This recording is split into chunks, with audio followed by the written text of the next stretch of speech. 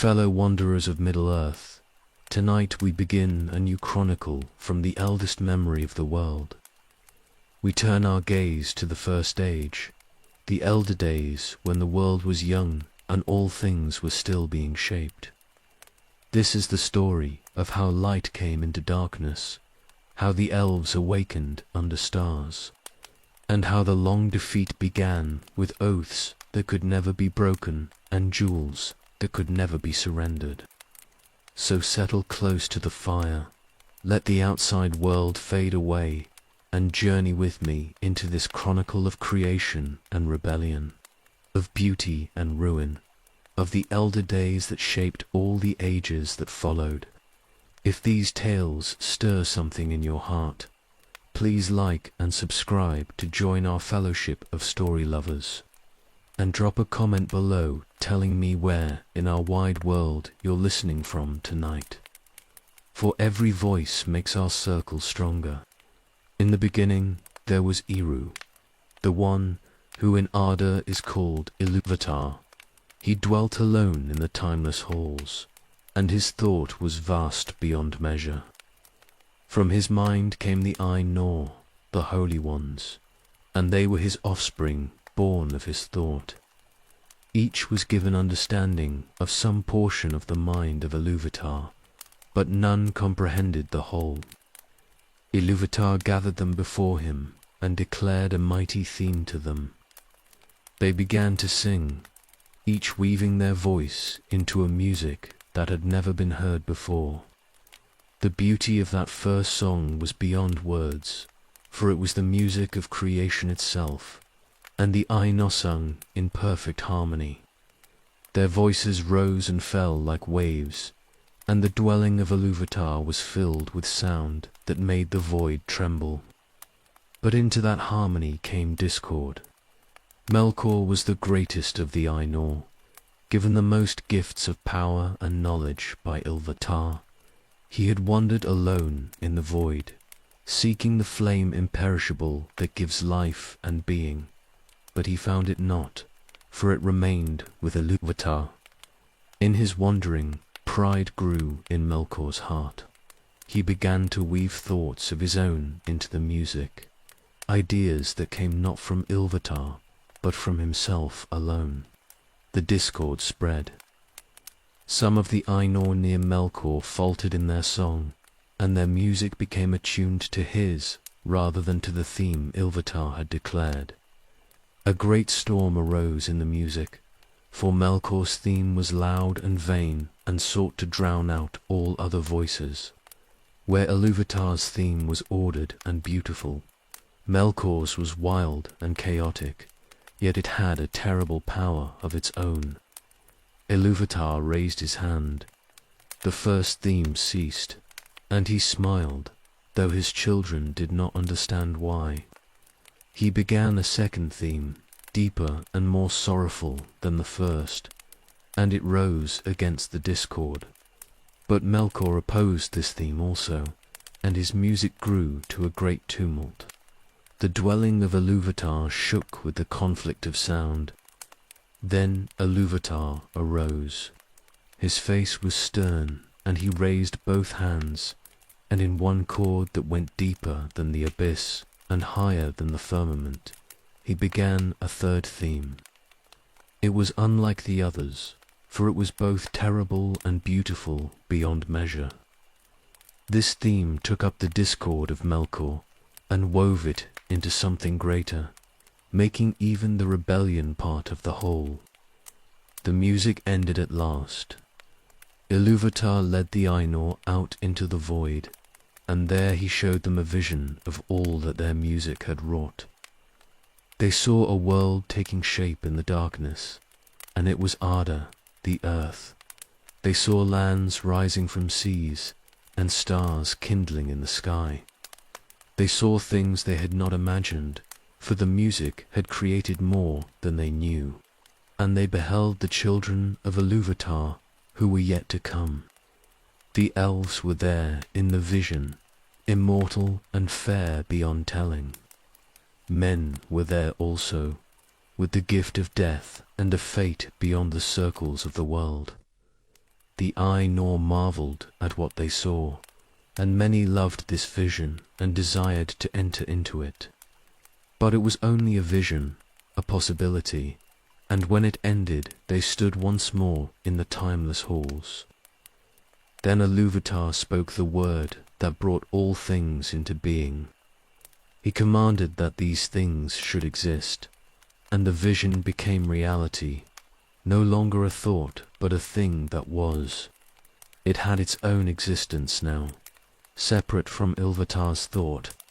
The Ainur looked upon Ada, and it hung in the void like a jewel, small perhaps to them, but vast beyond measuring. Some of them descended into it. They bound themselves to the world until its end, and these became the Valar and Maya who shaped the earth. Melkor came down also, but his purpose was not to build, but to dominate. From the very beginning he sought to corrupt all that was good into his own design. The discord in the music became discord in the world, and all the long ages of struggle stem from that first rebellion before time began. This is how it started. This is the foundation upon which everything that follows was built, including the choice that would one day face Elrond, son of Irondil, who must decide between the fates sung for elves and the fates sung for men. The music of the Ainur shaped more than mountains and seas. It shaped the very nature of choice itself, and the bitter gift of being caught between two kindreds.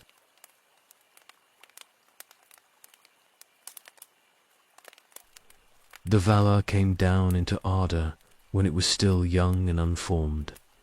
They found a world of chaos, where earth and water and air all fought against each other in confusion. The music had given shape to possibility, but now came the long labor of making that shape into something real and stable. Manwë came first, mightiest in authority, and with him came Vada, his spouse, who loved the stars. Ulmo came, lord of all waters, who would wander alone through the deeps and know every stream and hidden spring. Aule, the smith, descended, eager to shape metal and stone, and beside him came Yavanna, who loved all things that grow. Others came as well, each bringing their own gifts and purposes. They set to work immediately. Aule raised mountains from the flats and carved valleys between them, and he delighted in the making of forms. Yavanna planted the first seeds in the barren earth, coaxing life from stone and dust. Ulmo gathered the waters into their proper places, making seas and rivers flow according to reason rather than chaos. The work was vast and slow, for Arda was wild and resisted their shaping. But Melkor was there also. He had come down before the others, in secret, and he had already begun his own work. Where the Valar sought to create order, Melkor spread confusion and ruin. He kindled great fires that scorched the new growth Yavanna planted, and he made bitter cold that froze almost waters into barren ice. The Valar would labor to build something fair, and Melkor would come behind them to corrupt or destroy it. The conflict grew. Melkor gathered spirits to himself, Maya, who had descended with the Valar, but whose hearts he turned to his own service. He built a fortress in the north, in a region that would later be called Utumno, and from there he spread his dominion. His power was vast, for he had poured much of his strength into the very substance of Arda, and the earth itself seemed to resist the designs of the other Valar.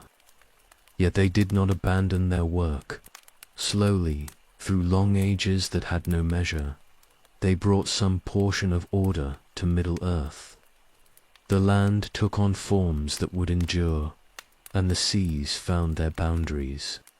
When at last the shape seemed stable enough, the Valar decided to make light. for all their work had been done in darkness, save for the light they themselves provided. Aur forged 2 great lamps at Yavanna's request. They were mighty beyond description, tall as mountains, and in them was placed the light of creation itself, so that they blazed with radiance. One was named Iluin, and the other Ormul. And Aule set them upon mighty pillars that he raised in the north and south of Middle-earth. The light of the lamps spread across the world. For the first time, Arda knew illumination that was not from the Valar themselves, and under that light the work of shaping accelerated. Plants grew swiftly and spread across the land, and water ran clear and sweet. The Valar made themselves a dwelling place on the Isle of Almaran, which lay in the great lake in the midst of Middle-earth, and there they rested from their labours and took joy in what they had made. But Melkor could not bear to see their happiness. He waited and watched from his fortress in the north, biding his time and gathering his strength. His envy burned hotter than any fire, for he desired to be master of all things, and could not endure that others should make anything fair without his leave. At last he struck. In secret he returned to Middle-earth and undermined the great pillars that held the lamps. He worked in darkness beneath the earth, weakening the foundations that Aule had made strong. When his work was complete, he withdrew to Utumno and waited for the destruction he had wrought. The pillars fell. The lamps crashed down in ruin, and their fire spilled across the world in a cataclysm of flame and devastation. Seas boiled and mountains split, and all the fair shaping the Valar had achieved was broken and twisted. The Isle of Almaran was destroyed, swallowed by the upheaval, and the Valar barely escaped the destruction. Melkor fled back to Utumno before they could catch him. The Valar pursued him to the gates of his fortress, and there was war between them. But Melkor had made his stronghold too powerful to break without destroying all of Middle-earth in the attempt. They withdrew at last, weary and grieved, and left him in possession of the northern regions. The Valar abandoned Middle-earth then.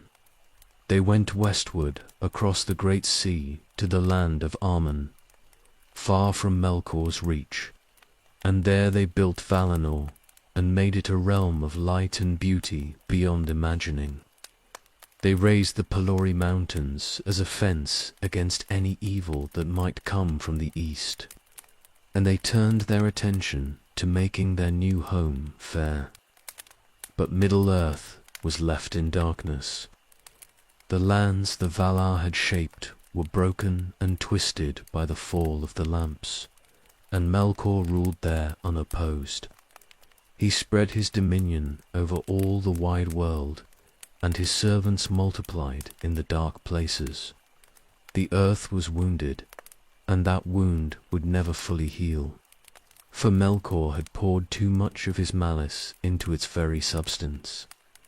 This was the first great marring of Arda, the first triumph of discord over design.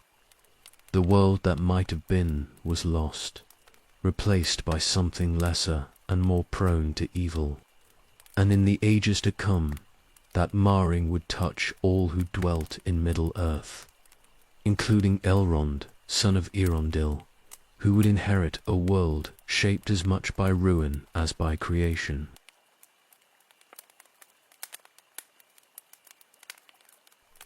The Valar dwelt in Aemon through long ages, uncounted, while Middle-earth lay in darkness.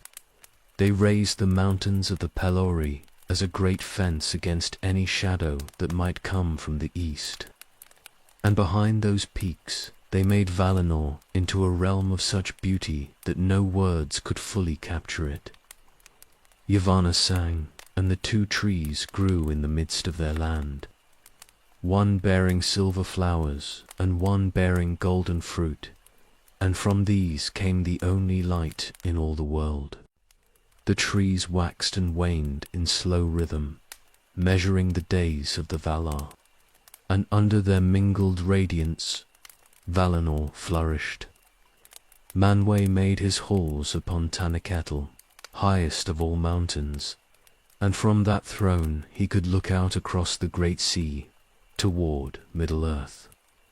Varda dwelt beside him, and she was holiest of the Valar, fairer than any telling. Ulmo remained mostly alone, wandering through the deeps and sitting in contemplation in his halls beneath the outer sea where no other would come. The others made their dwelling places according to their natures, and Valinor became a land of eternal spring, where nothing withered and no shadow fell. But they had not forgotten Middle-earth entirely. Yavanna thought often of the lands she had tended in the beginning, and her heart was troubled for all the growing things that now suffered under Melkor's dominion. Orome the huntsman would sometimes ride forth from Valinor, crossing the great sea to pursue strange beasts in the wild lands of the east. He alone of the Valar came frequently to Middle-earth in those days, and he saw what had become of it. Melkor ruled there in darkness. From Utumno, in the far north, he spread his power across all the lands, and his servants were many and terrible. He bred creatures of shadow and malice, things that shunned any light and delighted in destruction. The earth groaned under his dominion, for he had poured so much of his own essence into it that the very stones were twisted with his will. The forests grew wild and tangled without Yavanna's care. Mountains rose jagged and cruel where Melkor had thrust them up in mockery of Aule's craft. Waters ran foul or froze into bitter ice. Nothing grew fair in Middle-earth during those years, and any beauty that appeared was quickly corrupted or destroyed. Yet there was one place Melkor could not fully corrupt. Varda looked out from Tanaketl across the darkness of Middle-earth, and her heart was moved with pity. She knew that the time was approaching when the children of Elvatar would awaken, the firstborn for whom the world had been prepared. They would wake into utter darkness if nothing was done, with no light to guide them and no beauty to give them hope. So Varda began a great work. She gathered the dews from the silver tree and from them made new stars, brighter and more beautiful than any that had shone before. She set them in the heavens above Middle-earth in patterns and courses, and she crafted constellations that would endure through all the ages. The work took long ages, even for one of the Valar, but at last it was complete. The new stars blazed forth in the darkness. They shone over Middle-earth like silver fire, and even Melkor in his deep fortress could not quench them or dim their radiance. He hated them, for they spoke of beauty and hope that he could not destroy. The stars sang silently in the void, and they were a promise that light had not been utterly defeated. Under those stars, Middle-earth changed. The darkness was still there, and Melkor's power remained vast, but now there was light from above that he could not reach. Plants that loved the starlight began to grow in hidden valleys, and clear water ran again in some places. The world was wounded and marred, but it was not dead. Oromu rode through the forests and heard the sound of running water for the first time in ages. He saw trees growing tall and straight, despite all Melkor's malice, and he knew that Varda's work had been great indeed. He reported these things to Manwë, and the Valar took counsel together about what should be done. But they made no move against Melkor yet. They waited and watched, for they knew that the time of the firstborn was at hand. Soon the elves would awaken by the waters of Quivianan under the new stars, and then all the long history of struggle and loss would truly begin. The music had shown them glimpses of what was to come, but even the Valar did not know how the song would unfold in all its particulars. Middle-earth waited in the starlight. In Valinor the trees bloomed and faded in their endless rhythm, measuring time that meant nothing to the immortal Valar. In the north, Melkor brooded in Utumnor and laid his plans. And in the east, beside waters that reflected the new stars, the place of awakening lay empty still, but not for much longer. The hour was approaching. Everything that had been sung and shaped and struggled over was about to be tested by the coming of the children, who would inherit this wounded world and make of it what they could. The long defeat was not yet begun, for there must first be hope and beauty before they could be lost.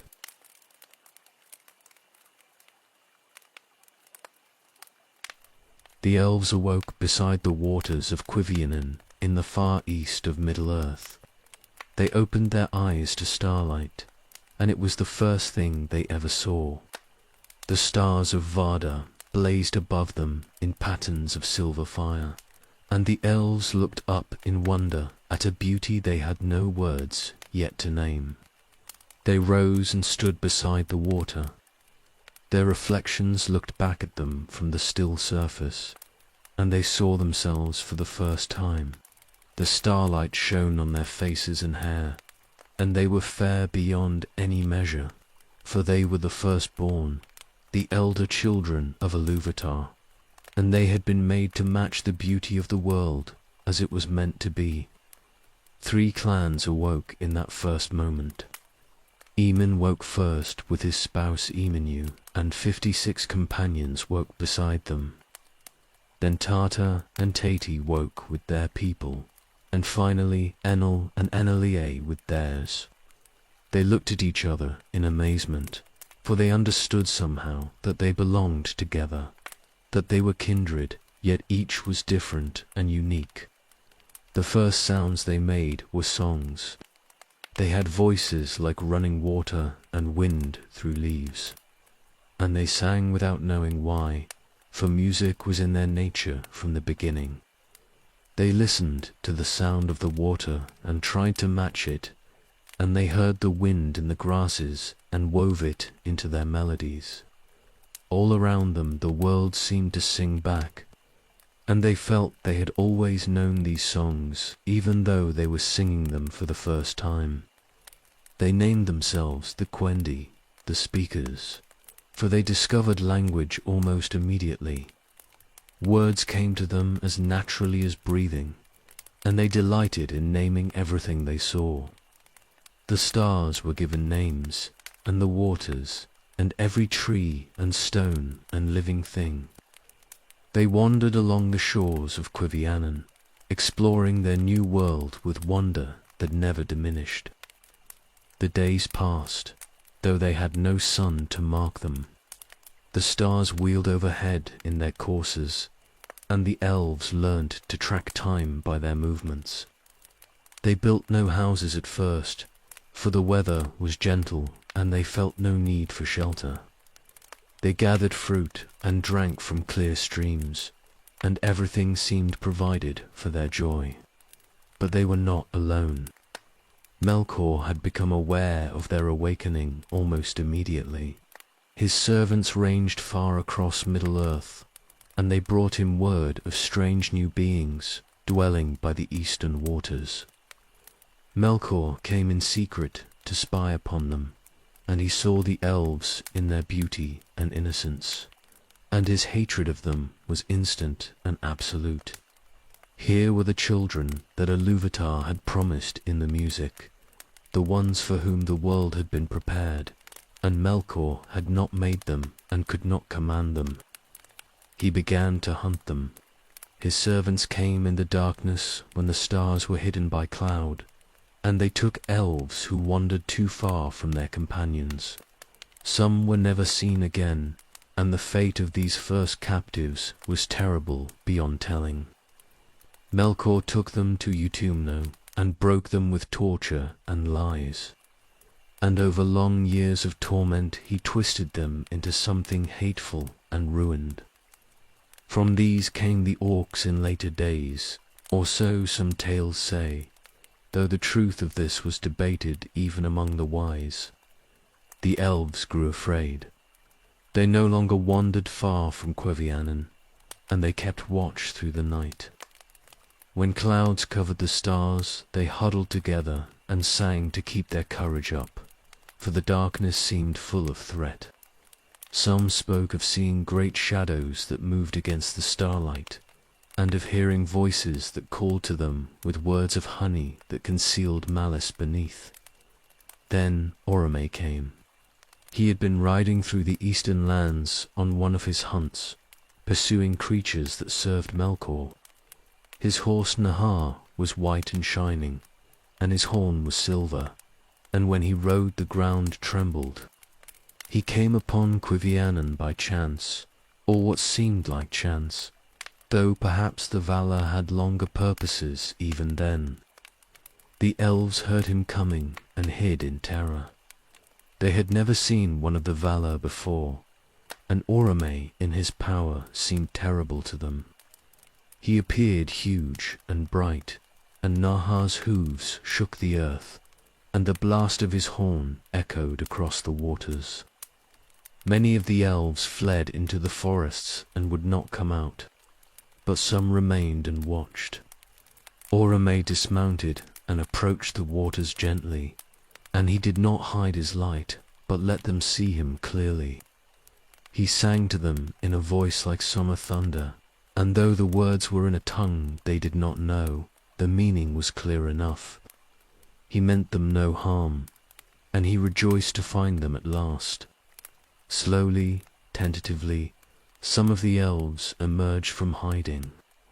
They looked at Orome in awe, and fear mixed together, for he was beautiful and terrible at once. He spoke to them, and they began to understand his speech after a time, for the gift of language came easily to the Quendi. He told them of the Valar and of Valinor in the west, and of the light of the two trees that was fairer even than starlight. Not all the elves trusted him. Some said he might be one of the shadow riders in disguise, come to lure them away with false promises. But others felt the truth in his words and the goodness in his presence, and they were drawn to him. The debate among them was long, and there was no easy resolution. Orome departed at last, promising to return. He rode back to Valinor, bearing news that the firstborn had awakened and were dwelling by Quevianan, and that Melkor was already at work corrupting them. The Valar took counsel together about what should be done, for the matter was grave. Should they leave the elves in Middle-earth under Melkor's shadow, or should they summon them to Aemon, where they would be safe, but also constrained? The choice would split the elves forever, but that reckoning was still to come. For now they remained by the waters of their awakening, caught between wonder and fear, between the beauty of the stars and the shadow that hunted in the dark. They had entered a world that was already wounded, already marked by the long discord that began in the music. They were innocent still, but their innocence would not last much longer.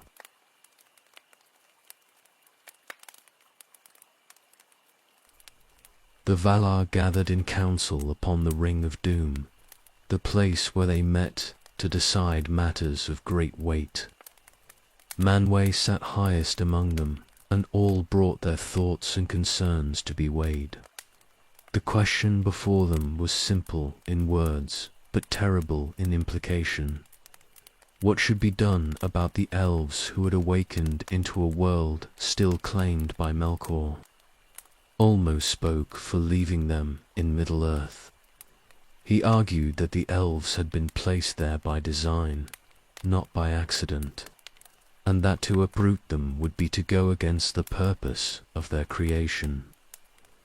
Middle-earth was their home, the land prepared for them, and they should not be made exiles from their own birthright. Better to guard them there and teach them to resist Melkor's shadow than to bring them west into a gilded captivity. But others disagreed.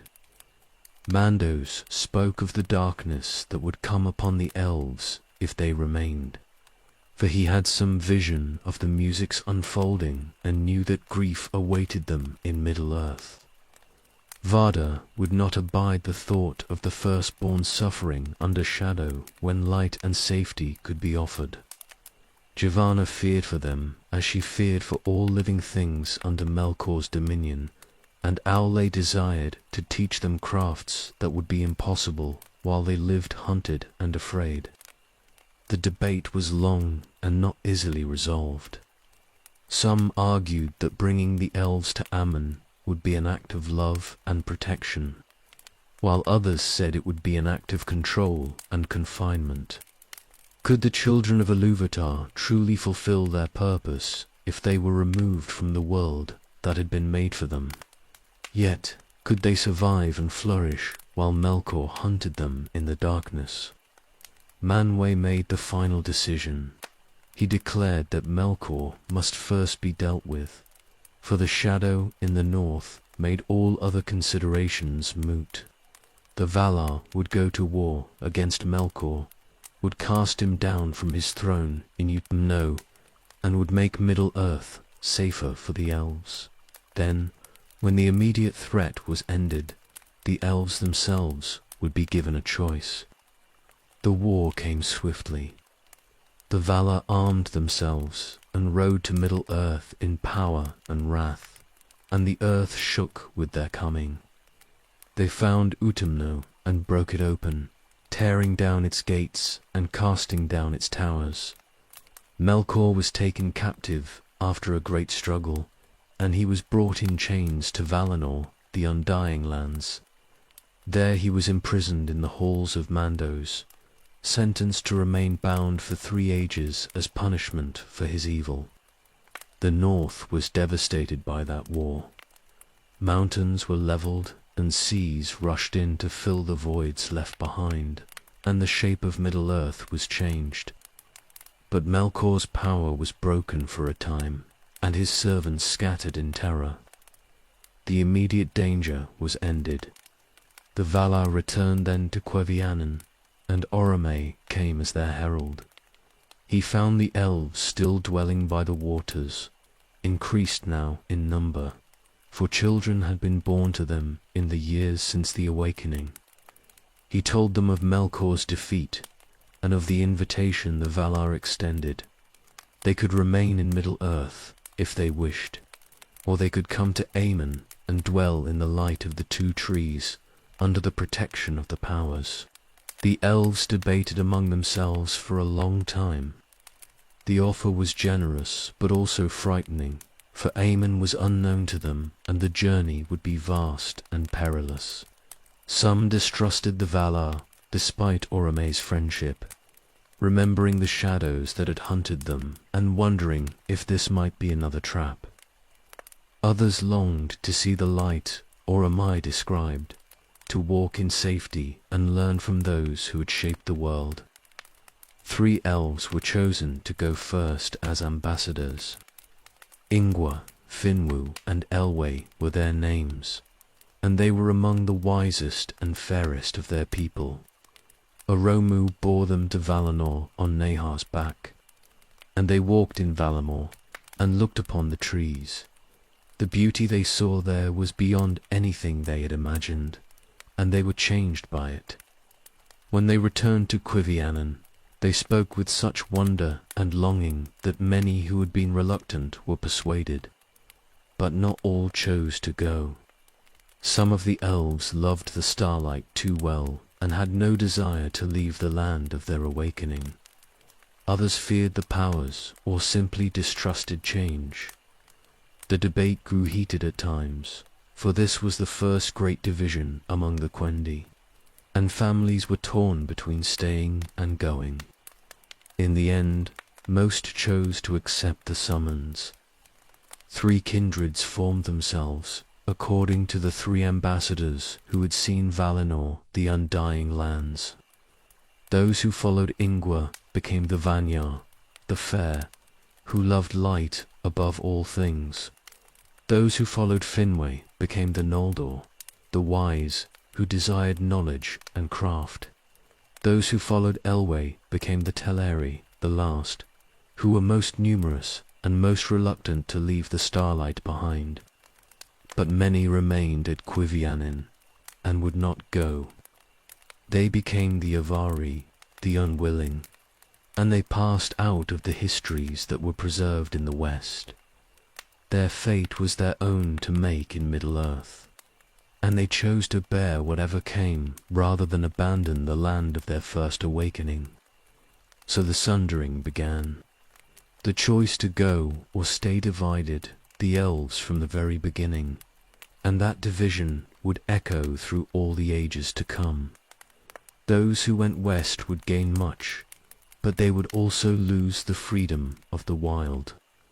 Those who stayed would keep their independence, but they would face the darkness without the protection of the Valar. The journey was about to begin. The Vanyar and Noldor and Teleri prepared to leave Cuivianen and march west toward the sea. Toward Aemon, toward a fate none of them could fully foresee. Behind them they left the Avari and the familiar waters, and ahead lay a road that would test them in ways the innocent firstborn could not yet imagine.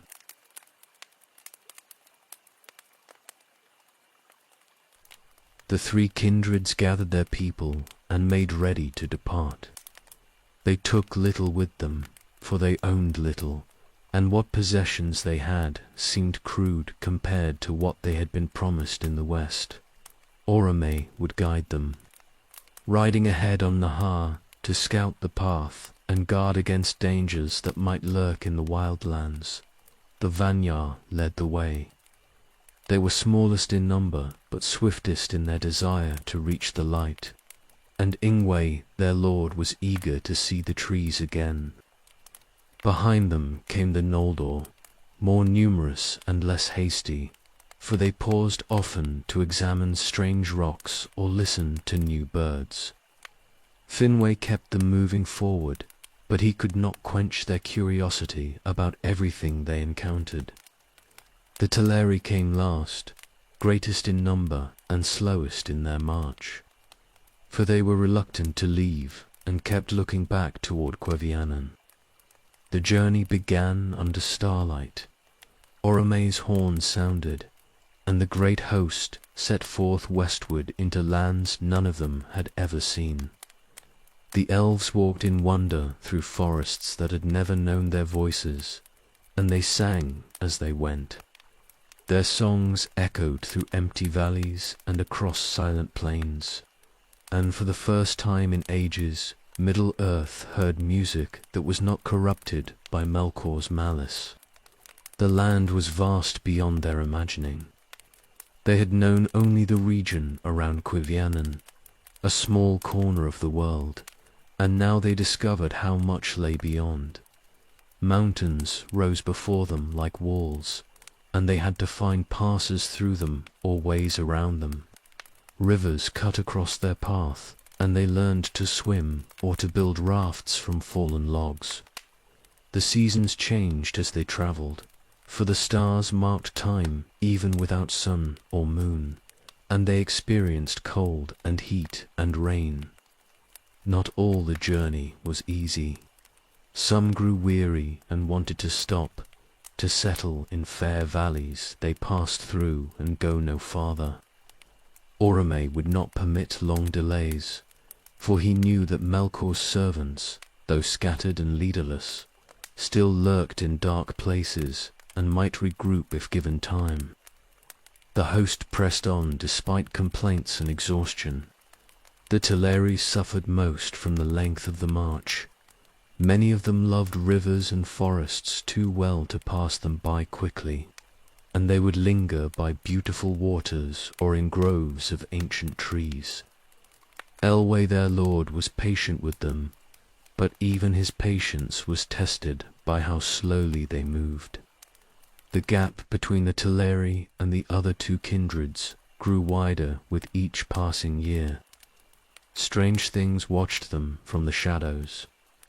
Not all of Melkor's creatures had been destroyed in the war, and some followed the elven host at a distance, observing but not yet attacking. Orome hunted these when he found them, and his arrows flew swift and true. The elves learned to post guards at night and to keep fires burning, though they did not yet understand what evil might come against them if they were careless. They crossed great rivers and climbed through mountain passes where snow lay even in summer. They walked through deserts where no water ran and nothing grew, and they suffered from thirst until Orome led them to hidden springs. They passed through forests so dense that starlight barely reached the ground, and they had to cut paths with tools Orome showed them how to make. The Vanyar and Noldor reached the great river at last, that mighty water that flowed from north to south through the heart of Middle-earth. They camped on its eastern shore and waited for the Teleri to catch up, but the waiting stretched from months into years. Orome rode back to find them and urge them forward, yet still they came slowly, stopping to admire every waterfall and dell. Some of the Noldor grew impatient with waiting. They explored the lands around the great river and found them fair, and a few spoke of settling there rather than continuing west. But Finwë reminded them of what they had left Cuivianen to find, and he kept their eyes fixed on the goal ahead. The Teleri finally arrived, weary and footsore, but still singing. The entire host prepared to cross the great river, and this proved a challenge, for the water was wide and deep and swift. Orome showed them how to build boats, crude vessels of wood and hide that could carry them across. Many crossed, but some of the Teleri looked at the far shore and felt their courage fail. They turned back and would go no farther, choosing to remain in the forests east of the river rather than face more unknown lands ahead. This was the second sundering. Those who turned back were led by Lenwë, and they went south along the riverbank and passed out of the story of the West. They became the Nandor, the Wood Elves, and they made their homes in the valleys of the great river and learned to love the forests more than any light of trees or stars. The rest crossed and continued west. The host was smaller now, diminished by those who had chosen to stay behind. But those who remained were committed to reaching Aman. They climbed down from the highlands and entered regions where great forests grew, older and darker than any they had seen before. These were the woods of Eriador, vast and wild, and the elves felt both wonder and unease as they passed through their shadows. Orome told them the sea was not far ahead now. The words gave new strength to tired legs, and even the Teleri picked up their pace. They had been traveling for years beyond counting, and the journey had changed them. They were no longer the innocent people who had first awakened by Cuivianen, for they had seen much of Middle-earth and learned that the world was both beautiful and perilous. The journey was not over yet, but its end was finally in sight.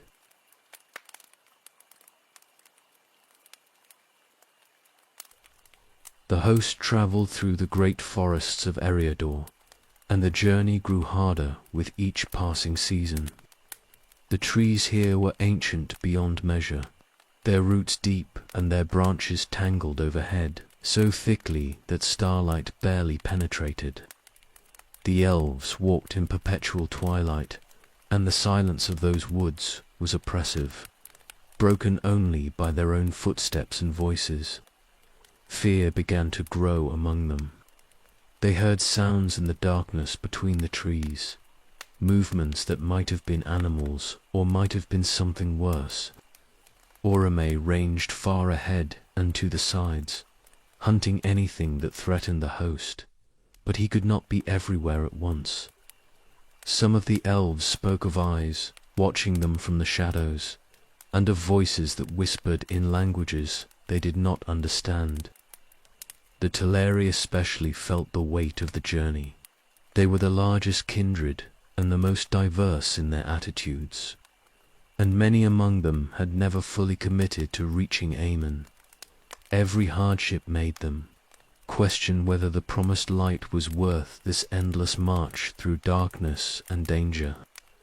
They began to lag even farther behind the other kindreds, and some spoke openly of turning back. Orcs came against them one night. These were creatures twisted beyond recognition, things that had once been fair but were now corrupt and hateful.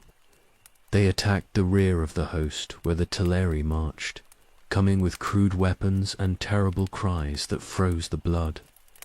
The elves had no weapons of war, for they had never needed such things, and they were nearly overwhelmed before Orome arrived with his bow and spear.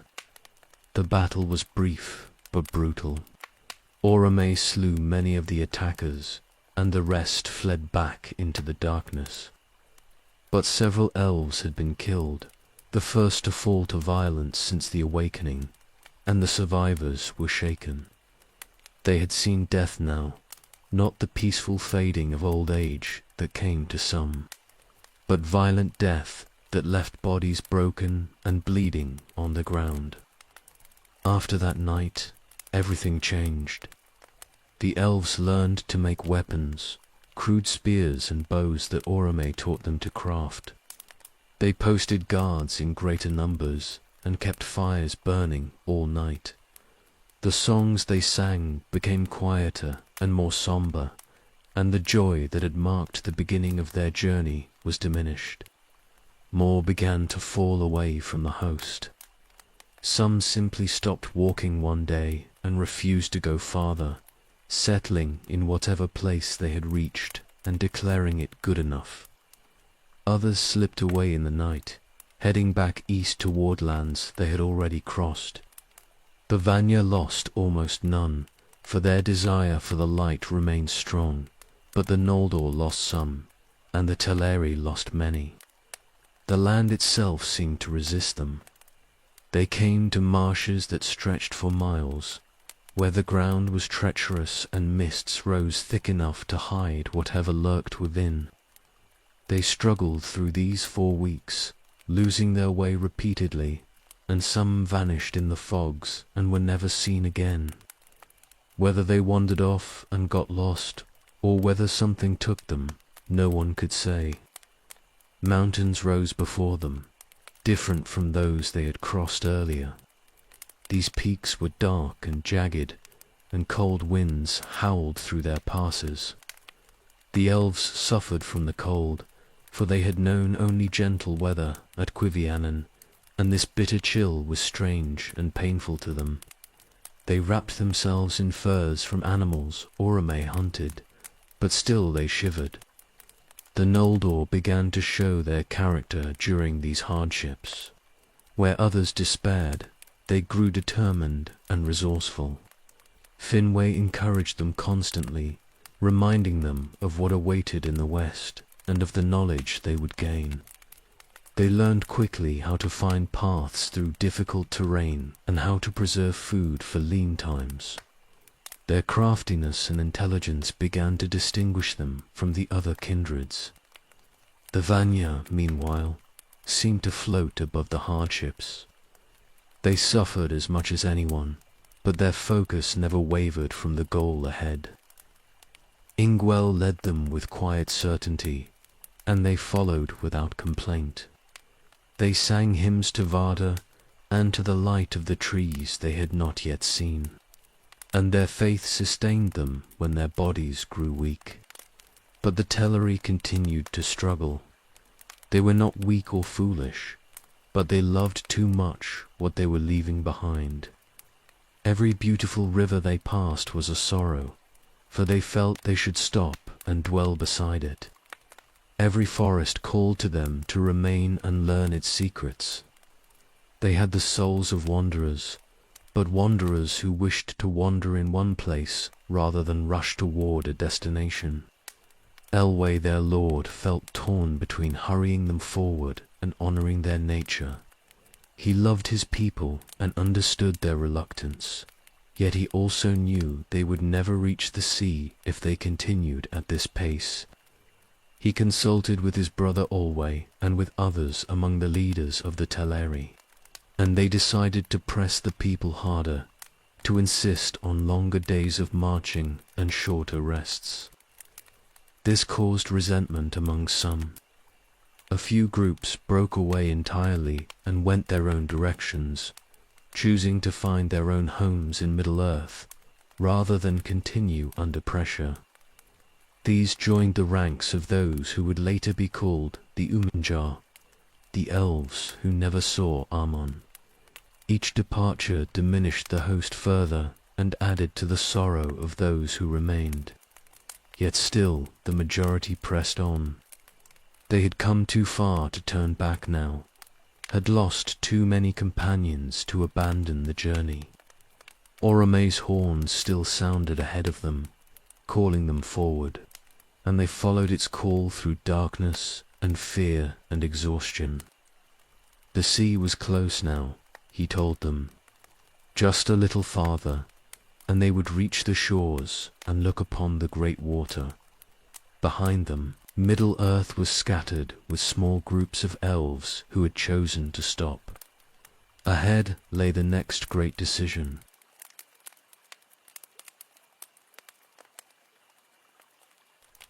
The host emerged from the forests at last and stood upon the western edge of a great land. Before them lay Beleriand, a realm of rivers and hills that stretched away toward the sea. The air here was different. Carrying assault tents they had never smelled before, and they could hear a distant rhythm like vast breathing that puzzled them until Orome explained it was the sound of waves. They descended into Beleriand, filled with renewed hope. The land was fair beyond anything they had seen in their long march, with clear streams running through green valleys and forests that seemed younger and less oppressive than those they had passed through. The stars shone brighter here, reflected in the waters of many rivers, and the elves felt they had come at last to a place that welcomed them. The Vanyar and Noldor pressed forward eagerly toward the sea. They wanted to look upon the great water and see what lay beyond. For Orome had told them they must cross it to reach Aemon. The Teleri came more slowly, as always, but even they felt their spirits lift in this gentler country. They spread out across Beleriand, exploring its rivers and glades, finding beauty everywhere they looked. Then they saw the sea. The Vanyar reached it first, cresting a final hill and looking down upon the endless expanse of water that stretched to the horizon. They stood in awe and silence, for nothing in their experience had prepared them for such vastness. The waves rolled in steady rhythm against the shore, and seabirds they had never seen before wheeled and cried above the foam. The Noldor came next and gazed upon the sea with wonder mixed with calculation. They began immediately to ask questions about how wide it was, how deep, what lived in it, how it could be crossed. Their minds were already working on the problem, seeking to understand this new thing. Finwë stood among them and felt both excitement and trepidation. For the sea was beautiful, but also a barrier between them and their goal. The Teleri arrived last, and when they saw the sea, they fell completely in love with it. The sound of the waves spoke to something deep in their nature, and the smell of salt air and the taste of spray on their lips enchanted them. They walked along the shores for miles in both directions, listening to the rhythm of the tides and watching the light of the stars dance on the moving water. But before all the Teleri had reached the coast, something happened in the forests of Beleriand. Elwu had been walking among the trees of Nan Elmuth, a forest in the eastern part of the land. He was alone, having gone ahead of his people to scout the path they would take. The trees there were ancient beeches, tall and silver-barked, and their leaves whispered in a wind he could not feel. He heard singing. The voice was unlike any he had ever heard, neither elf nor bird nor wind, but something that seemed to partake of all three and more besides. He followed the sound deeper into the forest, enchanted by its beauty, unable to resist its call. The trees grew closer together as he walked, and the starlight dimmed until he moved through shadows. Then he saw her. Melian stood in a glade, and she was Maya, one of the spirits who had come to Arda with the Valar in the beginning. She was singing, and her song was the music of the world itself, made audible. Elwë stopped and looked at her, and in that moment he was caught in an enchantment that would change the fate of his entire people. They stood and looked at each other. Neither spoke at first, for words seemed inadequate and unnecessary. Time itself seemed to halt in that glade, or perhaps it raced forward, for later no one could say how long Elwë stood there. The trees leaned close around them, and the world beyond the forest faded into insignificance. The Teleri searched for him. When he did not return, they went into Nan Elmuth calling his name, but the forest had swallowed him utterly. They could not find the glade where he stood, could not hear Melian's singing, could not break the enchantment that held him. Days passed into weeks, and weeks into months, and still there was no sign of their lord. Olwë, Elwë's brother, took command of the search. He organized parties to comb through every part of Nan Elmuth. But the forest was vast and strange, and it seemed to shift and change, so that paths they had walked one day were gone the next.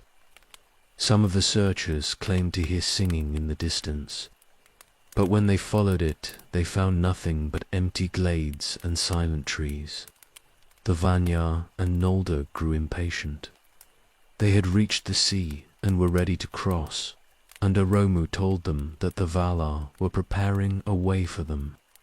They could not wait indefinitely for the Teleri to find their lost lord. Ulmo himself was coming to bear them across the water, and the time to depart was approaching. The Teleri faced an agonizing choice. Should they wait for Elwë, who might return at any moment, or should they continue the journey without him? They were already the slowest kindred, the ones who had lost the most people along the way, and now they had lost their lord as well.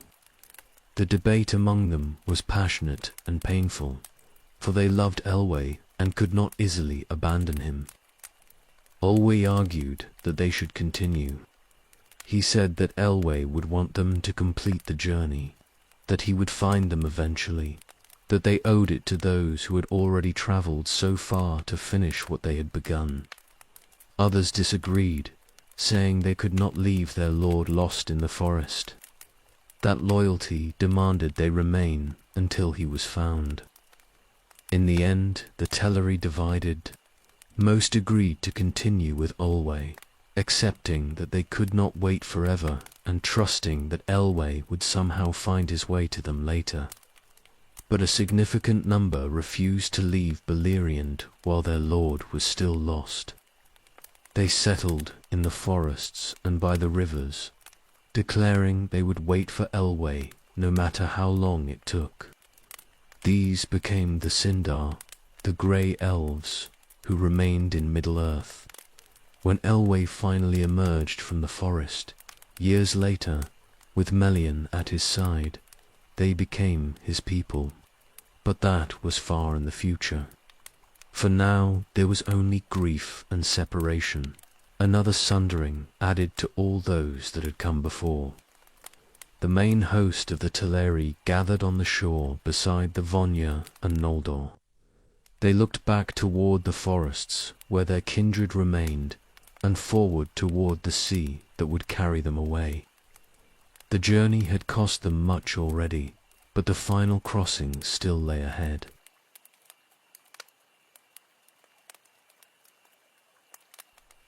Ulmo came up from the depths of the sea. The elves standing on the shore saw the water begin to heave and swell, and they drew back in alarm, not knowing what was happening. Then the waves parted, and a figure rose from them, vast and terrible and beautiful, crowned with foam and wreathed in the voices of the deep. This was Ulmo, Lord of Waters, and he had come to fulfill his promise to bear the elves across the sea to Aemon. He uprooted an island from the seafloor. The ground beneath the waves tore loose with a grinding sound that the elves felt in their bones, and a great mass of land rose up through the water until it broke the surface. It was an island of considerable size, with soil and even some grass and trees upon it, and it floated upon the sea like a mighty ship. The elves stared at it in wonder and fear, scarcely able to believe what they were seeing. Ulmo called to them without words, and they understood that they were meant to board the island. The Vonyar went first, led by Ingwe, walking across a bridge of water that Ulmo made solid beneath their feet. They climbed onto the island and stood looking around in amazement, feeling the strange solidity of land that floated upon water. The Noldor followed, and Finwë brought his people across in good order, their eyes bright with curiosity about this new marvel. The Teleri came last and slowest, as always. They were still grieving for those they had left behind in Beleriand, and many wept as they walked across the water bridge. But they came, for they had chosen to continue the journey, and they would not turn back now. Olwë led them on to the island, his face set and sorrowful, bearing the weight of leadership he had never sought. But not all the Teleri had arrived at the shore when Ulmo began the crossing. Some were still coming through the forests, delayed by their nature and their reluctance to hurry. They saw the island beginning to move away from the coast, and they ran to the shore, calling out for their kindred to wait. The island did not stop, and those left behind stood on the beach, watching it drift away across the water. The island moved west.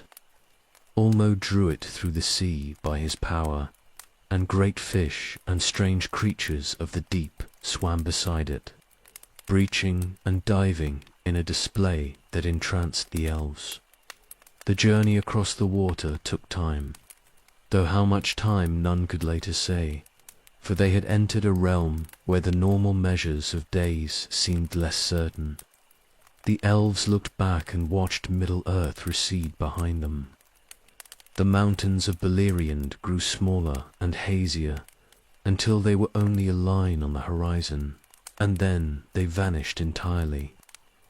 The elves felt a pang of loss, for that land had been fair, and some part of them wondered if they were making the right choice in leaving it. Then they looked ahead and saw light. It was not starlight, but something warmer and brighter, a glow that rose above the rim of the world ahead of them. The Vanyar wept for joy, for they knew this must be the light of the trees that they had travelled so far to see. Even the Noldor, who rarely showed such open emotion, were moved to tears. The Teleri stood silent, caught between grief for what they had left and wonder at what lay ahead. The island approached the shores of Armen. The light grew stronger with every mile, and soon they could see the coast rising before them, white beaches and green lands beyond. Mountains stood in the distance, tall and pure, with the light of the trees shining over them and turning their peaks to gold and silver. The air itself seemed to shimmer with radiance. The island came to rest in the Bay of Eldamar, not quite reaching the shore, but close enough.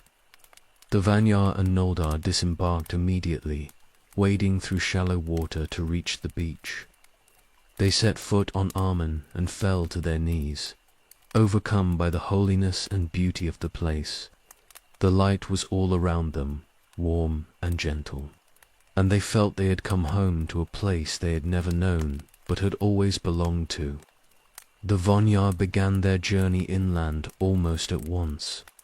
They desired above all things to reach Valinor proper and stand beneath the trees, and they would not delay.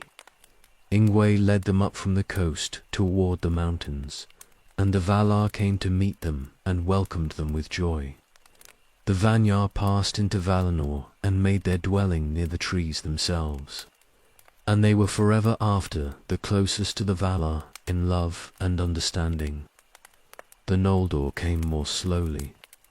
They lingered on the coast of Eldamar, building themselves a city there before continuing inland.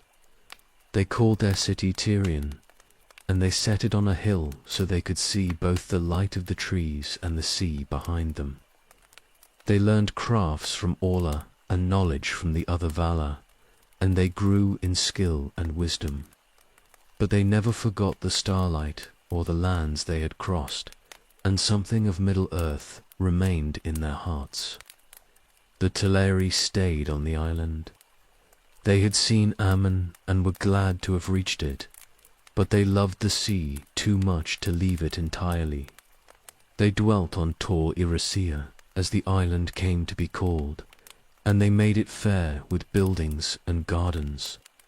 They learned to build boats and to sail upon the water, and they became the greatest mariners among all the elves. Years passed before the Teleri, who had been left behind in Beleriand, finally made the crossing. Asu Amaya, who served Ormo, loved the Teleri and visited them often on their island. He befriended those still on the eastern shore and eventually convinced Olmo to bring them across as well. They came at last to join their kindred, but the time apart had changed them, and they never fully merged back into one people. The sundering was complete now. The elves were divided not just between those who went west and those who stayed in Middle-earth, but among those who went west as well. 3 kindreds in 3 different places, each following their own nature, each becoming something distinct.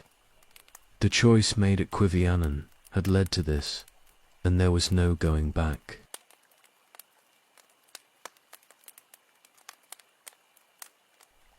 The elves dwelt in Aemon through ages of peace and learning.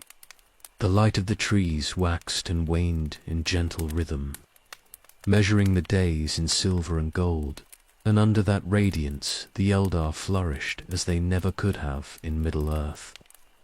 They had left shadow behind, or so it seemed, and entered a realm where only beauty and wisdom held sway. The Vonyar lived closest to the Valar in Valimor itself. They walked in the gardens where Yavanna's creations grew in perfection, and they learned songs from the Maya that had never been sung in mortal lands. Ingwe became a counselor to Manwë, and the Vanyar as a people grew in holiness and light until they seemed almost more Ainur than elves. They rarely thought of Middle-earth or of the lands. They had crossed to reach this place. The Noldor made their home in Tirion upon Tuna, the great hill that looked both west toward the trees and east toward the sea.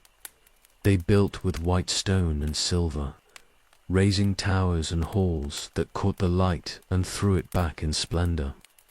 Finwë ruled them wisely, and under his leadership they became the greatest craftsmen and lawmasters among the elves.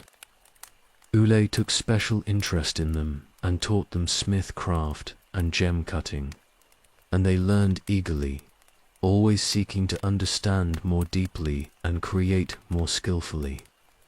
The Teleri remained mostly upon Taurisia for a long age. They were content there with the sea around them and the light visible in the distance, and they had no great desire to move inland.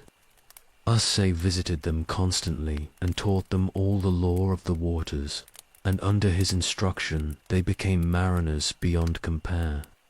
They built boats of many designs and learned to read the winds and currents, and they sailed the Bay of Eldamar with such grace that it seemed their ships were extensions of their own bodies.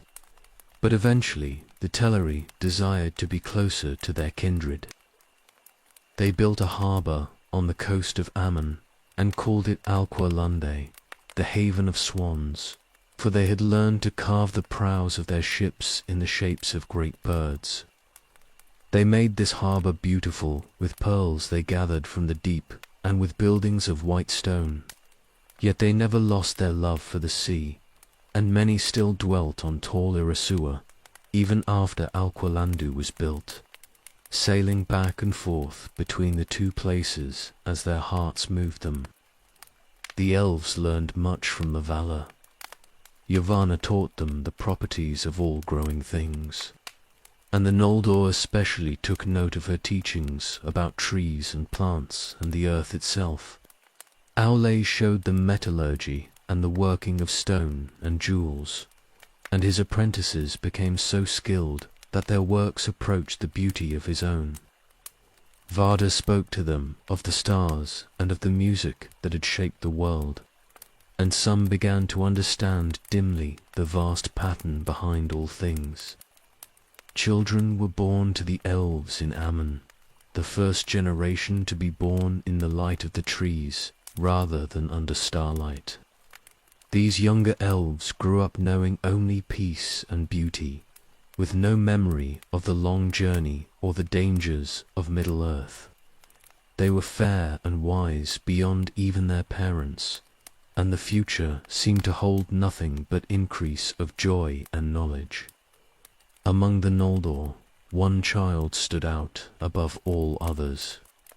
Feanor was born to Finwë and his wife Miriel, and from his first days it was clear he was unlike any elf who had yet lived.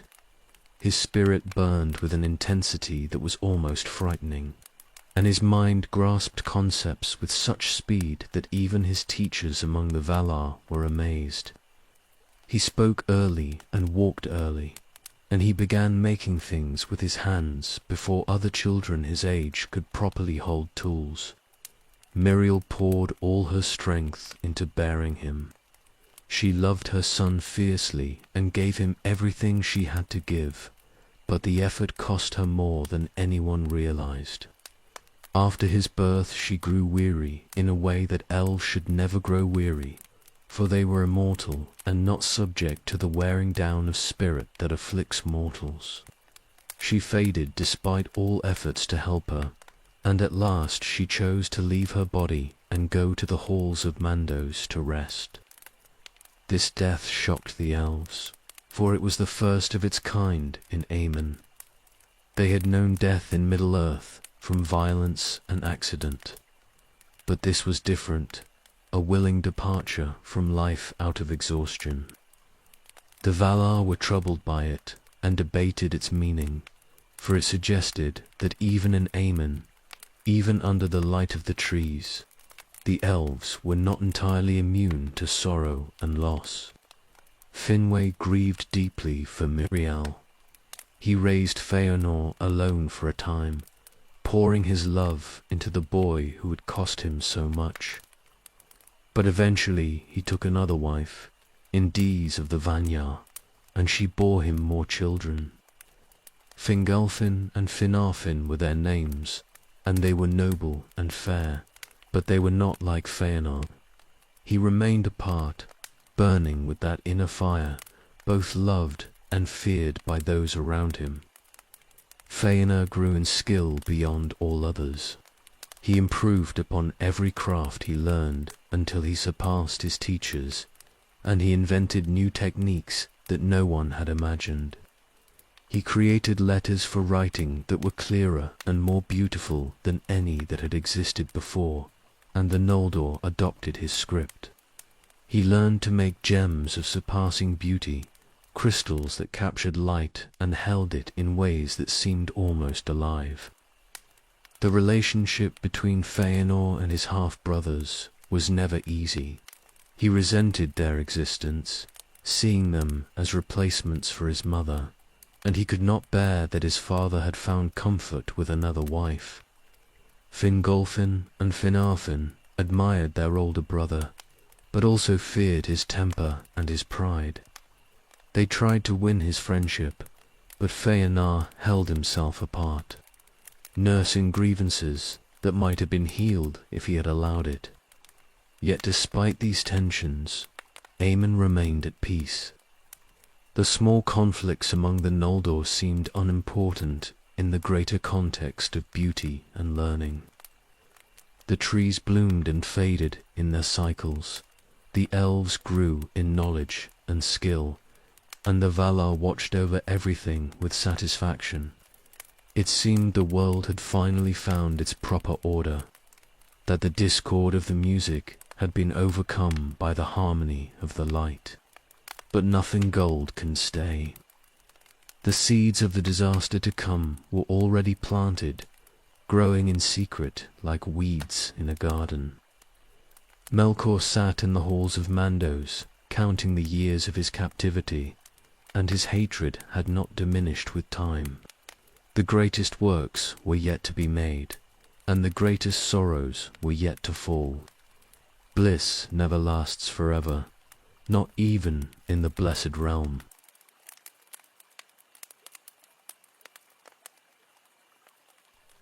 Feanor labored in secret on a work greater than any he had attempted before. He had mastered every craft the Noldor knew and invented several they did not, but he was not satisfied. His mind reached always towards something beyond what existed, something that would capture the essence of light itself and hold it imperishable. He withdrew to his workshop and would not say what he was making, not even to his father or his sons. He worked with materials no one else could have used. He took the light of the trees themselves, somehow capturing their radiance in a way that should have been impossible. The process was known to him alone, and he never revealed it to anyone. He poured his own spirit into the work as well, giving something of himself that could not be measured or replaced. The Silmarils emerged from his forge after years of labor. There were 3 of them, jewels unlike anything that had ever existed or would exist again.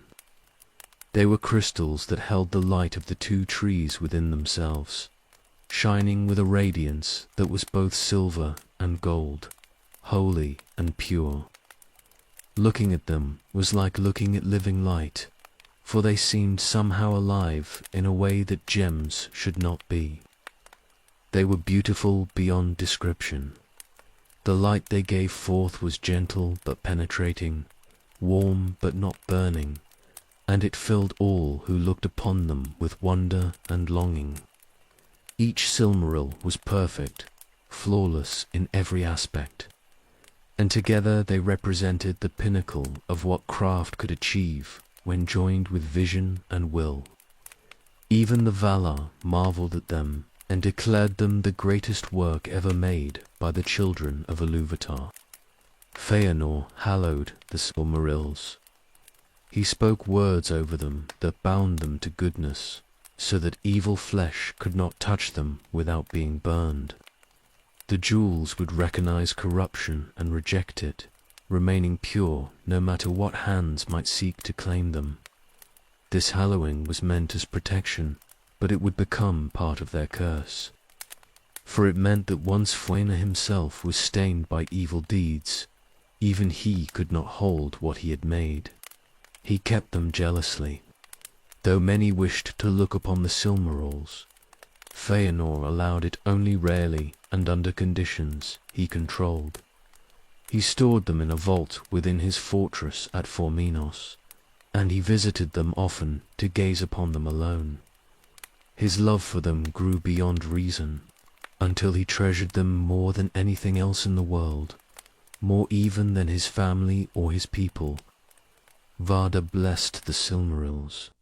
She looked upon them with joy and spoke words that made them yet more holy, so that they would shine with her starlight in addition to the light they already held. From that day forward, the Silmarils were sacred beyond any other crafted thing, and the light within them was a small echo of the light that had been before Melkor marred the world. The fame of the Silmarils spread throughout Aman. All the elves spoke of them in wonder, and even the Vanyar, who cared little for crafted things, admitted they were marvels beyond compare. Songs were made about them, and poems, and many who had never seen them longed to do so. They became the pride of the Noldor, proof of their skill and their worthiness to dwell in the blessed realm. But one who heard of them felt no joy. Melkor had been released from captivity after 3 ages of imprisonment in the halls of Mantlos. He had feigned repentance and humility, and Manwë, in his mercy, had freed him, believing that even the fallen could be redeemed. Melkor walked free in Aman again, and though he wore a fair face and spoke gentle words, his heart was unchanged. He heard of the Silmarils and desired them immediately. The desire was more than simple greed, though greed was part of it. He hated them because they contained light he had not made and could not corrupt. He coveted them because they represented everything he wished to possess and control. Most of all, he envied Feanor for creating something of such beauty, for Melkor himself could no longer make anything fair. Melkor began to move among the Noldor. He came to them with words of friendship and counsel, offering knowledge and advice that seemed wise. He particularly sought out Feanor, praising his skill and encouraging his pride. He spoke subtly of the Valar's limitations, suggesting they were jealous of Feanor's abilities and sought to restrict him. He planted seeds of doubt and discord wherever he went. Feanor was too wise to trust Melkor fully, but the poison worked on him nonetheless. His pride, already great, swelled further under Melkor's flattery. His possessiveness over the Silmarils increased until he could hardly bear to let them out of his sight. He began to suspect that others coveted them, that even the Valar might seek to take them from him. The jealousy that had been only a minor flaw became an assuming obsession. Among the other Noldor, Melkor spread different poisons. To those jealous of Feanor, he whispered that Finwë favored his eldest son unfairly. To Fingolfin and his followers, he suggested that Feanor plotted against them. He spoke to groups in secret and told each that the others were speaking against them. The unity of the Noldor began to crack under the weight of his lies. The Valar grew concerned. They saw Melkor walking freely in Valinor and watched how discord spread in his wake. Tulkas especially distrusted him and urged that he be imprisoned again, but Manwë was reluctant to break the pardon he had given. They summoned Melkor before them and questioned him, but he denied all wrongdoing and spoke so convincingly that they could prove nothing against him. Feanor confronted Fingolfin one day in the streets of Tirion. He drew a sword and threatened his half-brother, accusing him of plotting to usurp their father's throne and steal the Silmarils. Fingolfin stood his ground and spoke calmly, denying everything, but the damage was done. The Noldor were shocked that weapons had been drawn in anger in the Blessed Realm, and the Valar could no longer ignore what was happening among them. The peace of Aman was breaking. The light of the trees still shone as it always had, but shadows were growing in the hearts of the elves who dwelt beneath them. The Silmarils, meant to be the greatest of all works, had become the focus of jealousy and desire that would tear the world apart.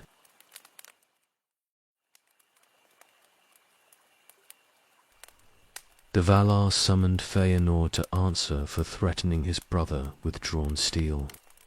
They brought him before the Ring of Doom and judged him, and though they understood Melkor's hand was behind the discord, they could not excuse what Feanor had done. He was banished from Tirion for 12 years and commanded to go north to Formenos with his father and his household. Finwë chose to go with his son into exile. He would not abandon Feanor, no matter what the judgment had been, and he left the rule of Tirion to Fingolfin in his absence. This decision pleased no one, for it seemed to reward Feanor's violence with his father's company, while leaving those who had been wronged to rule in his stead. The divisions among the Noldor deepened. Melkor vanished from Valinor.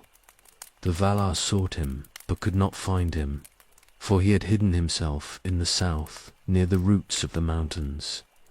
There in the darkness he found Ungoliant, a creature of shadow who had taken spider form and grown vast and terrible in the lightless places. She hungered always and could never be satisfied, devouring light itself when she could find it. He made a bargain with her. He promised her whatever she desired if she would help him in a great work, and she agreed, though her own purposes were not his and would bring him grief later. Together they plotted the destruction of the trees, for Melkor hated the light of Valinor above all things and wished to bring darkness back to the world. They waited for a festival. The Valar had called all the elves to gather on Tanaketel to celebrate and mend the divisions that had grown among them. Even Feanor was summoned from his exile to attend, though he came reluctantly and spoke to few. The Valar hoped that in gathering together under the light and in celebration, the discord might be healed. Melkor and Ungoliant struck while the festival was at its height. They came to the trees when Valinor was nearly empty, when all attention was turned toward the mountain and the gathering there. Melkor drove his spear into each tree, wounding them deeply so that their sap poured out. Ungoliant drank the sap and drank the light itself, sucking it down in her terrible hunger, and her form grew darker and more bloated with each draught. The trees withered. Laurelin's gold faded to grey until Pelenn's silver turned to ash, and the light that had never failed began to die. A great darkness spread from where the trees stood, rolling across Valinor like a wave of shadow. The radiance that had illuminated the blessed realm for ages beyond counting went out, and the land was plunged into a blackness deeper than any night. The Valar heard a cry. It came from Javanna, who felt the death of her greatest works, and the sound of her grief was terrible. They rushed from Tanaketel toward the trees, but the darkness was so complete they could barely find their way. When they reached the place where the trees had stood, they found only ruin and a black fog that stank of poison. Tulkas pursued the attackers. He followed their trail by touch and smell through the darkness, and he nearly caught Melkor, but Ungoliant cast webs around them that even Tulkas could not easily break. By the time he tore free, the two had fled north toward the mountains. He chased them to the edge of Aman, but they passed through the high passes and escaped beyond his reach. The Valar gathered around the trees and mourned. Yavanna wept over them and tried to heal the wounds, but the damage was too great. The trees were dying, and all her power could not save them. They asked if anything could be done, if any hope remained, and she said that perhaps if she had some light from before the wounding, she might kindle life again in the roots. Then all eyes turned to Fëanor. He alone held light from the trees, undimmed, captured and preserved in the Silmarils. If he would give them up, if he would allow them to be broken so that their light might heal what had been killed, perhaps the trees could bloom again. The request was not a command, for the Silmarils were his own work, but it was an asking born of desperate need. Fëanor stood in the darkness and said nothing for a long moment. The choice before him was terrible, for the Silmarils were the work of his life, the achievement that defined him, and he loved them beyond reason. To break them would be to destroy something that could never be made again, for the light they contained was gone from the world save in them. Yet to refuse would be to doom Aemon to darkness forever. Before he could answer, a messenger came running through the dark. The news he brought was worse than any had feared. Melkor had gone to Forminos after destroying the trees, and he had killed Finwë where he stood defending the treasury. He had taken the Silmarils and fled, carrying them away into the north. Fëanor's father was dead, and the jewels were stolen. Fëanor cried out in anguish and rage. His grief for his father mixed with fury over the theft, and in that moment whatever chance there might have been for him to give up the Silmarils willingly died. They were stolen from him, taken by murder and treachery, and he would pursue the thief to the ends of the world to reclaim them. The question of whether he would have given them freely became moot, for now there was only vengeance and loss. Darkness covered Aemon. The Valar made new lights from the last fruits of the trees before they died completely, and these became the sun and moon that would later illuminate Middle-earth. But in Valinor the light was gone forever.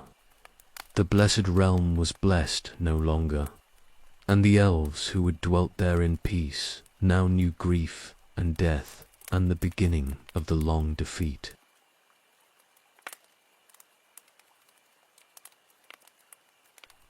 Finwë remained at Forminos while the festival proceeded on Tanacaetal. He had been invited to attend with Fëanor, but he chose to stay behind and guard the treasures of his house. The Silmarils were kept there in a vault, along with other works of craft and value, and Finwë would not leave them unprotected even for a sacred gathering. The fortress stood quiet in the darkness after the trees died. The light went out across all of Aman at once, sudden and complete, and Finwë stood in blackness, deeper than any he had known since the march from Quevianan. He called for torches and lamps to be lit, and his small household scrambled to bring what light they could. Something terrible had happened, that much was clear, but what it was they could not guess. Melkor came north with Ungoliant.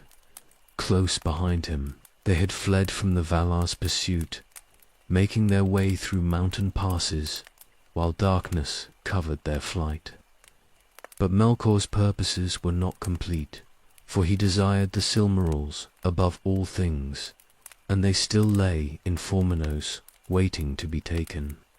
He turned aside from his flight to claim them, leaving Ungoliant to wait for him in the hills. He approached the fortress openly. There was no stealth in his coming now, for he had already committed the greatest crime possible and had nothing left to fear from being seen. His form was dark and terrible, and he had shed the fair appearance he had worn while moving among the Noldor. This was Melkor as he truly was, mighty and fell, driven by hatred and greed that knew no limits. Finwë stood before the doors and would not let him pass. The king was armed with a spear, though he had not wielded a weapon in anger for longer than memory could measure. He recognized Melkor, despite the darkness and the changed appearance, and he knew why he had come. The Silmarils were his son's greatest work, made through years of toil and vision, and Finwë would die before allowing them to be stolen. They faced each other across the threshold. Melkor demanded entrance and claimed right to the treasures within, speaking words that were both threat and mockery. Finwë answered him with defiance, declaring that no servant of darkness would pass while he lived. The other guards who stood with him were afraid, for they could feel the power radiating from Melkor like heat from a forge. But they held their ground beside their king. Melkor struck him down. The blow was swift and brutal, delivered with a force that no armor could have stopped, even had Finwë been wearing any. The king of the Noldor fell dead on his own threshold, the first of the Eldar to be slain in Aman, and his guards died beside him. Their blood spilled on the stones of Forminos, and the sanctity of the blessed realm was violated in a way that could never be repaired. Melkor broke down the doors and entered the treasury. He seized the Silmarils from their vault, and though they burned his flesh where he touched them, he would not release them. He clutched them in his right hand despite the agony, for his greed was stronger than his pain, and he turned to flee with his prize. The jewels seared him. The hallowing Feanor had laid upon them recognized evil and rejected it, burning like fire against Melkor's corrupted flesh. His right hand was blackened and would never heal, marked forever by contact with holiness he could not bear. But he kept them still, refusing to let them go. And he thrust them into an iron crown he wore so he would not have to touch them directly again. He fled north toward the mountains, with Ungoliant pursuing him. She had waited as agreed, but now she demanded her payment for helping him destroy the trees. He had promised her whatever she desired, and what she desired was the light in the Silmarils. She came at him with her terrible hunger, insisting he give them to her immediately. Melkor refused. He would not surrender the Silmarils to anyone, would not share them or relinquish them even to fulfill his oath. His promise to Ungoliant meant nothing weighed against his lust for what he had stolen. He drew his sword and stood against her, and she wrapped him in webs, and would have devoured him if his Balrogs had not come from the north at his cry. The Balrogs drove Ungoliant away with whips of flame. She fled south into the mountains, disappearing into dark chasms where even Melkor would not pursue her. He continued north to Angband, the fortress he had built in secret ages before, and there he hid himself and fortified his power. The Silmarils went with him into the deep places, locked away in his iron crown, burning him constantly but never released. Dawn would never come to Forminos. The fortress stood empty and haunted, its king dead on the doorstep and its greatest treasures stolen. When Feanor returned from Tanaketel and found what had happened, his grief and rage were beyond all measure. He had lost his father and his life's work in a single night, and the wound would never heal in him. The darkness that had fallen over Aemon was more than the absence of light. It was the darkness of murder and theft, of trust betrayed and sanctity violated. The blessed realm had been broken into, and innocence had died along with Finwë. Nothing would ever be the same, for the shadow had entered even here, and the long defeat had truly begun.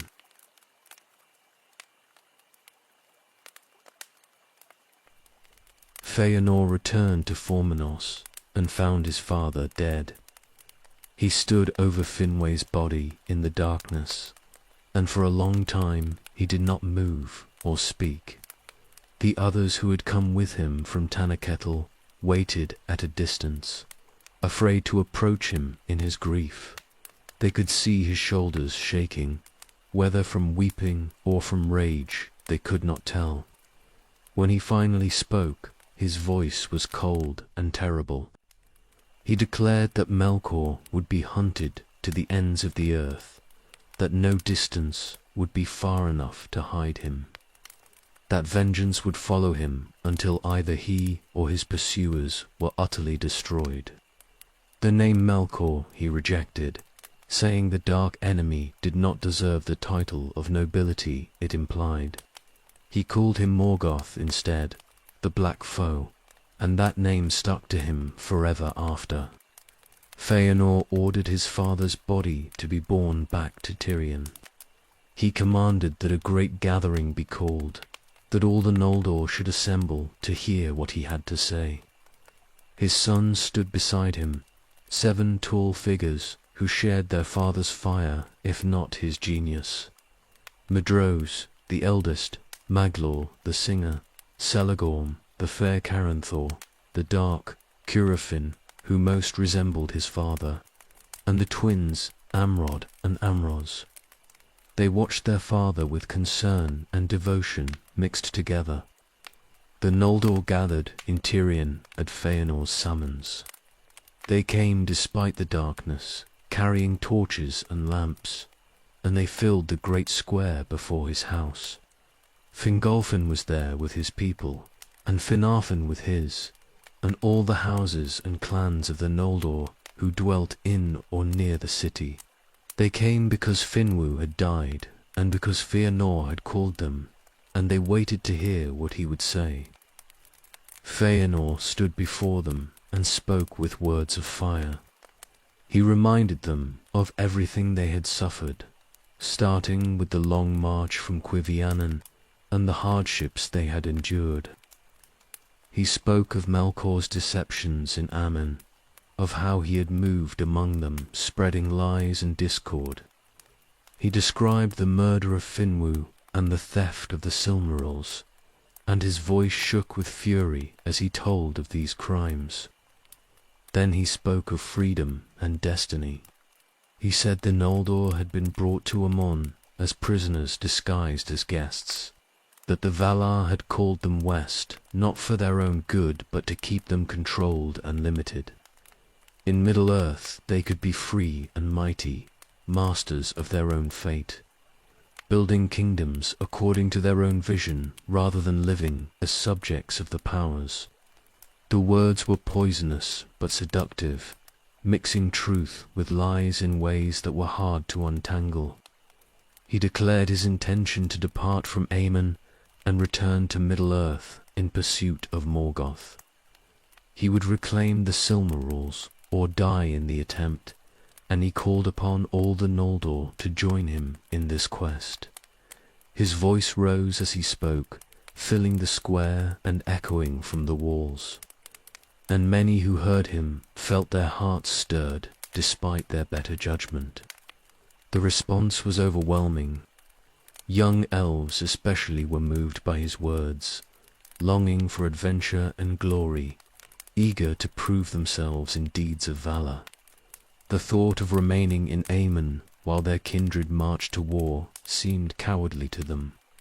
Even some who were older and wiser felt the pull of his speech, for Feanor could move hearts when he chose, and his grief and rage gave his words a power that was hard to resist.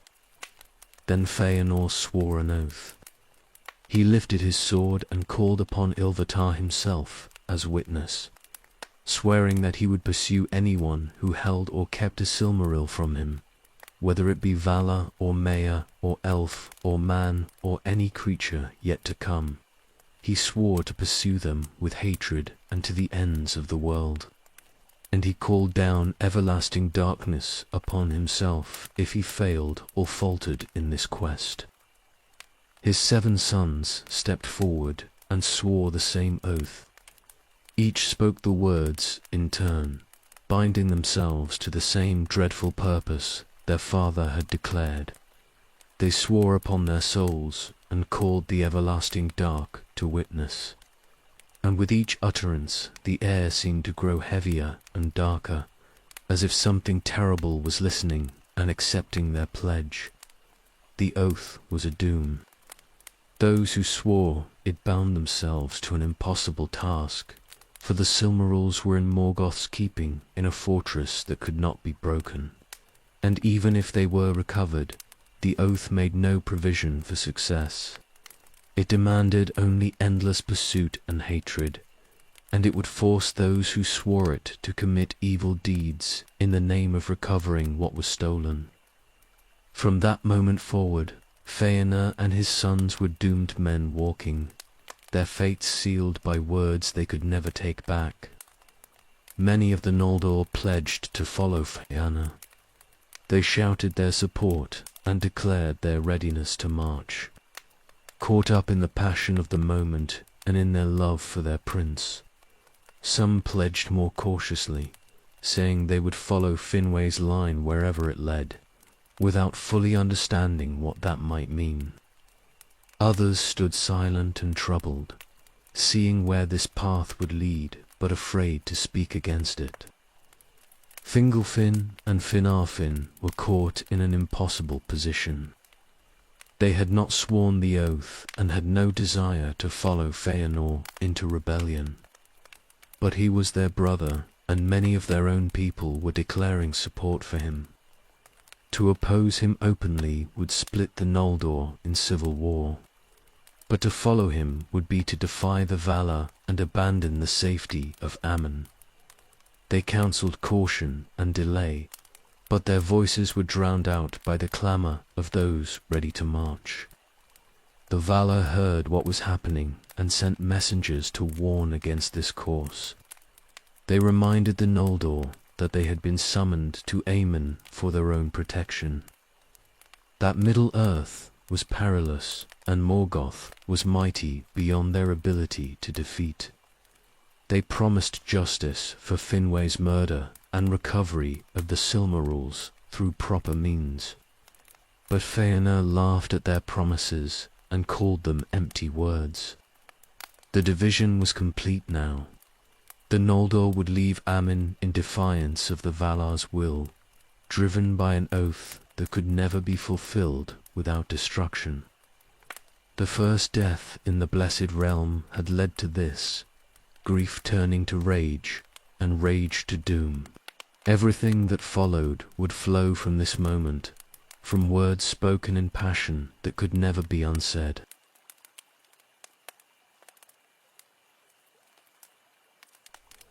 The Noldor marched north from Tirion toward the coast. They took what they could carry and left the rest behind, abandoning their beautiful city with its white towers and silver lamps. Feanor led them, and his sons rode beside him, and behind them came a host of thousands who had chosen exile over remaining in Aman. The road was dark, for the trees were dead, and only starlight remained to guide them. Fingolfin brought his people reluctantly.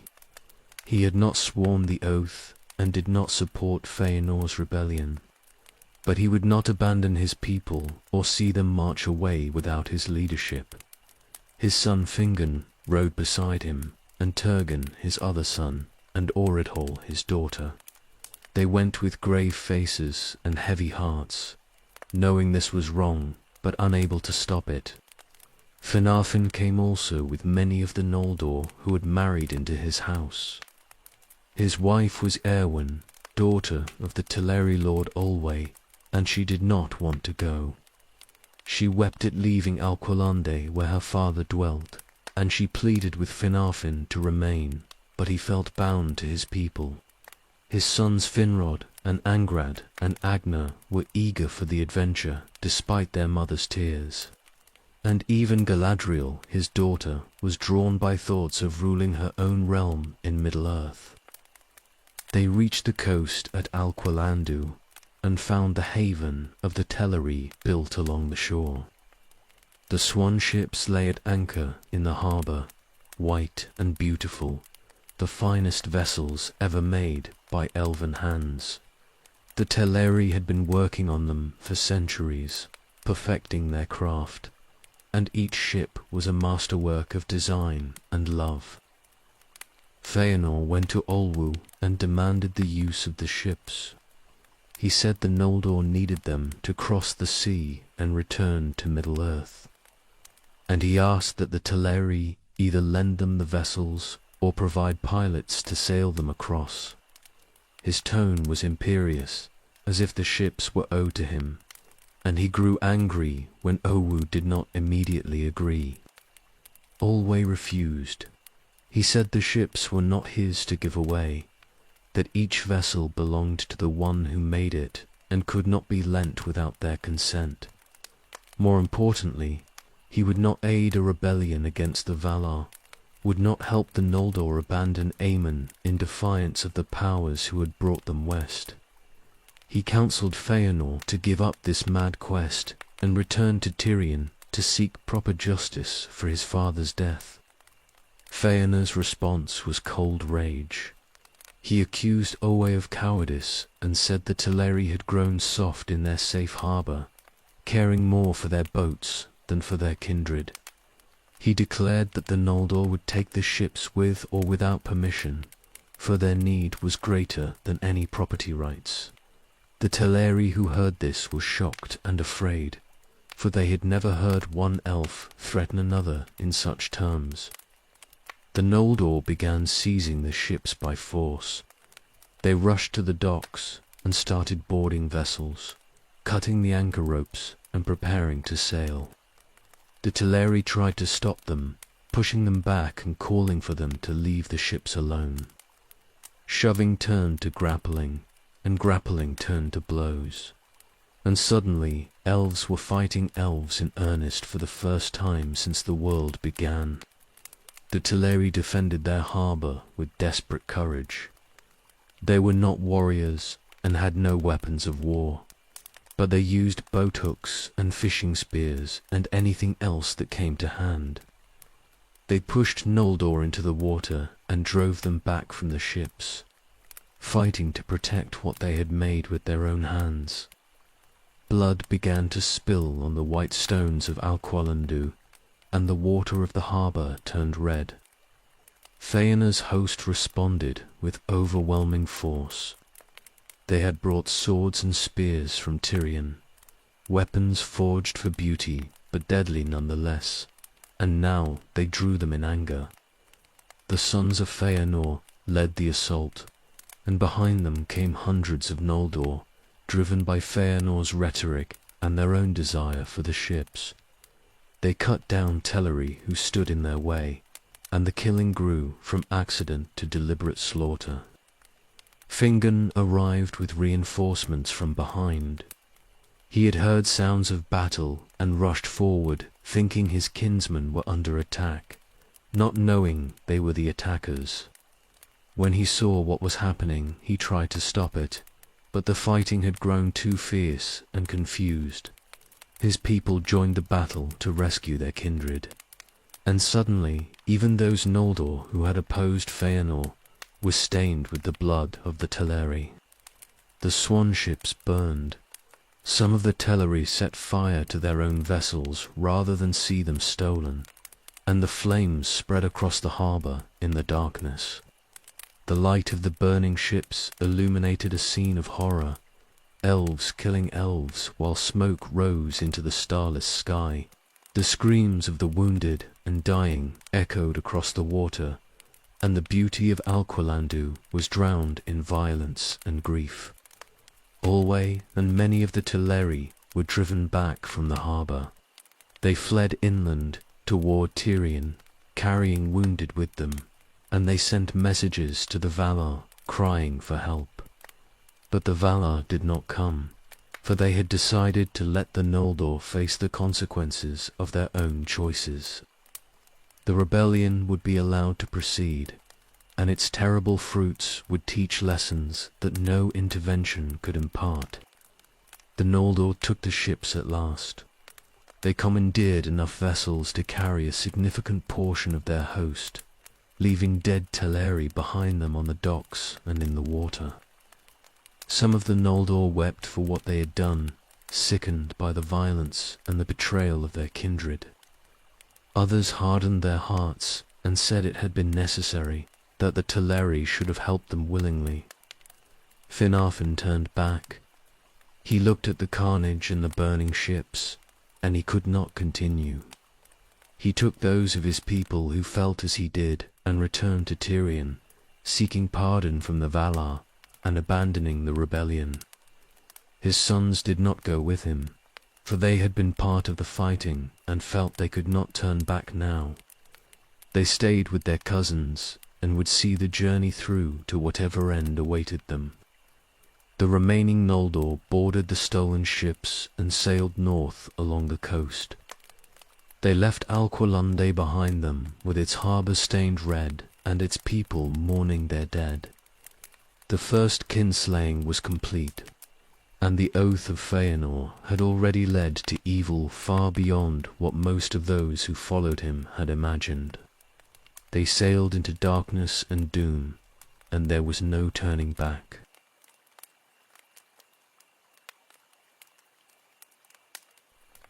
The Noldor continued north along the coast of Aman. Those who had seized ships sailed in the stolen vessels, while those left behind marched along the shore, following the fleet as it moved slowly through dark waters. The two groups stayed within sight of each other, for neither wanted to be separated in the starless night that had fallen over everything. The journey was grim and silent. The euphoria that had filled them when Feanor spoke in Tirion was gone, burned away by what they had done at Alqualunde. Many walked with their heads down, not meeting the eyes of their companions, ashamed of the blood on their hands.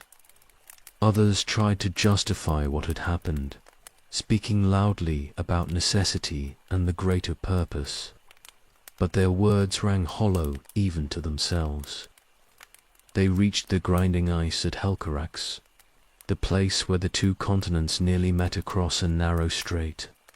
The land of Aemon curved north and east here, and across treacherous ice fields lay the northern shores of Middle-earth. The passage was perilous, filled with shifting floes and freezing water, but it offered a route to the east for those willing to risk it. Then a figure appeared before them in the darkness. He was tall beyond measuring, wrapped in shadow and terrible in aspect, and the Noldor recognized him with dread. This was Mandos, the doomsman of the Valar, who judged the dead and spoke the fates of the living. He had come from Valinor to deliver a message they did not want to hear. His voice was like stone grinding on stone. He spoke the doom of the Noldor, the prophecy and curse that would follow them into exile. He declared that they would be oath-breakers, for they had sworn loyalty to the Valar and now abandoned it. He said they were kinslayers, stained with the blood of their own people, and that stain would never fully wash away. The prophecy went deeper. Mandos spoke of how they would win no lasting victory against Morgoth, how their greatest works would come to ruin, how they would be betrayed by those they trusted. He said their oath would drive them to commit greater evils, and they would turn against each other in the end. Grief would be their lot, and all they built would crumble, and the very earth of Middle-earth would rise up against them. He spoke specifically to the house of Feanor. Their oath would devour them, he said, and they would become a curse to themselves and to all who aided them.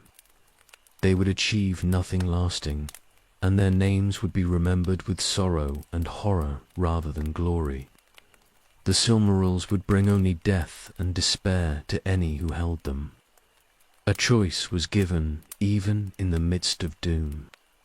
Mandos said that any who turned back now and sought pardon would be forgiven in time, that the Valar would receive them again if they renounced this rebellion and returned to Tirion. But those who continued east would be forsaken, cut off from Aemon forever. And when they died, their spirits would not be welcomed in the halls of Mandos, until the world was broken and remade. Silence fell over the host. The words of Mandos hung in the cold air like iron chains, and every elf there felt the weight of them.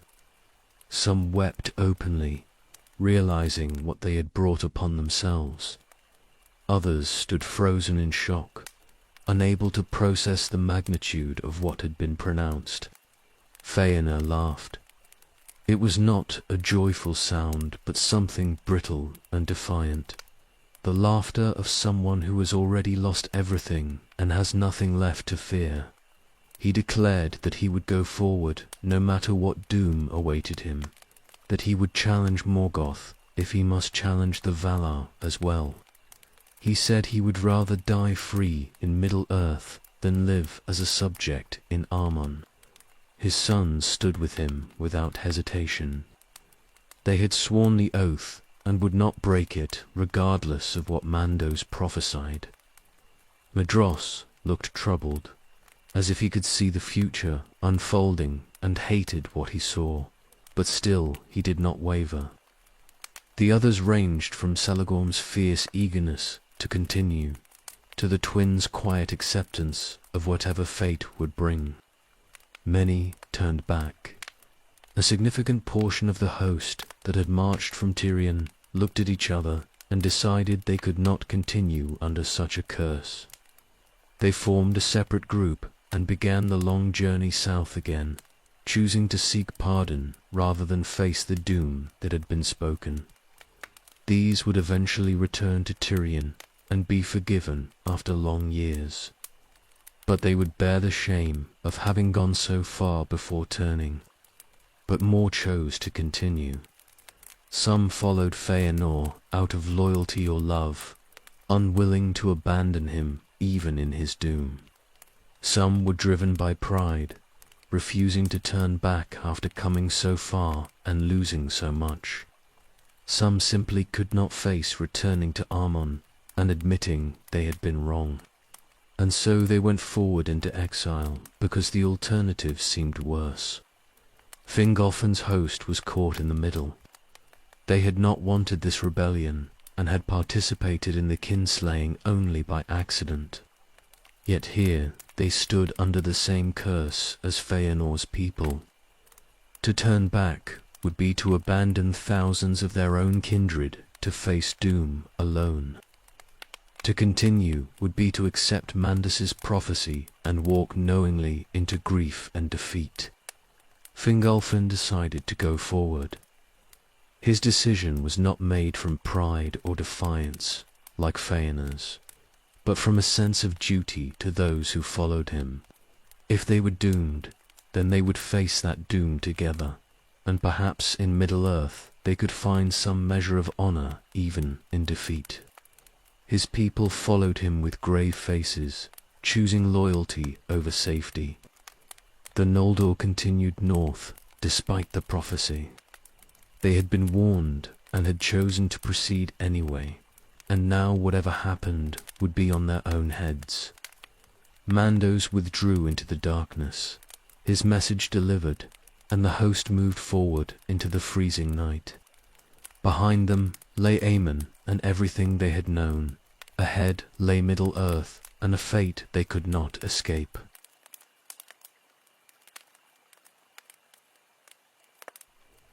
The stolen fleet reached the firth of Drengis in Middle-earth. They had sailed north from Ammon and then turned east, crossing the vast distance between the continents in ships that groaned under the weight of refugees never meant to sail so far. The coast they reached was bleak and cold, with black cliffs rising from grey water. But it was Middle-earth, and that was enough. Feanor ordered his people to disembark. They climbed down from the ships onto rocky shores carrying what they could, and they looked around at the strange land they had reached. The stars overhead were the same ones that had shone at Quivian ages ago, but everything else was unfamiliar. The air tasted different, sharper and wilder than anything in Ammon. The question of the ships hung unspoken over everything. There were not enough vessels to carry the entire host of the Noldor, and the fleet had already made one crossing. The obvious plan would be to send the ships back to collect Fingolfin's people who still waited. On the northern coast of Ammon, they were kindred, allies in this rebellion, and they deserved to be brought across rather than forced to find another route. Feanor called his sons to him and spoke with them in private. What he said was not heard by others, but the sons of Feanor emerged from that council with hard faces and would not meet anyone's eyes. Medros looked troubled and angry, as if he had argued against something and lost. The others seemed resigned or determined, depending on their natures. Night fell over the firth of Drengist. The Noldor who had crossed made camp on the shore, lighting fires against the cold and trying to rest after the long journey. Some posted watchers, uneasy in this unfamiliar land, while others collapsed in exhaustion. The ships lay at anchor in the firth, bobbing gently on the dark water. Then fire bloomed in the darkness. It started on one ship and spread quickly to others, flames leaping from vessel to vessel with unnatural speed. The swan ships of the Teleri, stolen through blood and violence, burned bright against the night. Their white hulls blackened and their beautiful carvings were consumed, and the light of their destruction could be seen for miles across the water. The Noldor on shore watched in horror. Those who had not been told of Feanor's plan realized what was happening and cried out in protest, but it was too late. The ships were already lost, burning down to the waterline and beyond.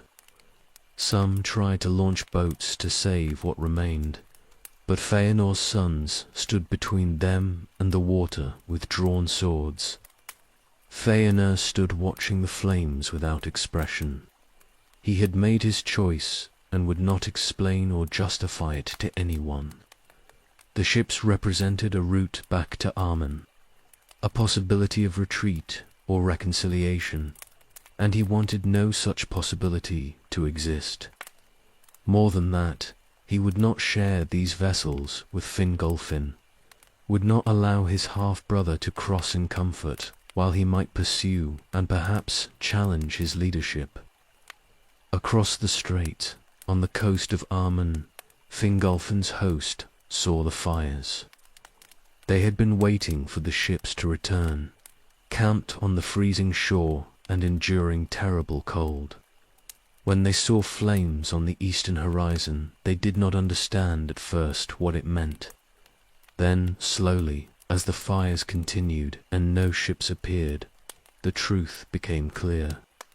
They had been betrayed. Feanor had abandoned them deliberately, burning the bridges between their forces so that Fingolfin's people could not follow. The realization spread through the host like ice water, and rage and despair competed with each other. They had followed Feanor into rebellion, had shared in the guilt of the kinslaying, had accepted the doom spoken by Mandos, and this was their reward. Some wanted to turn back immediately. They argued that a Feanor would betray them like this. They owed him no loyalty and should return to Valinor to seek whatever mercy they could find. But Fingolfin would not turn back, and neither would most of his people. They had come too far and lost too much, and pride would not let them crawl back to Aemon, admitting they had been fools. The only route left was the Helcarax. The grinding ice stretched before them, a hellish landscape of shifting floes and freezing water, narrow in places and deadly throughout its entire length. To cross it would take months at best, years more likely, and many would die in the attempt. But it was the only way forward. Fingolfin gave the order to march. His people gathered what supplies they had and prepared for the crossing. They looked at the ice ahead and at the darkness behind, and they chose the ice. Better to face death in the crossing than to admit defeat and return to face the judgment of the Valar they had defied. They stepped out onto the frozen strait. The ice groaned under their weight and cracked in places, and freezing water waited below for anyone who fell. The cold was beyond anything they had experienced, biting through clothes and numbing exposed skin. They tied themselves together with ropes so that if one fell, the others might pull them back up. The betrayal at Losgar entered the history of the Noldor as one of the darkest deeds of that dark time. Feanor had ensured his own people reached Middle-earth first, but he had also created a permanent breach with Fingolfin that would poison relations between their houses for ages to come. The burning ships lit not just the physical darkness, but threw their shadows far into the future.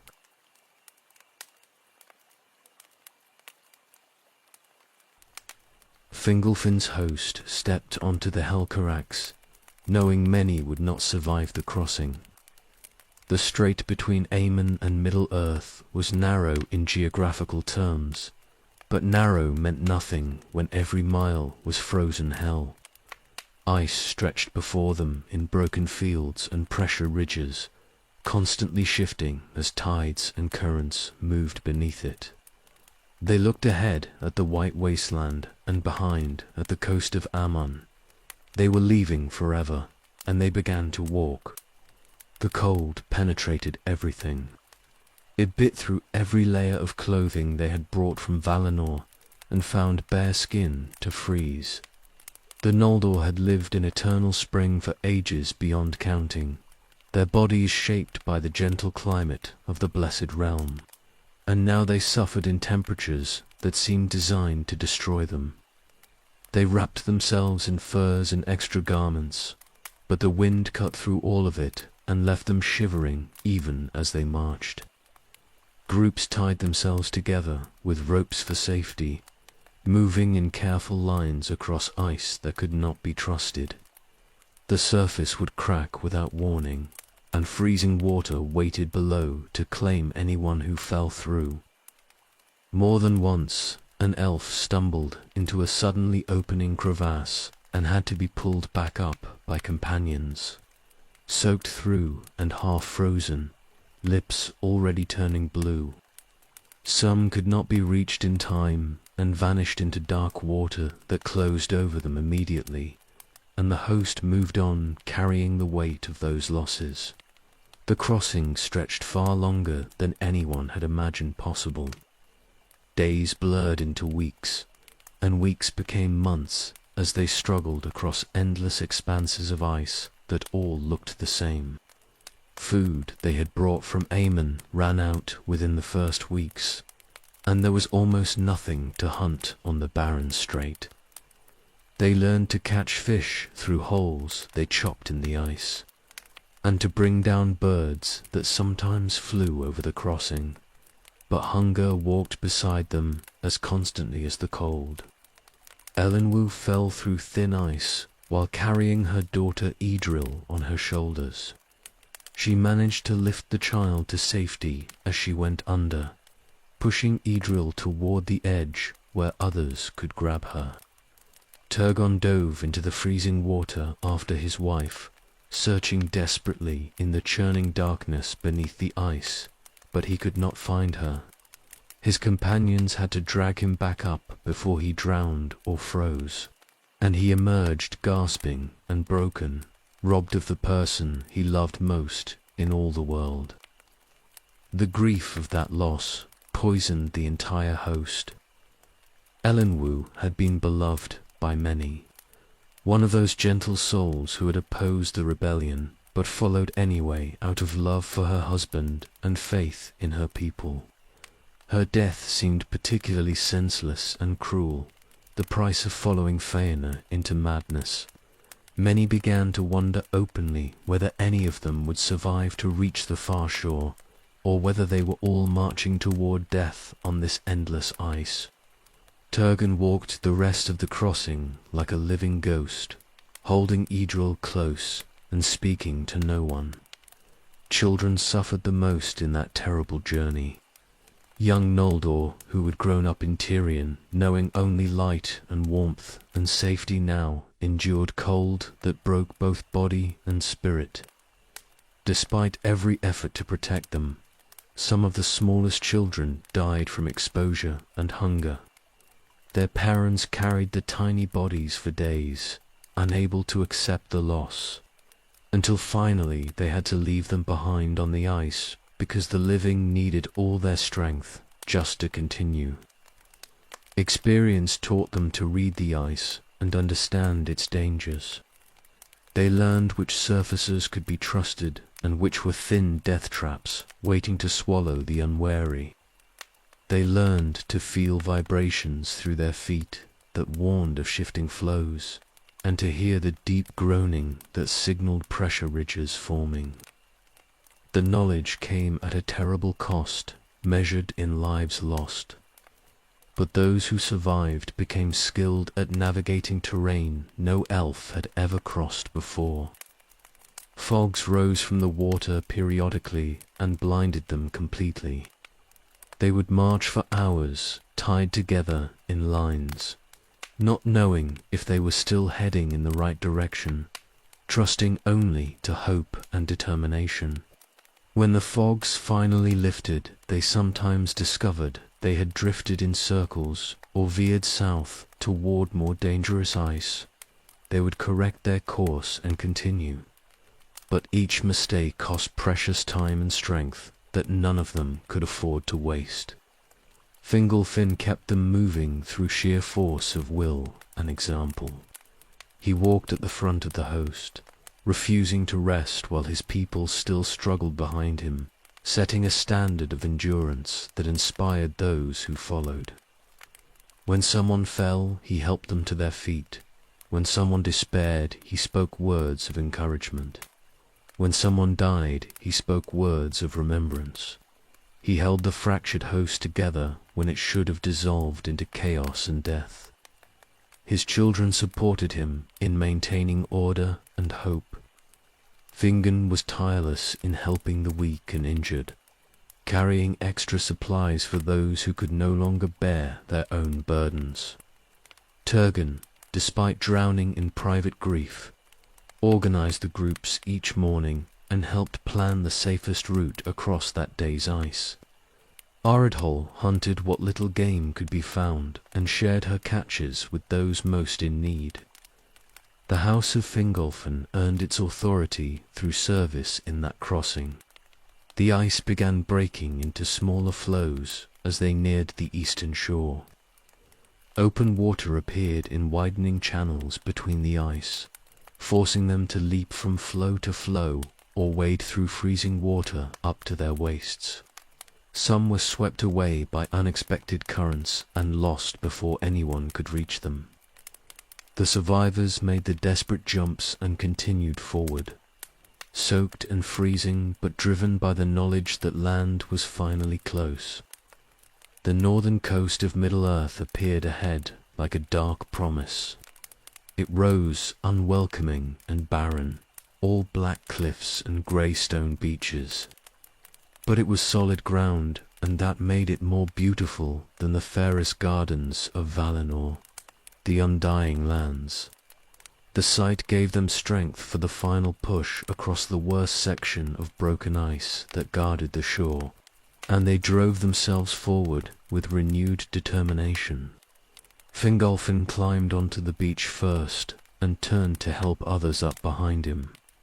He pulled frozen elves from the ice onto stone and snow that felt almost warm by comparison to what they had endured. One by one, Hundreds and then thousands emerged from the Helcarax, haggard and starving and broken by their ordeal, but alive and on solid ground at last. They collapsed where they stood and wept. Some wept from relief at having survived the impossible, others from grief for all those who had not made it across. They looked back at the grinding ice that had nearly destroyed them and swore they would never attempt that crossing again, no matter what the future held. Whatever happened to them in Middle-earth, they would find another way home or they would die here. The first dawn broke over Middle-earth as they rested on that frozen northern beach. The sun rose for the first time. Anor, the fire golden, the last fruit of Laurelin, preserved by the Valar and set in the sky to bring light back to the world. Its warmth touched their frozen skin like a blessing, and they looked up in wonder at light they had never seen before, golden and strong and utterly unlike the trees. The long night was over, and the first age of the world had begun.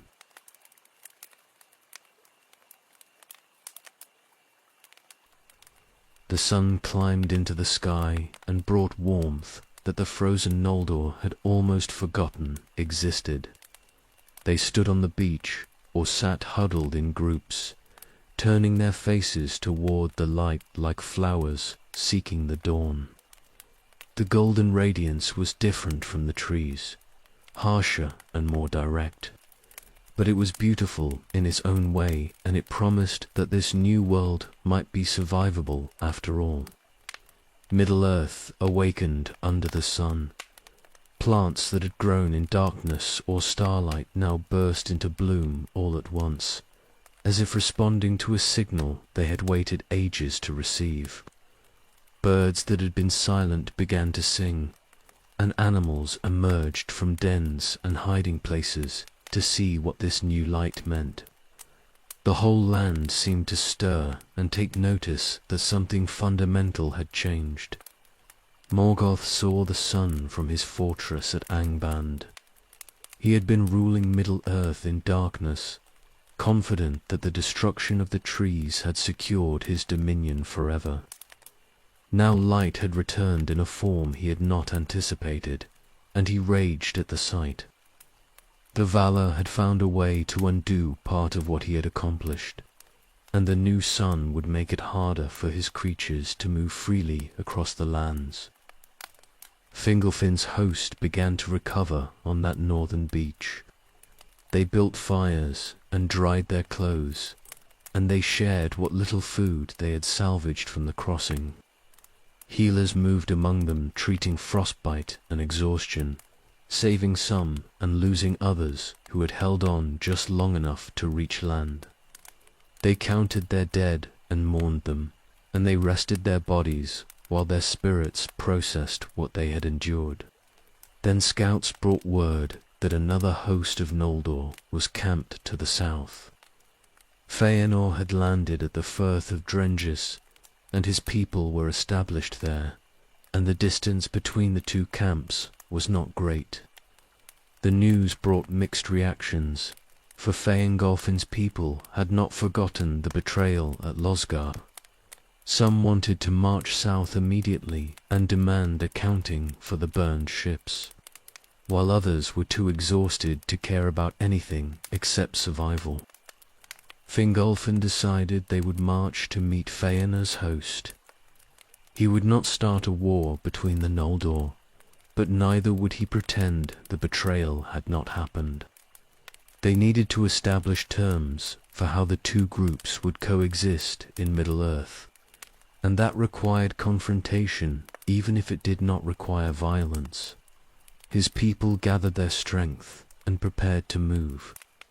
The march south took days, for they were still weak from the crossing.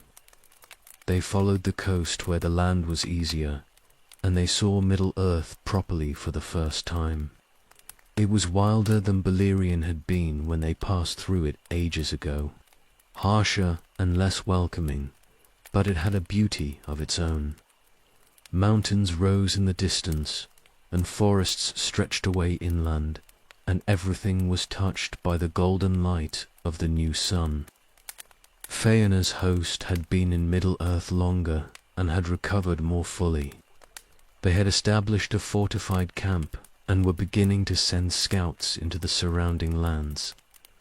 The arrival of Fingolfin was not a surprise, for they had seen the sun rise and known it marked the beginning of the First Age, and they had expected the other Noldor to appear eventually.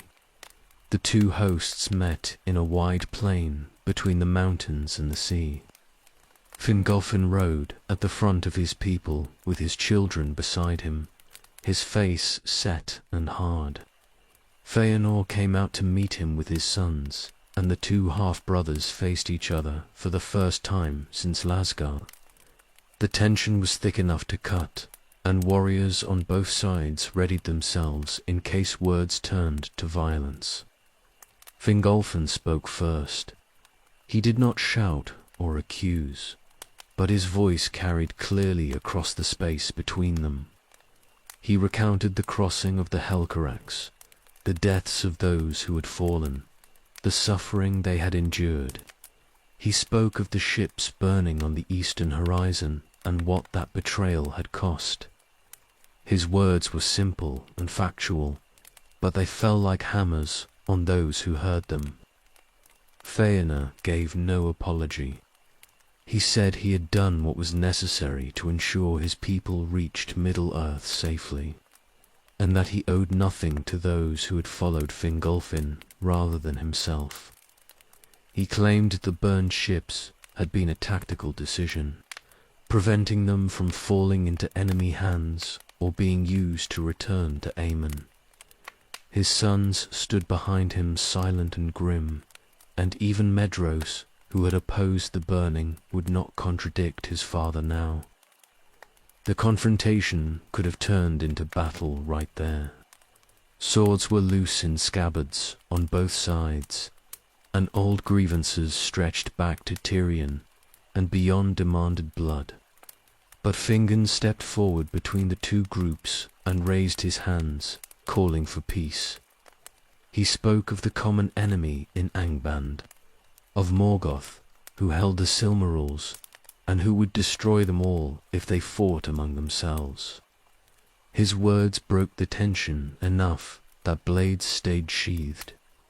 Fingolfin agreed that war between the Noldor would serve only Morgoth's purposes, and even Feanor acknowledged the point. They agreed to an uneasy truce, with each host going its own way and claiming its own territory. There would be no friendship between them, but there would be no open warfare either. The moon rose that night for the first time. Isil the Sheen climbed into the sky, last flower of Telperion, made into a vessel of light, and its silver radiance reminded the Noldor of what they had lost. They looked up at the moon and remembered the trees, and some wondered if they had made the right choice in coming to Middle-earth at all. Feanor stared north toward Angband, where Morgoth waited with the Silmarils. His oath burned in him hotter than ever, and he was eager to begin the war. The time for preparation was over. The age had begun, and with it would come all the glory and horror that the music had foreshadowed.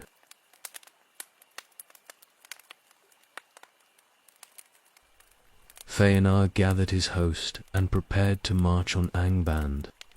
He would not wait for alliances or reinforcements, would not spend time building fortifications or learning the land. The Silmarils called to him from Morgoth's crown, and every moment they remained in the enemy's possession was agony. His sons tried to counsel patience, but he would not listen, and they followed him because the oath bound them to his purpose. The host moved north through Mithrim, the great lake region that lay between the coast and the mountains. They marched in good order despite their eagerness, for these were Noldor and they understood discipline even in their haste. Scouts ranged ahead to watch for enemies, and the main force kept weapons ready.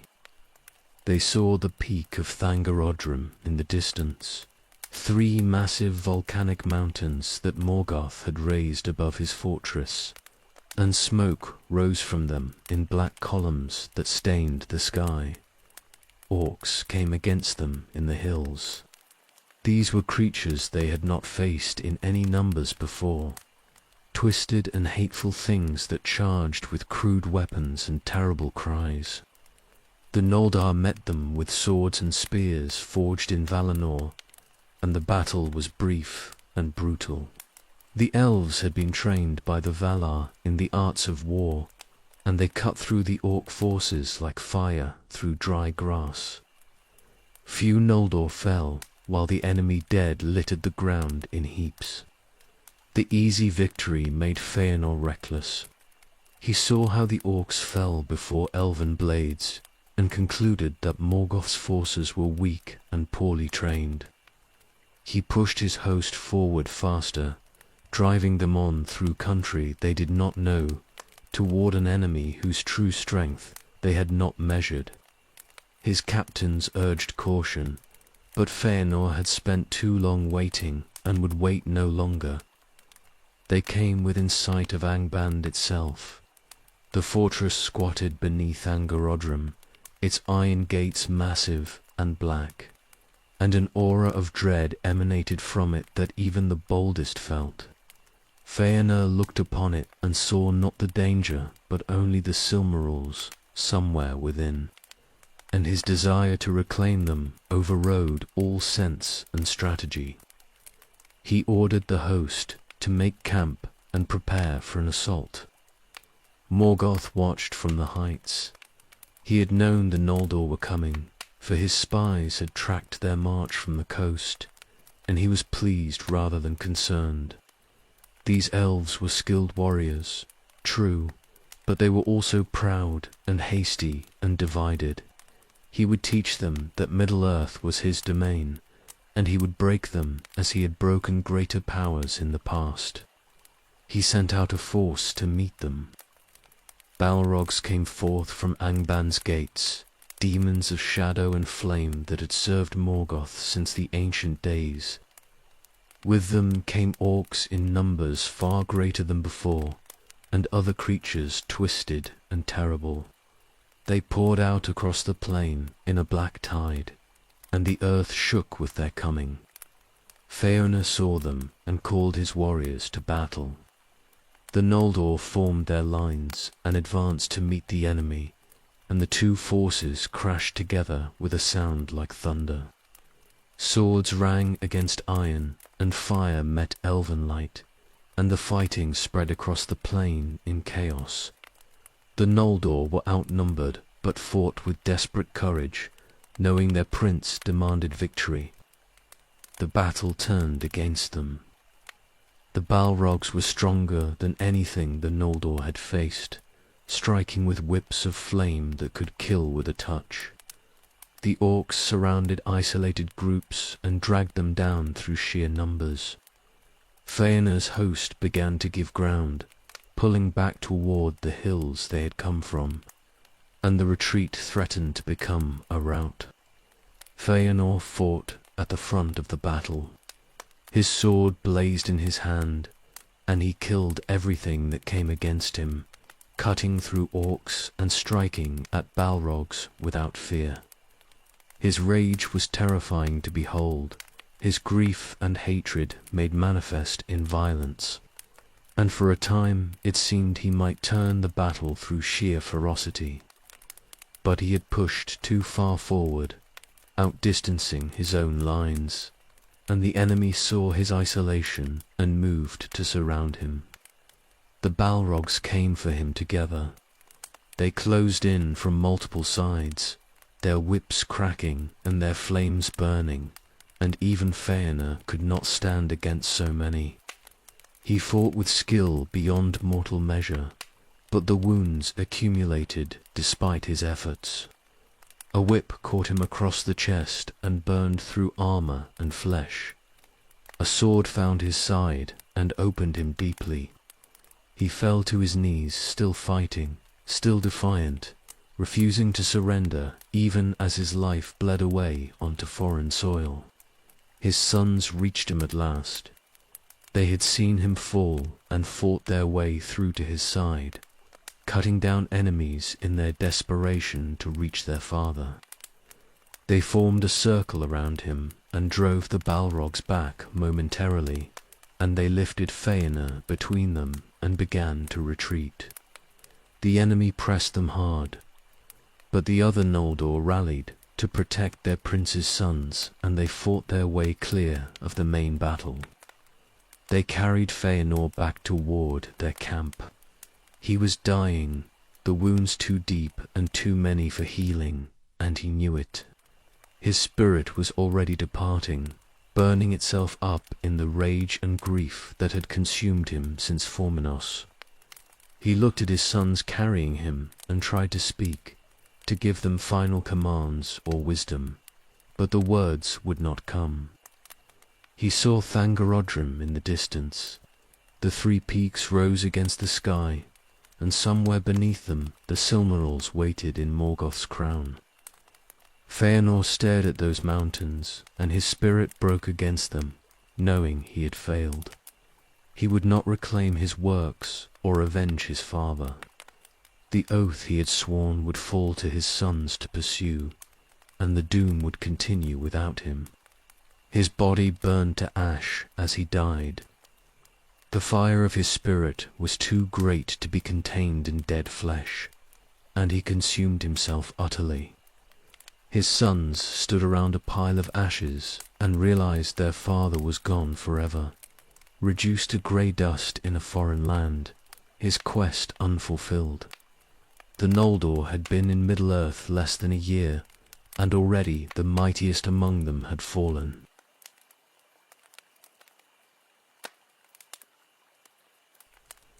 The sons of Feanor held a council after their father's death and decided to continue his war. The oath still bound them, and the Silmarils remained in Morgoth's possession. And they would not abandon the quest simply because its originator had fallen. Medros took leadership of their house as the eldest, and he proved wiser and more patient than Feanor had been. He understood that rushing blindly at Angband would only bring more death.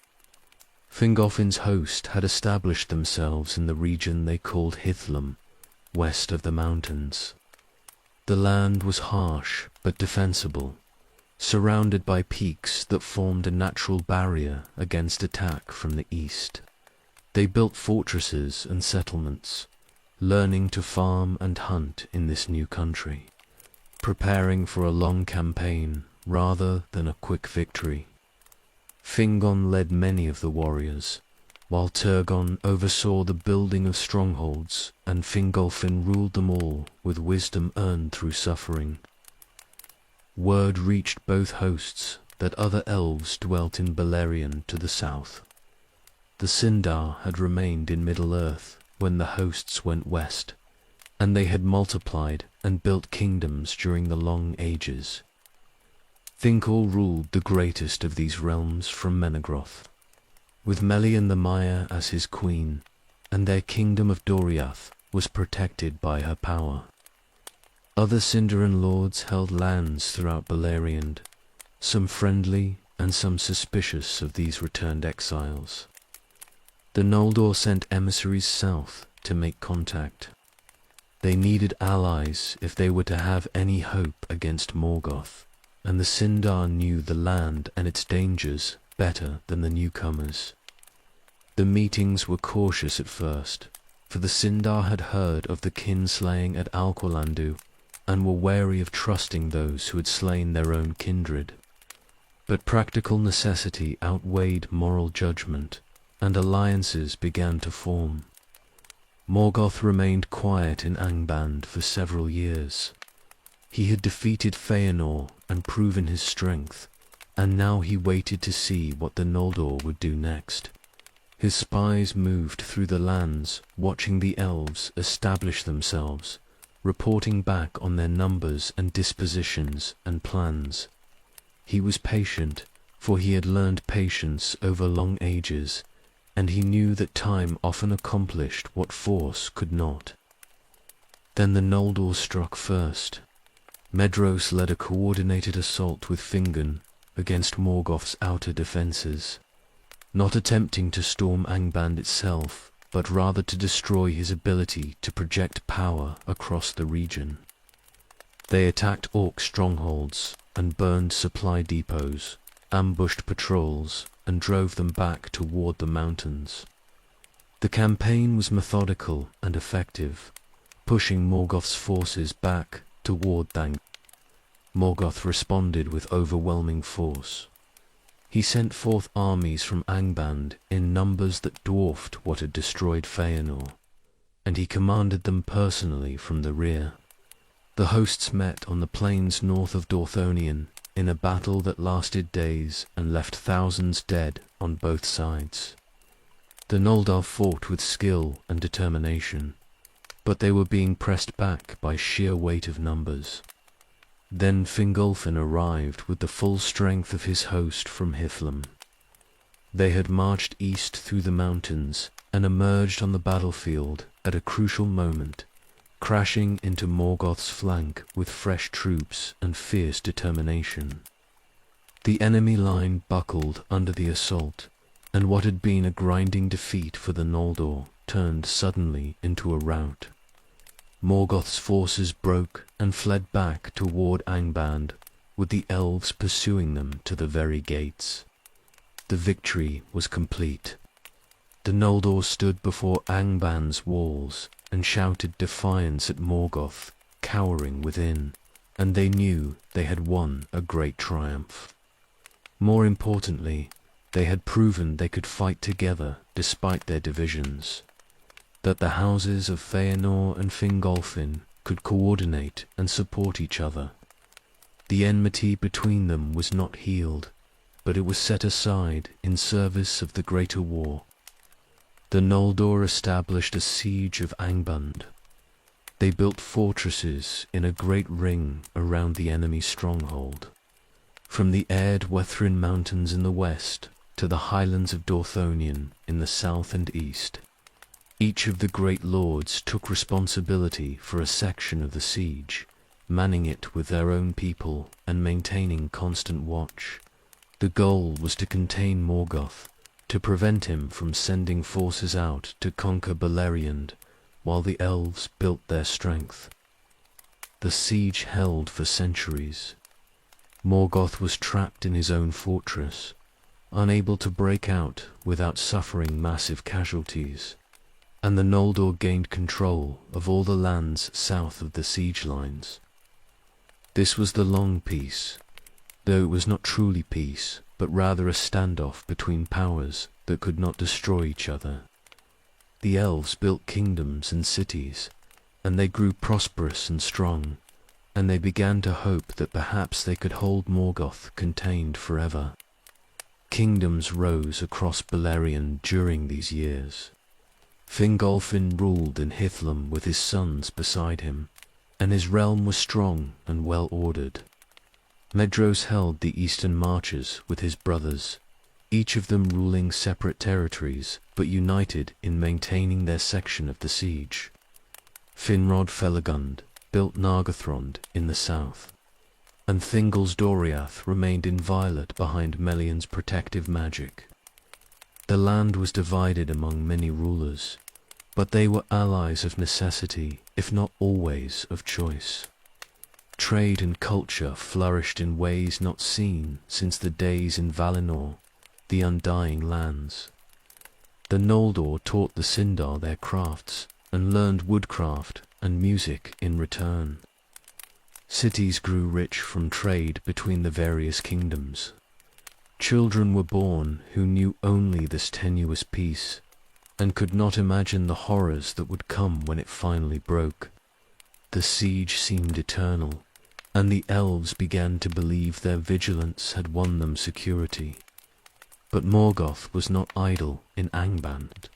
He bred new creatures in his deep halls, improved his weapons, trained his armies, and waited for his moment.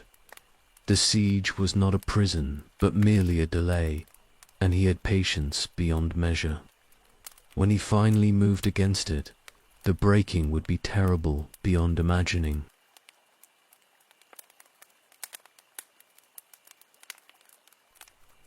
The siege held firm for 2.5 centuries, and the elves learned to live in a state between war and peace. They manned their fortresses along the northern borders and kept watch on Angban's gates. But behind the siege lines, they built lives that resembled what they had known in Valinor, the Undying Lands. Cities rose with white towers, and fields were planted that yielded rich harvests. And for a time it seemed that darkness might be contained forever by vigilance alone. Fingolfin ruled from Hithlum with authority that none questioned. His crossing of the Helcarax had proven him beyond doubt, and even those who had followed Feanor acknowledged his strength and wisdom. He established laws and maintained justice, and his realm became known for order and stability. His sons grew into their own power during these years, with Fingon commanding the cavalry and Turgon building strongholds in the mountains. Aridhel roamed the forests and would not be confined to any single place. The sons of Feanor held the eastern territories in a loose confederation rather than a unified kingdom. Medros ruled from Himring, a great fortress on a hill that commanded the northern plains, and he coordinated the defense of the entire eastern front. His brothers each held their own lands and answered to him in matters of war, but governed themselves otherwise. Maglor sang beside the sea. Celagorm and Curufin hunted in the forests with Won the Great Hound. Caranthor traded with the dwarves who came from the mountains. The twins Amrod and Amros ranged the southern marches. Finrod Felagund built the hidden city of Nargothrond in the south. He had found caves beside the river Narog and saw their potential for a stronghold that could not easily be attacked. With help from the dwarves, he hollowed out vast halls beneath the earth, and he made them beautiful with carvings and lights that mimicked stars. The city could house thousands in safety, and its location remained secret from all but a few trusted allies. Turgon found a hidden valley in the mountains and began building there in secret. He had been troubled by dreams since Elenway's death, visions of a white city beside water, and he searched until he found Tumladen, a valley surrounded by mountains with only one hidden entrance. He told no one except his sister Oredhal what he planned, and he began moving materials and workers there slowly so as not to attract attention. The city he would build would be called Gondolin, and it would become the greatest of all elven cities in Middle-earth. The Sindar and Noldor learned to live together despite their differences. Marriages occurred between the two groups, blending bloodlines and cultures in ways that strengthened both. The Noldor brought knowledge of crafts learned from the Valar, while the Sindar understood the land and its rhythms better than the newcomers ever would. Between them, they built a civilization that rivaled what had existed in Valinor, though it was built on more fragile foundations. Men arrived in Beleriand during the first century of the siege. They came from the east in small groups at first, fleeing darkness and seeking rumors of light they had heard.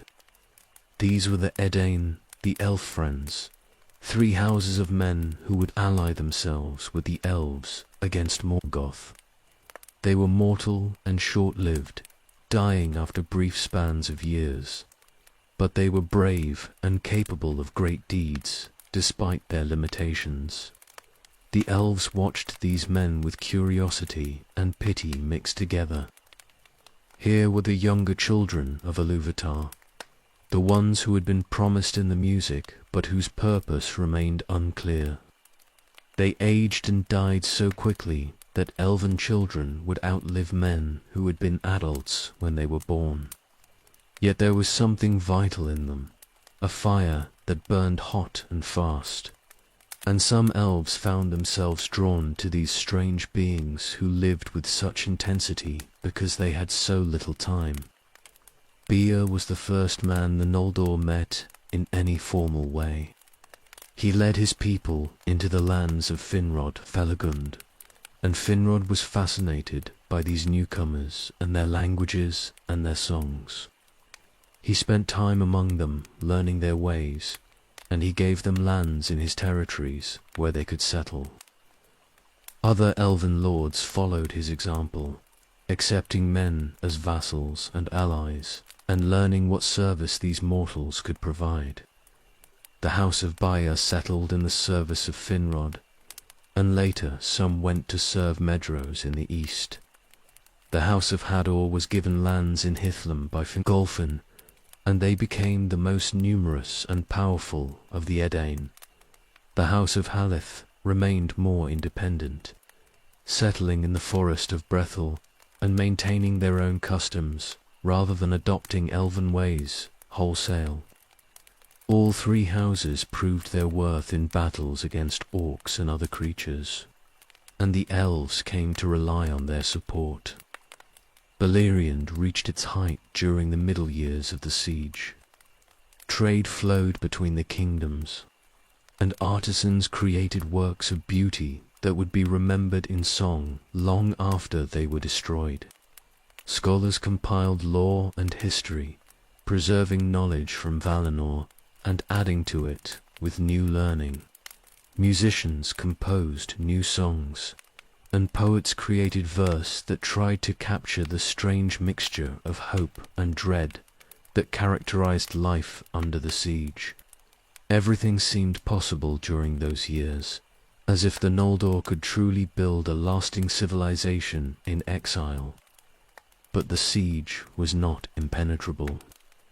Occasionally orcs would break through and raid the lands to the south before being hunted down and destroyed.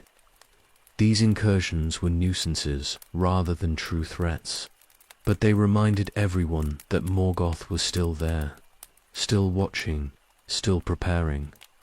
The fortresses remained manned, and weapons stayed sharp, and the vigilance never truly lapsed even in the safest moments.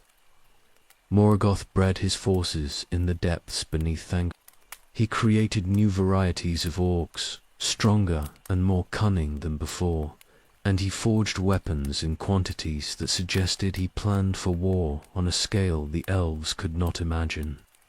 Most ominously, he worked on his secret weapon, a creature he would unveil when the time was right to break the siege and shatter the peace.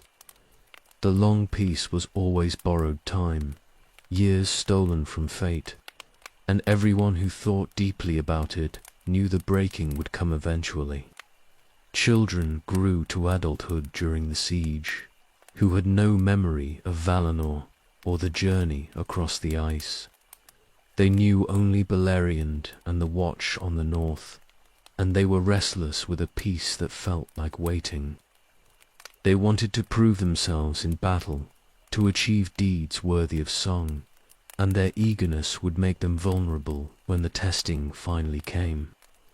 The long peace bred complacency in some and dangerous ambition in others, and both would have their costs.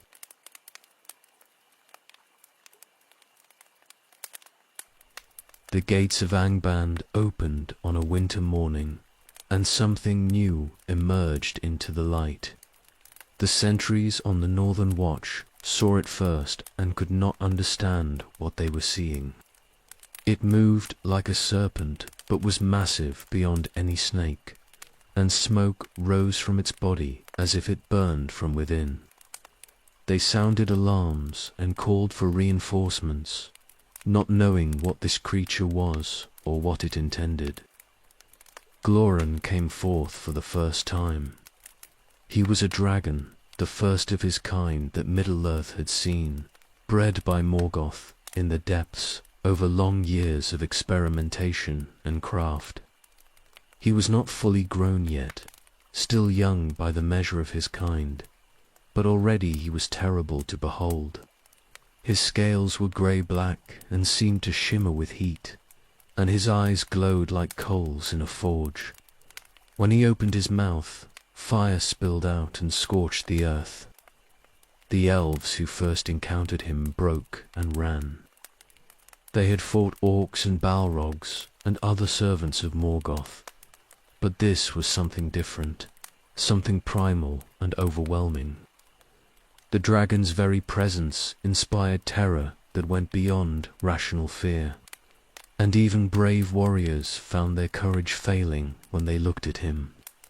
He moved across the plain, leaving a trail of burned grass and melted snow, and everything fled before him. Glóran advanced south from Angband, testing his strength against the siege lines.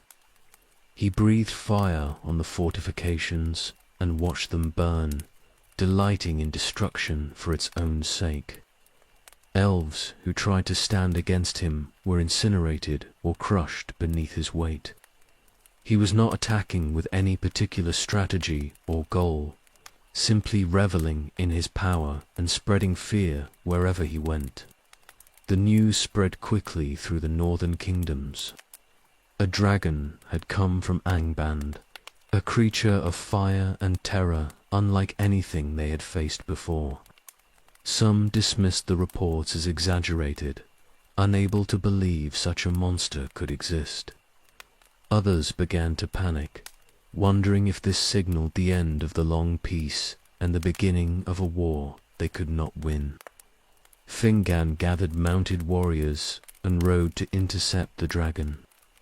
He would not let this creature rampage unchecked through the lands his father ruled, would not allow fear to spread without opposition. His cavalry was the finest in Beleriand, trained and equipped for swift strikes, and he trusted in their skill and courage. They rode north with banners flying, and the sound of their horns carried across the plains. They engaged Glóran in the open country south of the siege lines. The dragon saw them coming and turned to meet them, eager for this new challenge. He breathed fire that incinerated horses and riders alike, turning them to ash before they could close to fighting distance. The elves circled him and shot arrows that bounced off his scales or stuck without penetrating deeply enough to wound.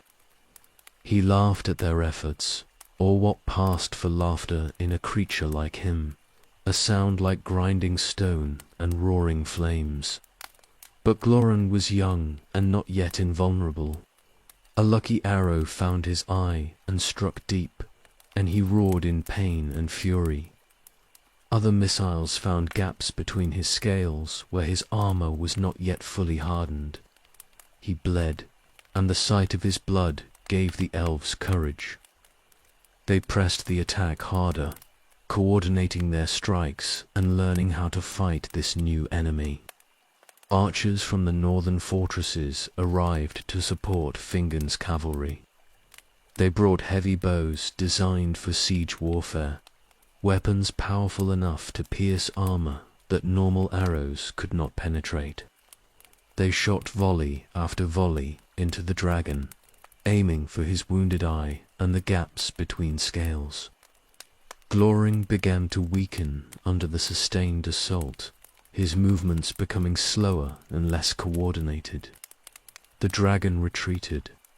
He turned and fled back toward Angband, abandoning his first expedition into the world in defeat and pain. The elves pursued him part way, but did not press too close to the gates of the fortress. They watched him disappear into the darkness beneath Thangorodrim, and they celebrated what they saw as a great victory. Morgoth was furious when Glóran returned, wounded and beaten. He had not intended to release the dragon yet, for Glóran was still immature and not ready for serious combat. The creature had escaped his control out of eagerness to test himself, and the premature debut had revealed weaknesses that Morgoth had hoped to eliminate before unleashing him properly. He punished Glorring and sent him back to the breeding pits to continue growing and hardening. The elves took the wrong lesson from this encounter. They saw that even Morgoth's new weapon could be defeated, that courage and skill could overcome the terror of dragons. Their confidence grew, and some began to speak of taking the offensive against Angband itself rather than maintaining the passive siege. The easy victory made them underestimate what was being prepared in the darkness. Morgoth redoubled his efforts. He had learned from Glorong's defeat and understood that one dragon was not enough. He bred more of them, keeping them in captivity until they reached full size and power. He continued work on other weapons and creatures, refining his armies and preparing for the day when he would break the siege decisively. The centuries of confinement had taught him patience, and he would not emerge again until he was certain of victory. The long peace continued for nearly 2 more centuries after Glorong's appearance. The Northern Watch remained vigilant, but the sense that the siege would hold forever had been shaken. Everyone knew now that Morgoth was creating new terrors, and that eventually he would find a way to break free. The only question was when.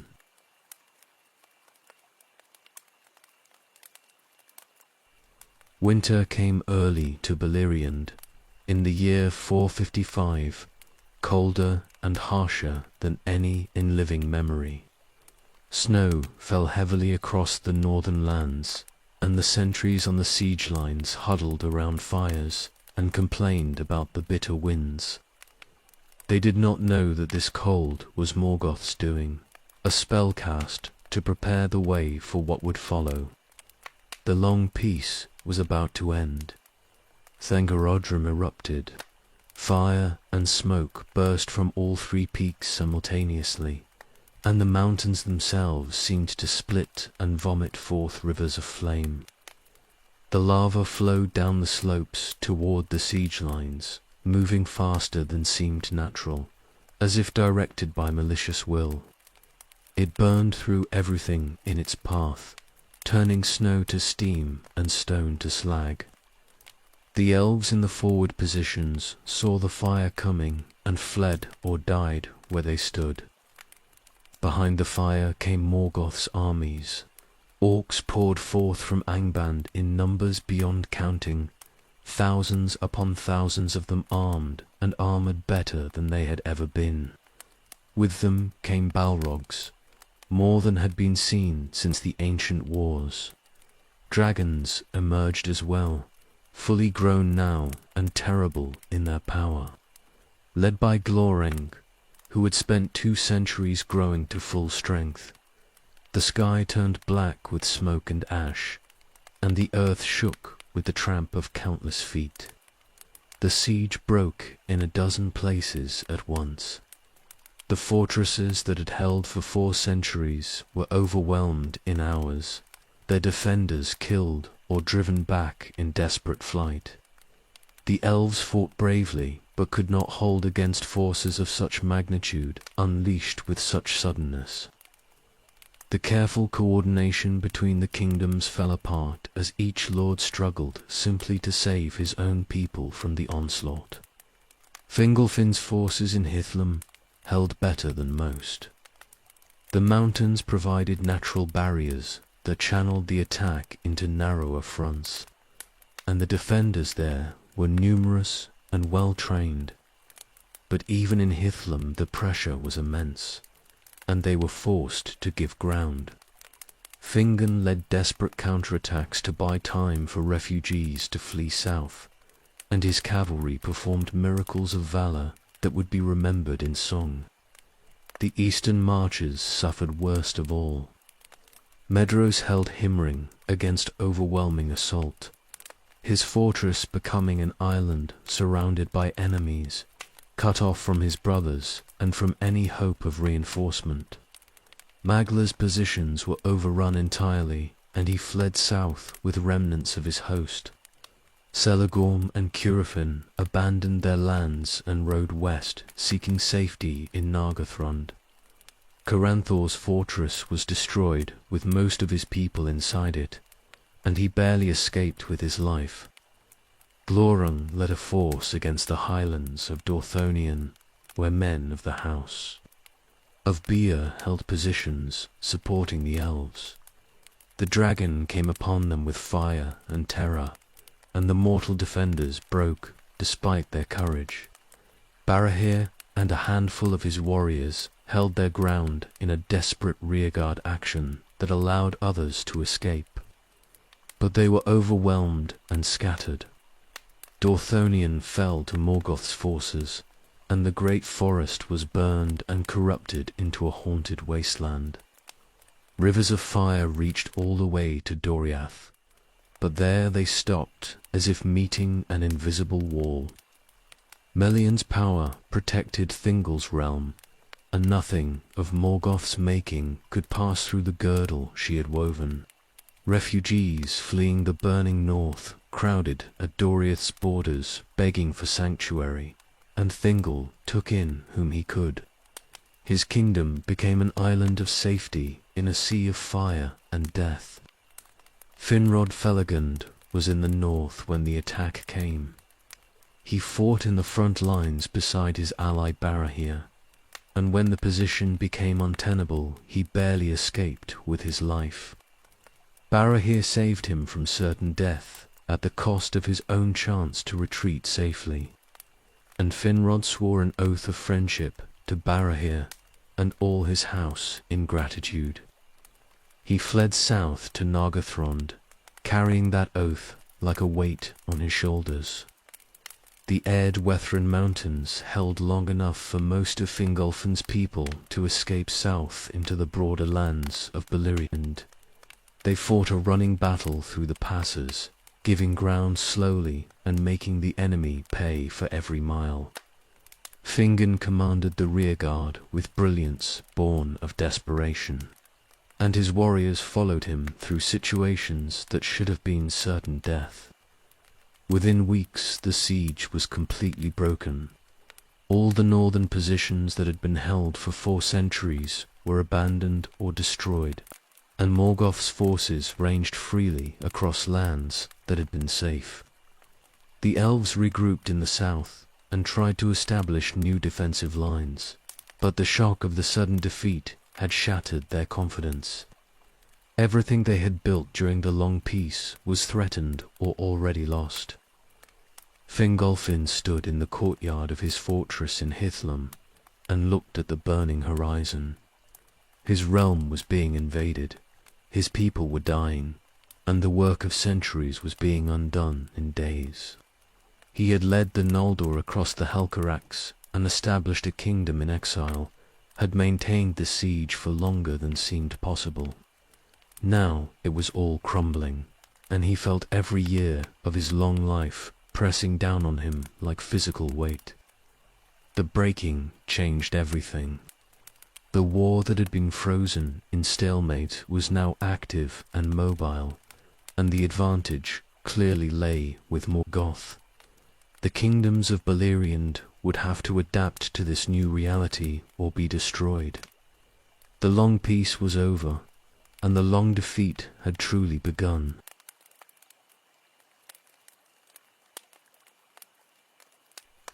Fingolfin rode alone across the ruined lands toward Angband. His people had retreated south, and his sons had tried to stop him from this madness, but he would not be dissuaded. He had watched everything he built collapse in fire and blood, had seen the long peace shattered in days, and grief and rage had driven him beyond reason. If the Noldor could not defeat Morgoth through strategy and siege, then he would challenge the dark enemy himself in single combat. He rode through lands that had been fair and were now blackened waste. The rivers ran foul with ash, and the forests were burned to skeletal remains. Bodies of elves and men lay unburied where they had fallen, and orcs moved in packs through the ruins, scavenging and destroying what little remained. They saw Fingolfin coming and fled before him, for his face was terrible with fury, and his presence radiated power that even creatures of Morgoth feared. The gates of Angband stood before him at last. He had ridden to the very threshold of the enemy, alone and defiant, and he raised his voice in challenge that echoed across the dark plain. He called Morgoth a coward and a slave, accused him of hiding behind walls and servants rather than facing his enemies himself.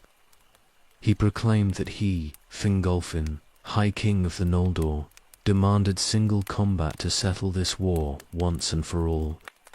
Morgoth heard the challenge from his throne deep in the fortress. His first impulse was to ignore it, to let his captains deal with this fool who had ridden to his own death. But the words Fingolfin shouted carried power and mockery that could not be ignored without shame.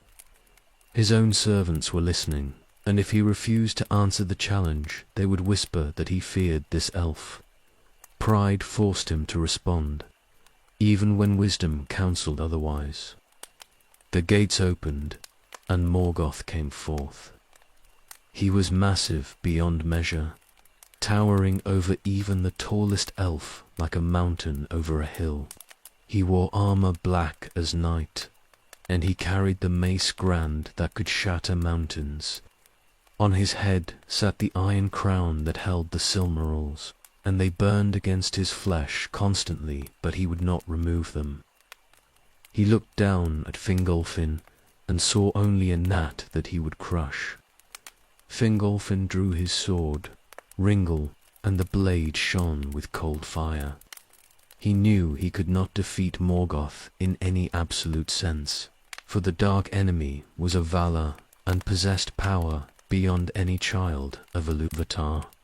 But he could wound him, could make him pay in pain for all the suffering he had caused. That would be enough. That would give meaning to this final act. They fought on the plain before Angband's gates.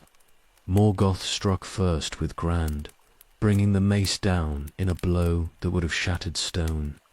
But Fingolfin leaped aside, and the weapon smashed into empty earth. He darted in and struck at Morgoth's foot, and Ringle bit deep through even that dark armor. Black blood spilled onto the ground, and Morgoth roared in pain and rage. The battle continued with a speed and violence that seemed impossible. Morgoth struck again and again, each blow capable of killing, and each time Fingolfin evaded with speed born of desperation and skill honed over ages. He was like lightning moving around a mountain, too quick to be caught, striking whenever he saw an opening. 7 times he wounded Morgoth, and 7 times the dark enemy's blood stained the earth. The watching hosts on both sides stood frozen. Orcs and Balrogs stared from the walls of Angband, unable to believe what they were seeing. Eagles circled high above, Thorondor and his people drawn by the sound of combat, and they would later carry news of this fight to the elves in the south. Everyone who witnessed it knew they were watching something that would be remembered forever. Fingolfin grew tired. He was mortal in the sense that elves could be killed, and his body had limits that even courage could not overcome. His movements slowed fractionally, his dodges became narrower, his strikes less precise. Morgoth was wounded and in pain, but possessed endurance beyond measure, and he sensed his opponent weakening. Grand came down in a strike that Fingolfin could not fully avoid. It missed a direct hit, but the edge caught him and hurled him to the ground, and he fell hard on the black rock. He tried to rise, but stumbled, exhausted beyond his ability to continue. Morgoth stood over him and raised the mace for a final blow. Fingolfin struck upward with his last strength. Ringle pierced Morgoth's foot and went deep, and the dark enemy fell to one knee with a cry that shook the mountains. But the moment of victory was also the moment of death. For Grand came down and crushed Fingolfin's body, even as his sword drank Morgoth's blood. Thorend descended from the sky. The King of Eagles had been watching, and he would not allow Morgoth to desecrate Fingolfin's corpse. He swept down and seized the fallen king's body in his talons, and he beat his wings and rose back into the air. Morgoth struck at him, but missed, and the eagle bore Fingolfin away from that place of death toward the mountains where the elves could recover and honor their fallen king. Morgoth limped back into Angband. He had won the fight, but at a cost that shocked him. A mere elf had wounded him 7 times, had brought him to his knee, had marked him permanently with injuries that would never fully heal. He would bear a limp for the rest of his existence, and the pain in his foot would never cease. His victory tasted of defeat. Fingolfin's body was laid to rest in the north, and his people mourned him with songs of grief and pride mixed together. He had achieved nothing strategic with his death, had not weakened Morgoth in any meaningful military sense, but he had proven that even the mightiest of the Valar could be hurt by courage and skill, and that defiance itself had value beyond victory. The High King was dead, but his legend would endure as long as memory lasted.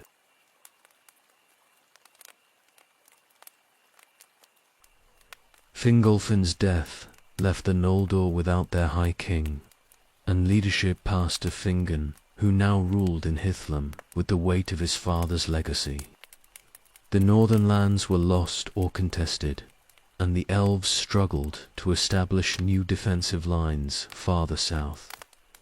Morgoth pressed his advantage everywhere, sending forces to test the remaining strongholds and seeking weak points in the hastily organized defenses. One position remained critical to the entire defensive strategy. The pass of Sirion cut through the mountains between Dorthonion and the arid Wethrin, providing the main route between east and west. On an island in the river within that pass stood Minas Tirith, a fortress built by Finrod, Felagund in the early years of the siege. It commanded the passage completely, and whoever held it controlled movement through the entire region. Orodreth held Minas Tirith for his brother Finrod, with a garrison of Noldor and Sindar mixed together. They had reinforced the fortress after the breaking, knowing its importance would make it a target. The walls were strong and well supplied, and Orodreth was a capable commander, if not particularly aggressive. He believed the tower could hold against any conventional assault Morgoth might launch. Sauron came against Minas Tirith with an army unlike any the defenders had faced. He was Morgoth's lieutenant, a Maya who had fallen into darkness in the ancient days and now served the enemy with terrible skill. He commanded not just orcs and wolves, but also sorcery that could break wills and corrupt minds. His presence was a shadow that fell across the fortress, and even brave warriors felt their courage wavering when they looked at his forces. The assault began with sorcery rather than physical attack. Sauron wove spells around the tower that made the defenders see phantoms in the shadows and hear voices whispering despair. Sleep became impossible, for nightmares plagued anyone who closed their eyes. Food began to taste of ash, and water seemed tainted even though nothing physical had changed. The psychological assault wore down the garrison more effectively than siege engines ever could. Then came the werewolves. Sauron had bred these creatures himself, spirits of terror housed in wolf bodies that were larger and more terrible than any natural beast. They attacked the lower defenses of the fortress in waves, coming again and again despite casualties that would have broken normal forces. Their howls echoed through the pass day and night, and the sound alone was enough to drive some defenders mad. Orodreth sent messengers asking for reinforcement from Finrod in Nargothrond and from Fingon in Hithlum. The riders managed to slip through Sauron's lines and carry word of the siege, but no help came. Finrod was dealing with refugees from the north and could not spare forces. Fingon was defending Hithlum against constant pressure and dared not weaken his own lines. Minas Tirith would have to hold on its own or fall. The defenders fought with desperate courage. They threw back assault after assault, killing werewolves and orcs by the dozens and holding every foot of ground. But their numbers dwindled with each attack, and exhaustion from the sorcerous assaults made every action harder. Orodreth saw his garrison shrinking and knew the end was approaching. But he had been given this charge by his brother and would not surrender while he lived. Sauron brought his full power to bear at last. He stood before the gates and sang a spell of breaking that made the stones of the fortress groan and crack. The defenders tried to counter with their own songs of strength, but Sauron's voice was older and more powerful, and it overwhelmed their efforts. The gates burst inward with a sound like thunder, and Morgoth's forces poured into the breach. The final battle raged through the halls of Minas Tirith. Orodreth and his remaining warriors sold their lives dearly, fighting from room to room as they were pushed back and up toward the highest tower. Many chose death over capture, hurling themselves from the walls rather than falling into Sauron's hands. Those who were taken prisoner suffered fates that made death seem merciful, tortured and corrupted in pits beneath the fortress. Orodreth escaped with a handful of survivors. They fled through a secret passage that Finrod had built into the foundations. Emerging on the western bank of the river, far from the fighting, they looked back and saw Sauron's banner rising over the tower they had failed to hold, and the sight broke something in them. They made their way south to Nargothrond, carrying news of the disaster. Sauron claimed Minas Tirith and made it his own stronghold. He renamed it Tall in Gorhoth, the Isle of Werewolves, and filled it with his servants. The pass of Sirion was now under his control, and travel between the eastern and western kingdoms became nearly impossible. Any who tried to pass through without his leave were hunted and killed, and their bodies were left as warnings to others. The fortress became a place of terror and darkness. Sauron practiced his sorceries there, breeding more werewolves and creating other creatures twisted by dark magic. Prisoners brought from raids on the surrounding lands disappeared into his dungeons and were never seen again. The very stones of the tower seemed corrupted, and even daylight could not fully dispel the shadows that clung to it. The fall of Minas Tirith was a strategic disaster for the elves. It cut their territories in half and gave Morgoth a forward base from which to launch attacks on Beleriand proper. More importantly, it demonstrated that Sauron was a threat nearly as great as his master, capable of breaking strongholds that should have held and wielding power that few could resist. The war had taken another turn for the worse.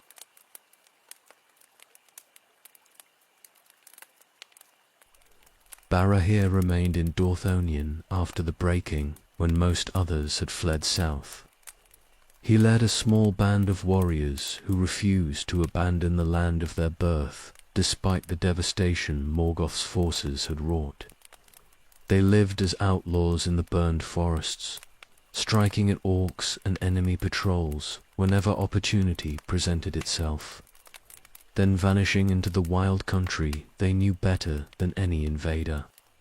His son Beren fought beside him, learning the craft of survival in a land that had become hostile to all life.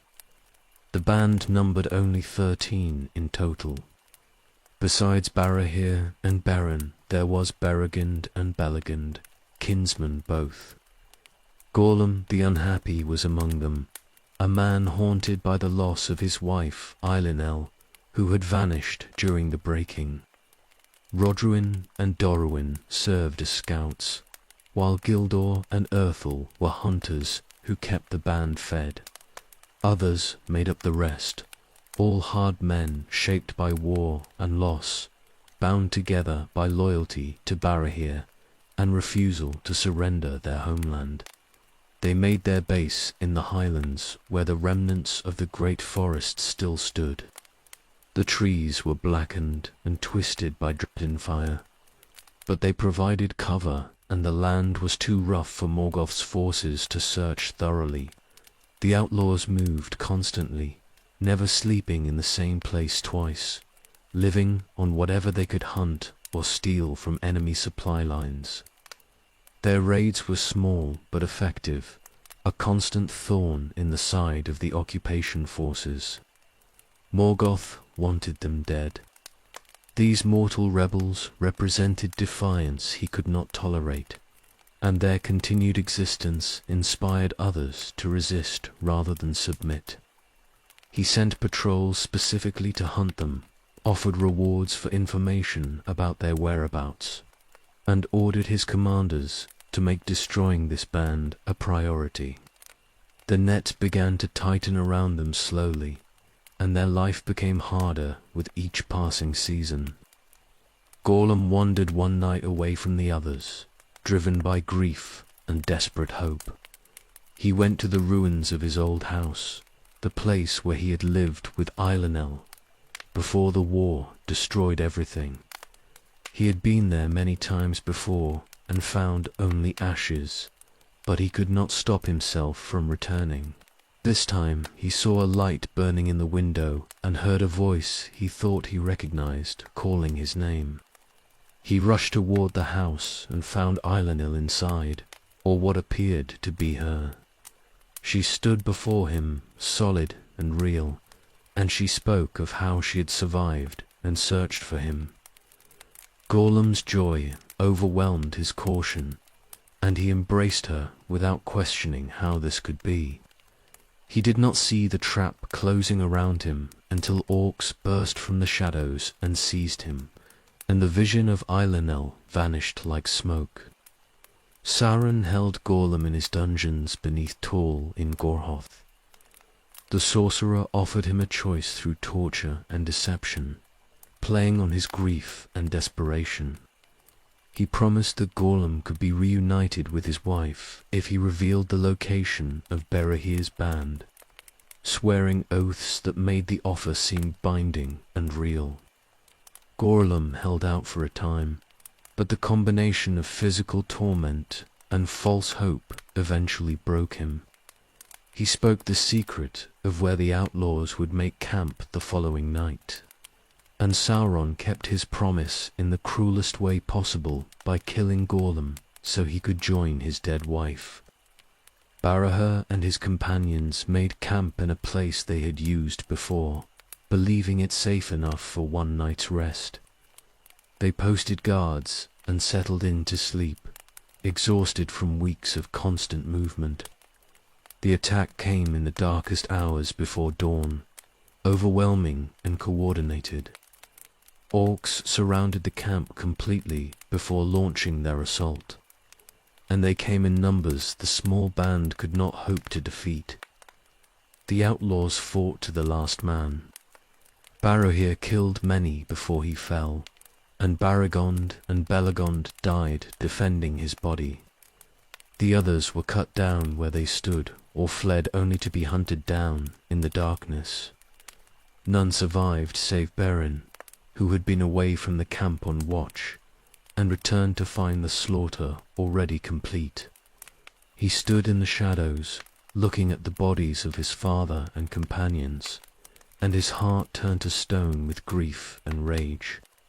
He found his father's body and cut the ring from his hand. It was the ring of Barahir, a gift from Finrod, Felagund in gratitude for being saved during the breaking, and it was proof of the oath of friendship between their houses. Beren took it and swore his own oath over his father's corpse, vowing vengeance against Morgoth and all his servants. Then he fled into the night before the orcs could return to search for survivors. Beren lived alone in Dorthonion for months afterward. He continued the fight his father had begun, striking at enemies with increased recklessness, born of having nothing left to lose. He became a ghost story among the orcs, the shadow that killed in the night and vanished before reinforcements could arrive. Sauron sent hunters specifically after him, but Beren was too skilled and too driven by hatred to be easily caught. The land itself seemed to reject him eventually. Dorthonion had become Tornufuin, the forest of nightmares, corrupted by dark magic into something that warped the minds of those who dwelt there. Even Beren, with all his woodcraft and endurance, found the shadow pressing down on him, filling his dreams with horrors and making every shadow seem to hold enemies. He realized he could not remain there and survive with his sanity intact. He made the decision to flee south across the Erd Gorgoroth into Doriath. The journey would be perilous beyond measure, crossing mountains infested with spiders and evil creatures, then breaching the girdle of Melian that protected Thingol's realm. But staying in Dorthonion meant death or madness, and something in him refused to die in the land where his father had fallen. He gathered what little he had, touched the ring he wore on a chain around his neck, and began the long journey south toward whatever fate awaited him.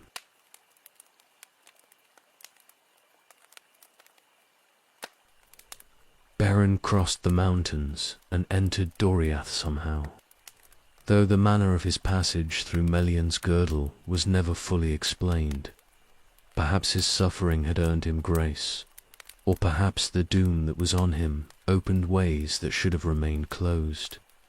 He stumbled into the protected realm half dead from his journey, starving and haunted by horrors he had witnessed in the poisoned lands behind him.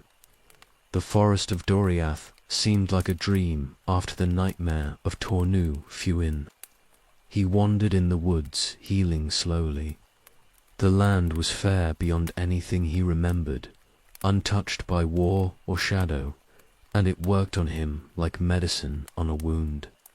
He drank from clear streams and ate berries that grew in abundance, and gradually his strength returned. But his heart remained cold and numb, locked in the grief and rage that had sustained him through months of solitary war. He moved through beauty like a ghost, present but not truly part of it. Then one evening, in a forest glade, he saw Luthien dancing. She moved between the trees as twilight fell, and her feet made no sound on the grass.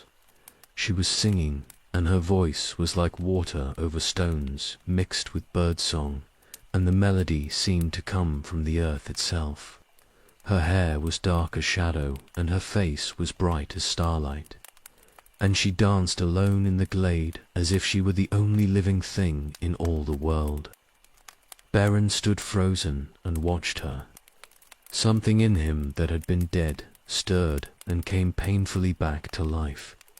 The ice around his heart cracked and warmth flooded through him, and he felt for the first time since Dorthonion that there might be reasons to live beyond vengeance. He did not know who she was or why she was there, only that he had never seen anything so beautiful and that looking away was impossible. She saw him standing in the shadows. Her dance faltered, and she stopped, startled by this stranger who had appeared in her father's kingdom without announcement or invitation. They looked at each other across the glade, and neither spoke at first. Beren tried to find words but could not, for what could mortal speech convey that would be adequate to this moment? Luthien vanished like mist in sunlight. One instant she was there, the next she was gone, and Beren stood alone in the glade, wondering if he had imagined her. But he knew he had not, for the air still held the memory of her song, and the grass still showed where her feet had touched it. He sank down where he stood and wept, overwhelmed by loss and beauty mixed together. He searched for her in the days that followed. He returned to the glade hoping she would come back, and he wandered the forest seeking any sign of her presence. Sometimes he heard singing in the distance and followed it, but the sound always led him in circles and faded before he could find its source.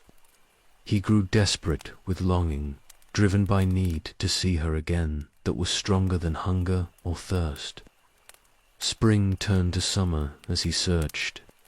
He learned the paths of Doriath and where Luthien was most likely to walk, and he waited in those places, hoping for another glimpse. Once he saw her across a stream, but could not reach her before she disappeared. Another time he heard her singing, but could not find the source. The searching became the purpose of his existence, replacing even his oath of vengeance. Then he saw her dancing in the same glade where they had first met.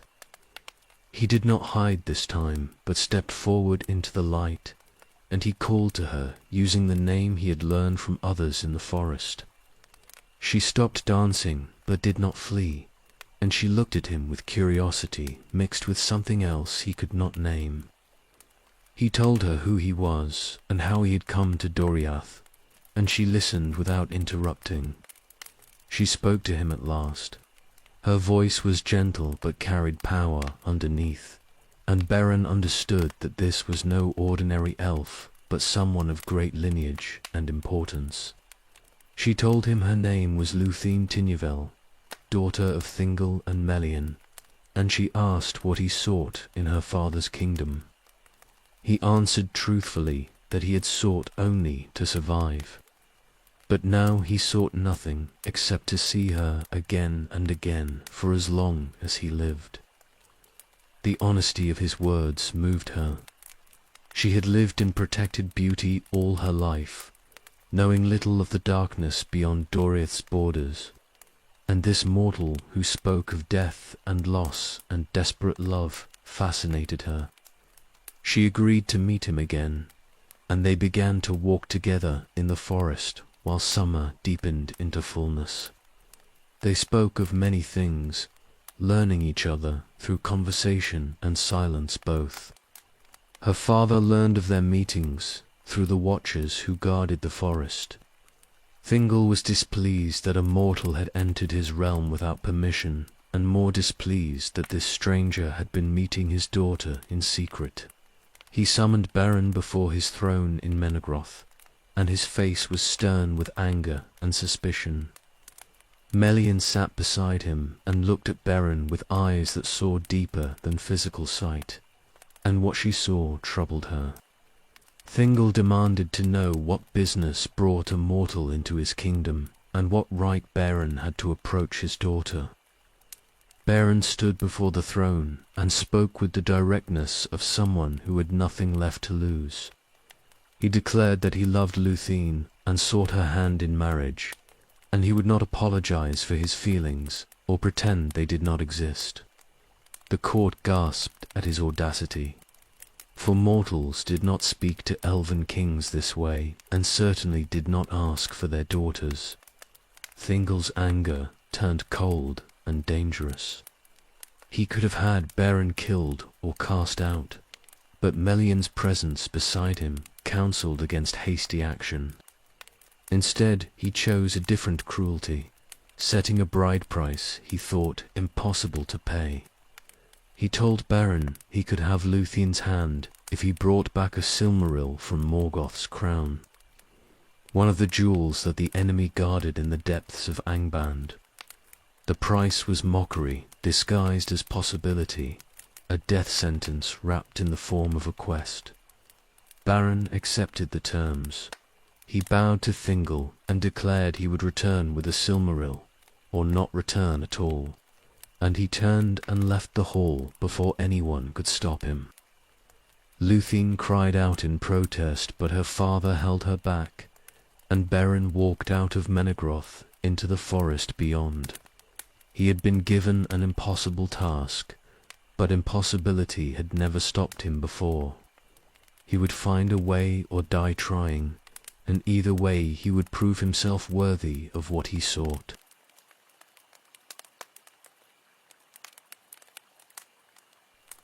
Beren left Menegroth with nothing but the ring of his father and the determination to fulfill an impossible task.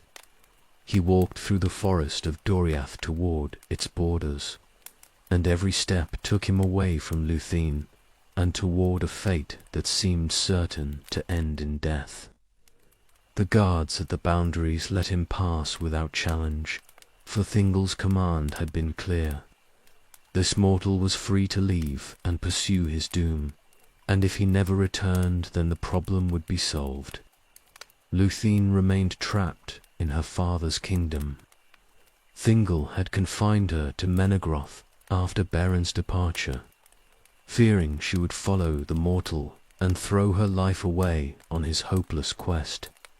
He set guards to watch her and forbade her from leaving the caves, and she raged against the captivity but could not break it. Melian watched her daughter's grief and said nothing, for she saw threads of fate weaving themselves into patterns that even she could not fully read. Beren turned his path west toward Nargothrond. He knew he could not assault Angband alone, and he remembered that Finrod Felagund owed his father a debt. The ring he wore was proof of that oath, and he would call upon it now in his need. The journey took weeks through lands that were contested and dangerous, avoiding orc patrols and traveling mostly by night. He reached the borders of Finrod's realm and sent word that he sought audience with the king. The message reached Nargothrond, and Finrod called him in immediately, for he recognized the description of the ring and knew this must be Berahir's son. When Beren stood before him in the great hall and showed the ring, Finrod felt the weight of his oath fall upon him like chains. Beren told his story without embellishment. He spoke of his father's death and his time alone in Dorthonion, of his flight south and his meeting with Lúthien. He described Thingol's demand and the quest he had been set, and he asked for Finrod's help in retrieving a Silmaril from Morgoth's crown. The request was insane, but the oath was binding, and Finrod had sworn to aid Barahir and all his house in any need. Finrod agreed to accompany him. He declared before his court that he would honor his oath, regardless of the cost, and he called for volunteers to join him on this quest. His decision sparked immediate opposition, for his people understood that this was a suicide mission disguised as a quest. Celagorm and Curufin were in Nargothrond as guests, having fled there after losing their own lands, and they spoke against the venture with words that swayed many. The debate grew heated. Celagorm reminded everyone that the Silmarils belonged to his house by right of his father's making, and that no one had authority to pursue them except the sons of Feanor. He suggested that Finrod was being manipulated by a mortal into abandoning his people for a hopeless cause. Curufin added that even if the quest succeeded, which was impossible, the Silmaril would have to be surrendered to the House of Feanor rather than given to Finrod stood firm despite the opposition. He said his oath to Barahir was older than the oath of Feanor and equally binding.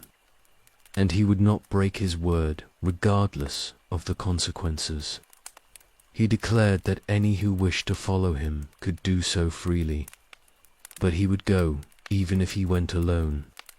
The challenge in his words shamed some into volunteering, though most remained silent and afraid. 10 warriors stepped forward to join him. They were among his most loyal followers, elves who loved their king enough to follow him into certain death. Yggdrasil led them, a captain who had served Finrod since the early days in Beleriand. These 11 would be enough for what needed to be done, for the quest required stealth more than numbers. Finrod gave up his crown. He passed it to Orodreth, his brother, and charged him with ruling Nargothrond in his absence, and he released his people from following him into this doom. The gesture was both noble and terrible, for everyone present understood it meant Finrod expected never to return. He embraced Orodreth and gave final instructions, then turned away from his throne and his kingdom. The small company departed from Nargothrond in secret. They travelled north through lands that grew more dangerous with every mile, making for the pass of Sirion that was now held by Stbaron. Their plan was to pass through in disguise, for direct assault was impossible. Finrod used his arts to change their appearance, making them seem like orcs travelling on dark business. They moved through contested territory where both sides maintained patrols. The disguise held well enough at a distance, and they avoided most encounters through careful scouting. Beren travelled among them, feeling the weight of responsibility for these lives that were being risked because of his need. He had not asked for others to die for his quest, but the oath had bound them as surely as love had bound him. The pass of Sirion loomed ahead in the distance. Tall and Gorhoth stood in the middle of the passage, Sauron's fortress from which no travellers passed without his knowledge. They would have to get past it somehow, would have to deceive the great deceiver himself if they hoped to reach Angband beyond. The impossibility of the task weighed on all of them, but they had come too far to turn back. Finrod looked at Beren and saw the mortal's determination burning undiminished. Love had driven this man to accept an impossible quest. An oath had driven Finrod to join him. Between them they had drawn 10 others into pursuing what could not be achieved. The threads of fate were pulling tight, and whatever came next would test them all beyond anything they had yet endured.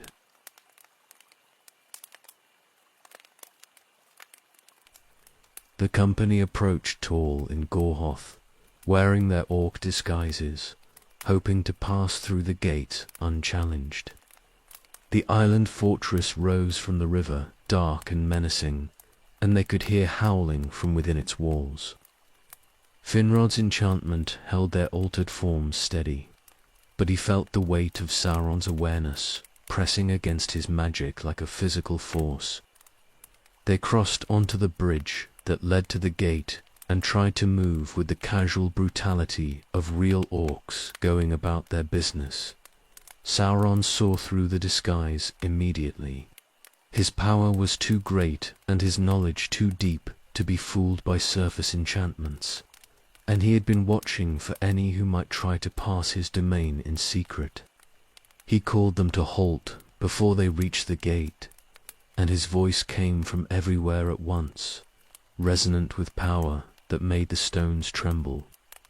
The company froze, knowing their deception had failed, and they looked to Finrod for guidance on what to do next. A contest began between the two powers.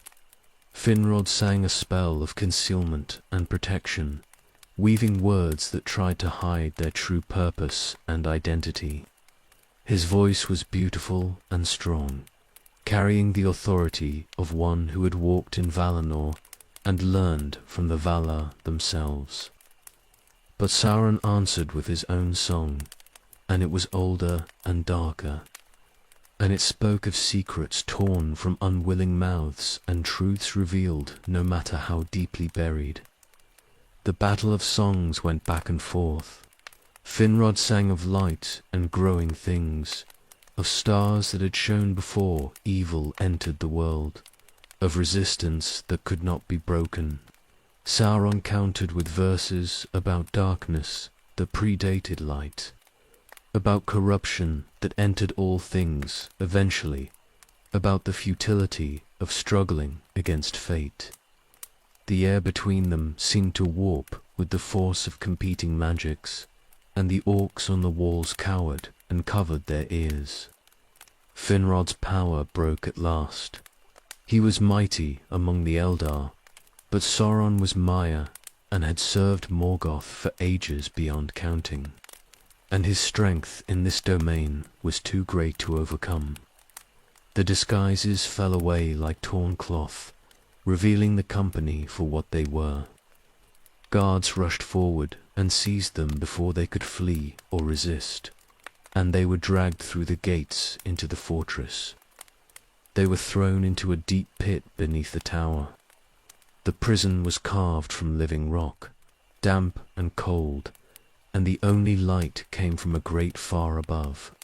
The 12 of them huddled together in the darkness, and they knew that Sauron would come for answers about why they had tried to pass his domain in disguise. Finrod counseled silence no matter what torments were offered, for revealing their true purpose would only make things worse. Sauron questioned them with magic and cruelty mixed together. He sent his voice into the pit, demanding answers about who they were and what they sought, and when they refused to speak, he used other methods.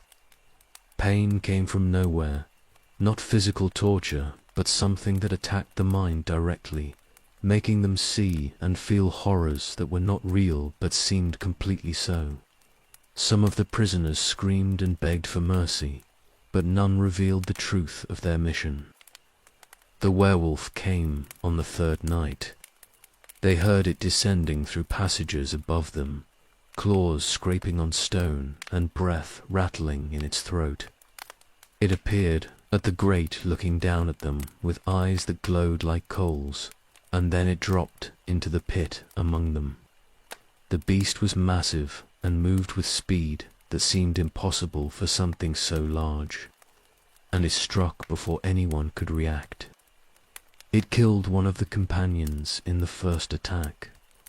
The elf's scream was cut short as jaws closed around his throat, and the others pressed back against the walls in horror. The werewolf fed briefly and then climbed back out of the pit, leaving the body behind. This would be their fate. Sauron's voice informed them from above. One by one they would be devoured until someone spoke and revealed why they had come. The nights that followed were an agony of waiting and loss. The werewolf came regularly, sometimes twice in one night, sometimes not for several nights in a row. Each time it took one of the company, and each time the survivors huddled in darkness, listening to the sounds of death. Yggdrasil died defending Finrod when the beast came for him. Others were taken seemingly at random, chosen by whatever cruel calculus Sauron used to maximize their suffering.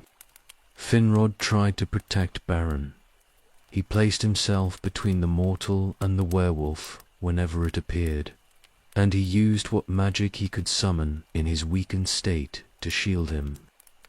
He knew that Beren carried the weight of this quest and must survive if there was any hope of success. The oath he had sworn to Barahir now became an oath to keep his son alive, no matter the cost. The company dwindled to only Beren and Finrod. The other 10 were dead, killed and devoured in that terrible pit, and the 2 survivors knew their time was running short. They sat together in darkness and did not speak, for what words could be adequate to this situation? Finrod had given up his crown and led 10 loyal followers to death in service of an oath. Beren had accepted an impossible quest for love and dragged others into his doom. Neither regretted their choices, but both carried the weight of the dead. The werewolf came for Beren at last. It dropped into the pit and moved toward the mortal with deliberate hunger, and Sauron's voice promised this would be the end. But Finrod threw himself between them with strength born of desperation, and he grappled with the beast barehanded. They struggled in the darkness, elf and monster locked in combat that could have only one outcome. Finrod's hands found the werewolf's throat even as its jaws found his, and they killed each other in the same moment, collapsing together in a heap of tangled limbs. Beren held Finrod as he died. The king of Nargothrond spent his last breaths in that dark pit far from his kingdom, having fulfilled his oath at the cost of everything. He whispered something to Beren that might have been encouragement or farewell, and then he was gone. His body remained beside the dead werewolf, and Beren sat alone in the darkness with grief and horror pressing down on him like physical weight.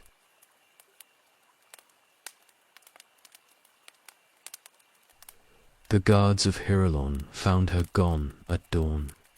The chamber in the great beach stood empty, and upon the floor lay scattered threads of her own hair, woven by art the Sindar did not know into a rope of shadow and sleep. She had sung her jailers into dreams and descended through darkness. And by the time Thingol learned of her flight, she was already far beyond the borders of Doriath. She went north. The girdle of Melian might hold all others out, but it could not hold Melian's daughter in, and Luthien passed through it as wind passes through branches. She took no companion and asked no leave. Her father had forbidden the quest and imprisoned her for love's sake. But love does not bow to wisdom or fear, and she would seek Beren though all the power of Angband stood between them. The land grew darker as she went. Dorthonion lay behind her, burned and ruined, and before her stretched the Vale of Sirion, where Sauron's shadow reached out from his stolen tower. She travelled in secret, hiding by day and moving through the hours of dusk and dawn. Small and slight she seemed, yet there was power in her that had come from Melian, and the things that served the enemy oft times passed her by, sensing something they dared not touch. But she could not pass unseen forever. Near the borders of Tornu-Fuin she was found by Celagorm and Curufin, who hunted still in those lands, and they perceived her beauty and wondered at her presence. She told them her name and her purpose, speaking with defiance even to the sons of Feanor. Their hearts stirred with different counsels. Celagorm saw opportunity where Curufin saw danger. Here walked the daughter of Thingel, fairest of all the children of Ilúvatar, save Lithene alone who had come before, and with her perhaps might come alliance or advantage. They spoke fair words and offered guidance, yet they brought her not toward Tall in Gorhoth, but back west toward Nargothrond, speaking of aid and safety while their true thoughts ran otherwise. One went with them. The great hound of Valinor had followed Celagorm out of the Blessed Realm, and he had loved his master through all the years of exile. But Juan's heart was true where his master's had begun to bend, and he saw clearly what Celagorm intended. He watched Luthien and grieved for her, seeing how she was caught between fair words and hidden purpose. In Nargothrond they made her captive without chains. Celagorm spoke before the people of the Silmaril quest, making mockery of it, and he declared that Luthien would dwell there as a guest, while wiser folk determined what should be done. His brother supported him. The crown of Nargothrond might come to Celegorm if he wedded Thingol's heir, and alliances might shift, and the oath find new paths toward fulfillment. But one came to Luthien in secret. 3 times only was it granted to him to speak with words, and the first time he used that gift now, telling her all the truth of what the brothers planned. He offered her his aid, though it meant breaking faith with his master. The wolfhound of the Valar chose love and honor over long allegiance, and in that choice something of the darkness that had gathered over the sons of Feanor showed clear. Together they fled Nargothrond. One bore Luthien north through the night, running swift and silent, and behind them Celegorm's wrath kindled when he found them gone. The brothers pursued, but they could not match one's speed. The great hound carried the daughter of Melian away from that place where fair words had hidden foul intent. They turned toward Tall in Gorhoth once more.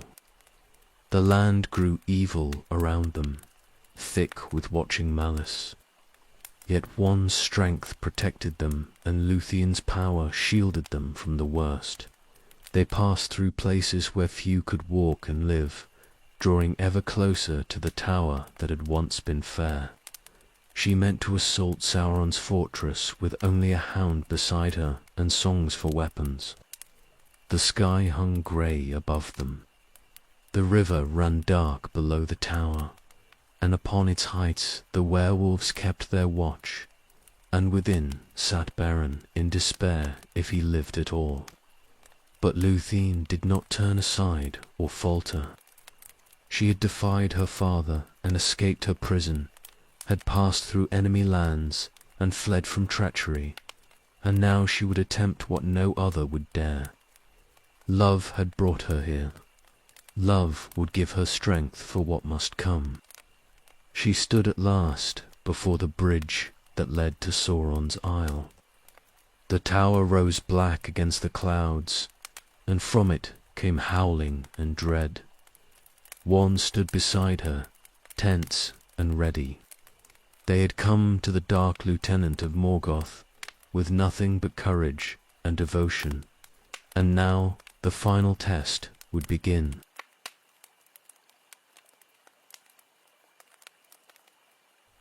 Luthien sang before the gates of Tall in Gorhoth, and her voice rose clear in that place of fear. She sang of light and freedom, of stars over Quivionen and green woods untouched by shadow. The song carried across the dark water and up the tower's stones, a challenge thrown at the sorcerer who ruled there. Sauron heard and wondered.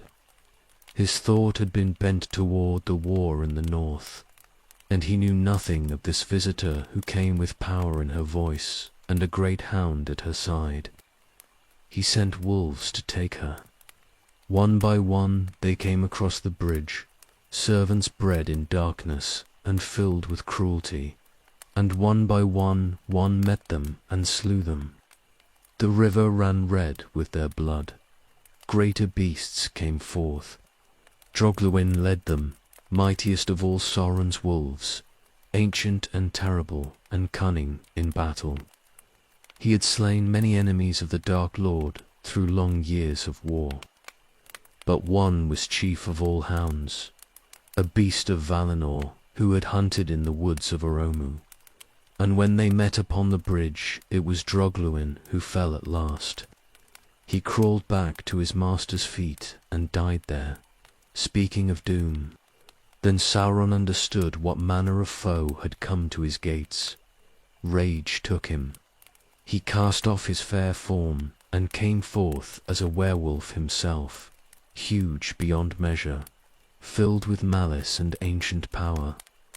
He meant to crush both maid and hound and hang their bodies from his walls as warning to any who might challenge his dominion. They fought upon the isle while Luthien watched in dread. Wolf and hound grappled and tore, and the ground shook beneath them.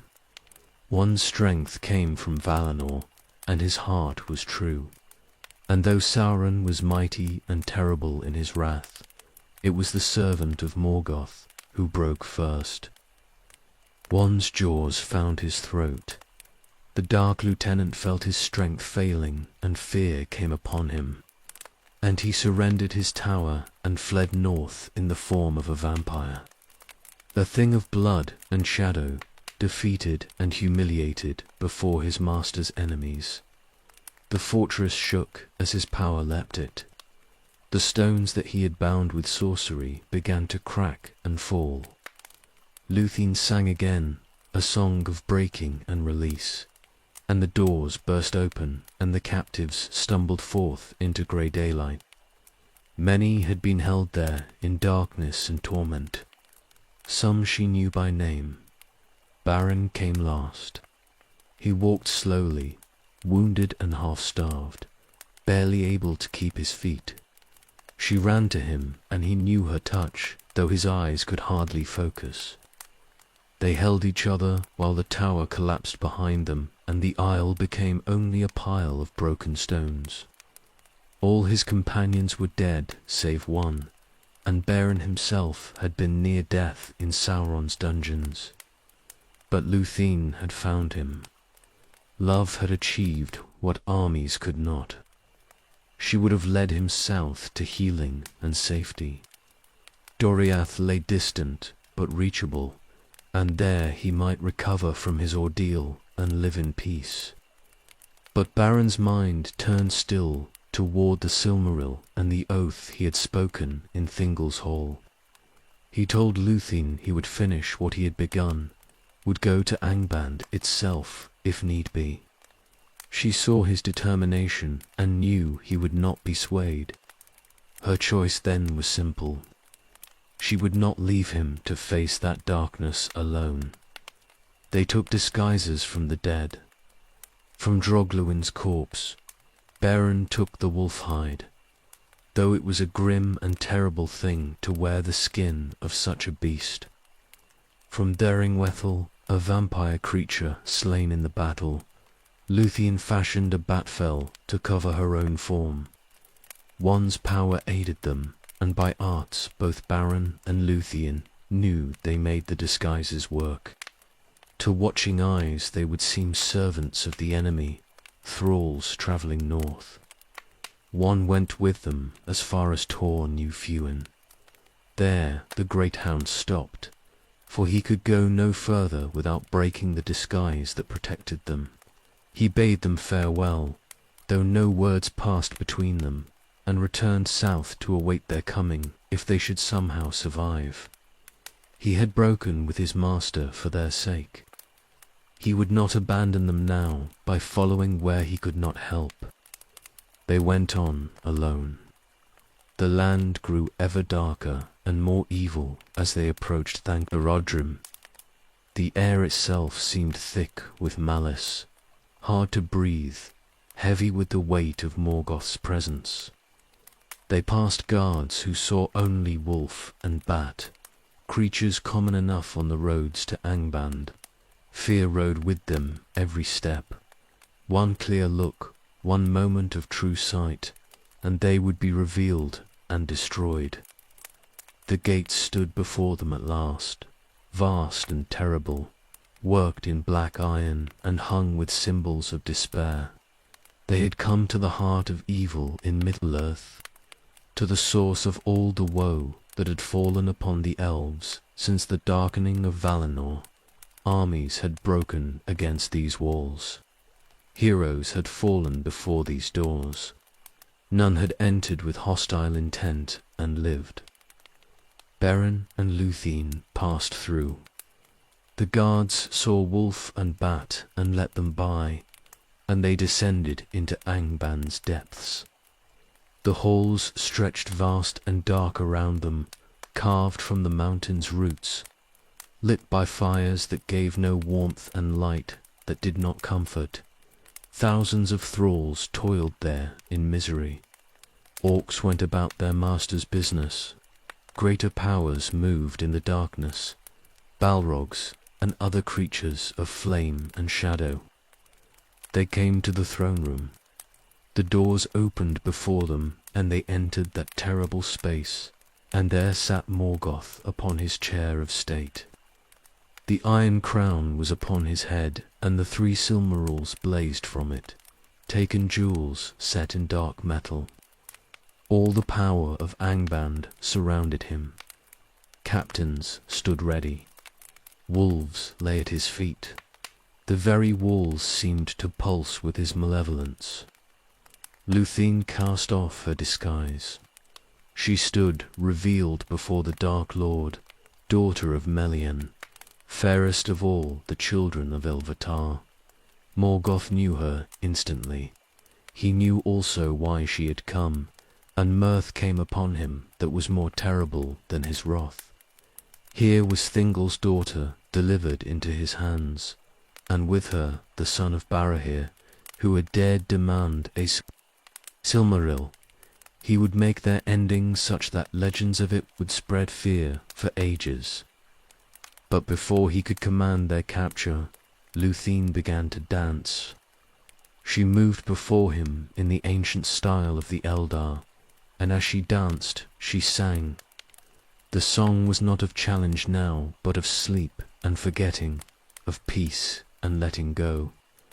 It was the song Melian had taught her, drawn from the deeps of power that existed before Morgoth's discord, and it carried a force that even he could not wholly resist. The wolves drowsed, the guards swayed, the Balrog's flames guttered low. Even Morgoth upon his throne felt weariness creep through his vast power. He fought against the spell, his will contending against her song, and the strain was terrible. Luthien's voice faltered and grew thin.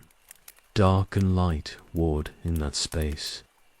Then Morgoth's strength failed.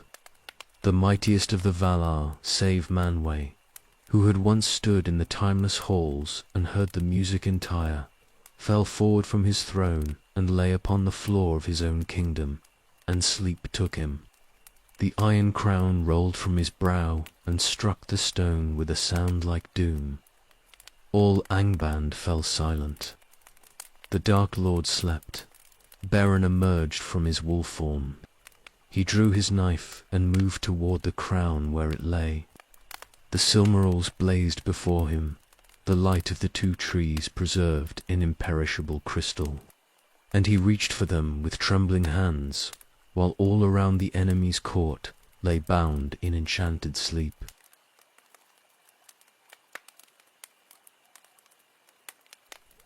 Beren knelt beside the fallen crown and set his knife to the iron. The Silmarils blazed before him, and their light fell upon his face after all the darkness he had endured. He worked at the setting that held the nearest jewel, trying to pry it free from the black metal where Morgoth had bound it. The knife was good steel, forged by Teltcher of Nograd in ages past. But the crown had been made by the enemy's craft, and it resisted his efforts. Luthien's song continued, though her voice grew strained and thin.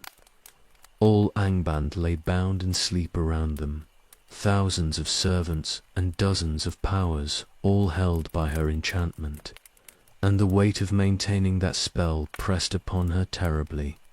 Sweat stood upon her brow. Her hands trembled as she wove the music that kept the darkness at bay.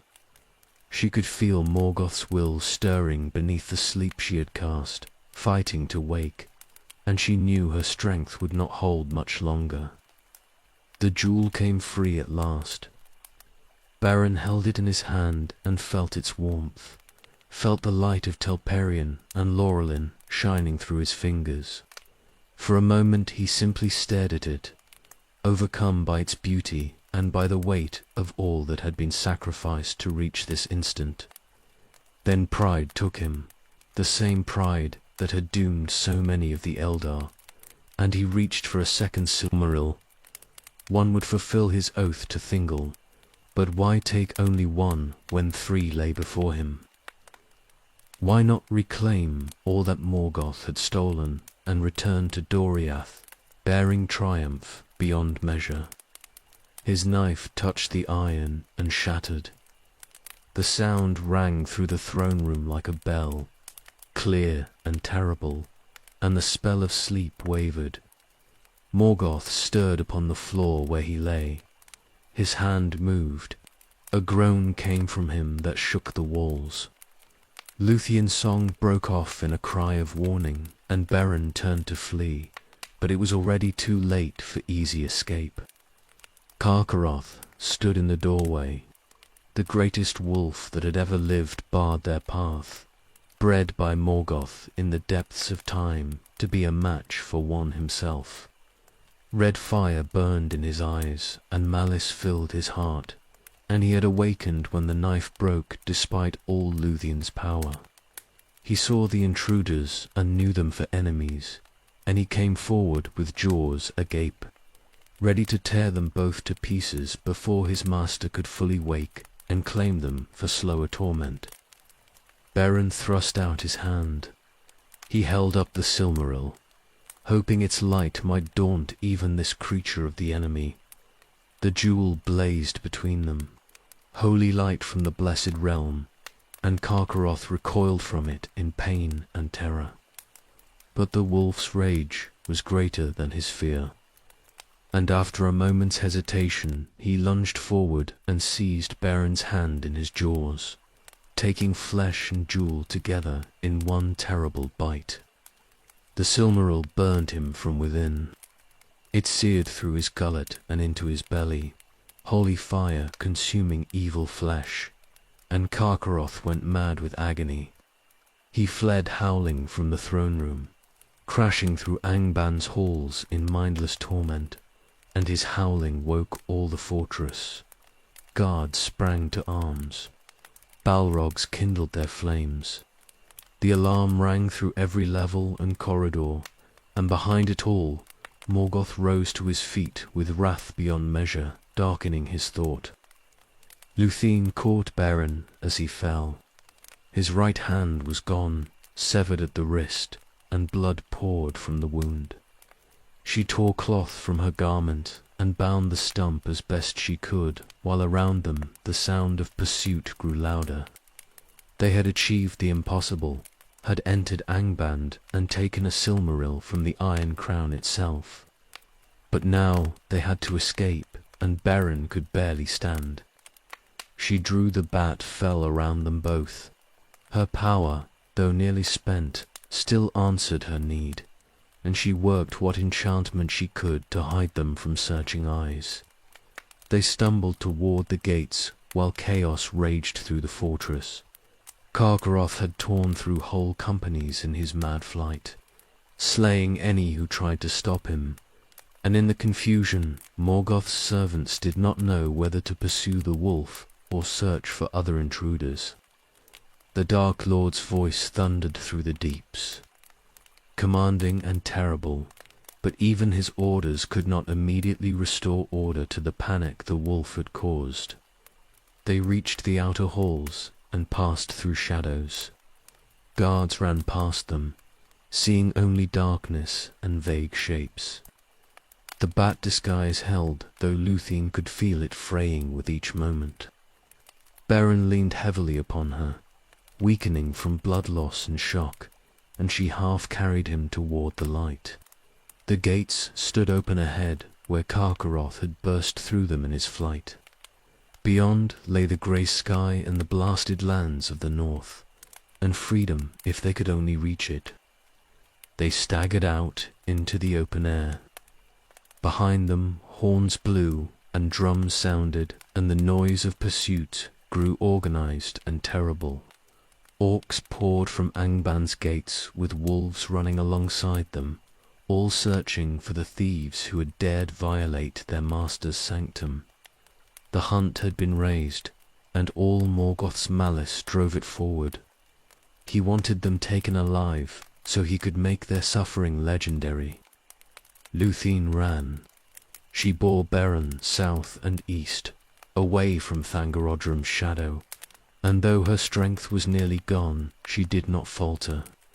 The Silmaril was gone, swallowed by Karkaroth, who had fled none knew where, and Beren had paid a terrible price for pride's brief victory.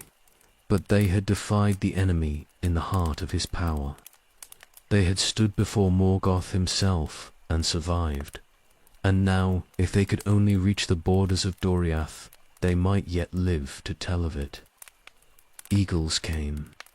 Thorindr had watched from his eyrie and seen the commotion around Angban's gates. He sent his servants to investigate, and they found the fleeing pair and understood something of what had occurred. The great birds swept down and bore them up, carrying them south on swift wings, while below the enemy's forces searched in vain. They flew through grey skies toward distant Doriath, and behind them the rage of Morgoth darkened all the north.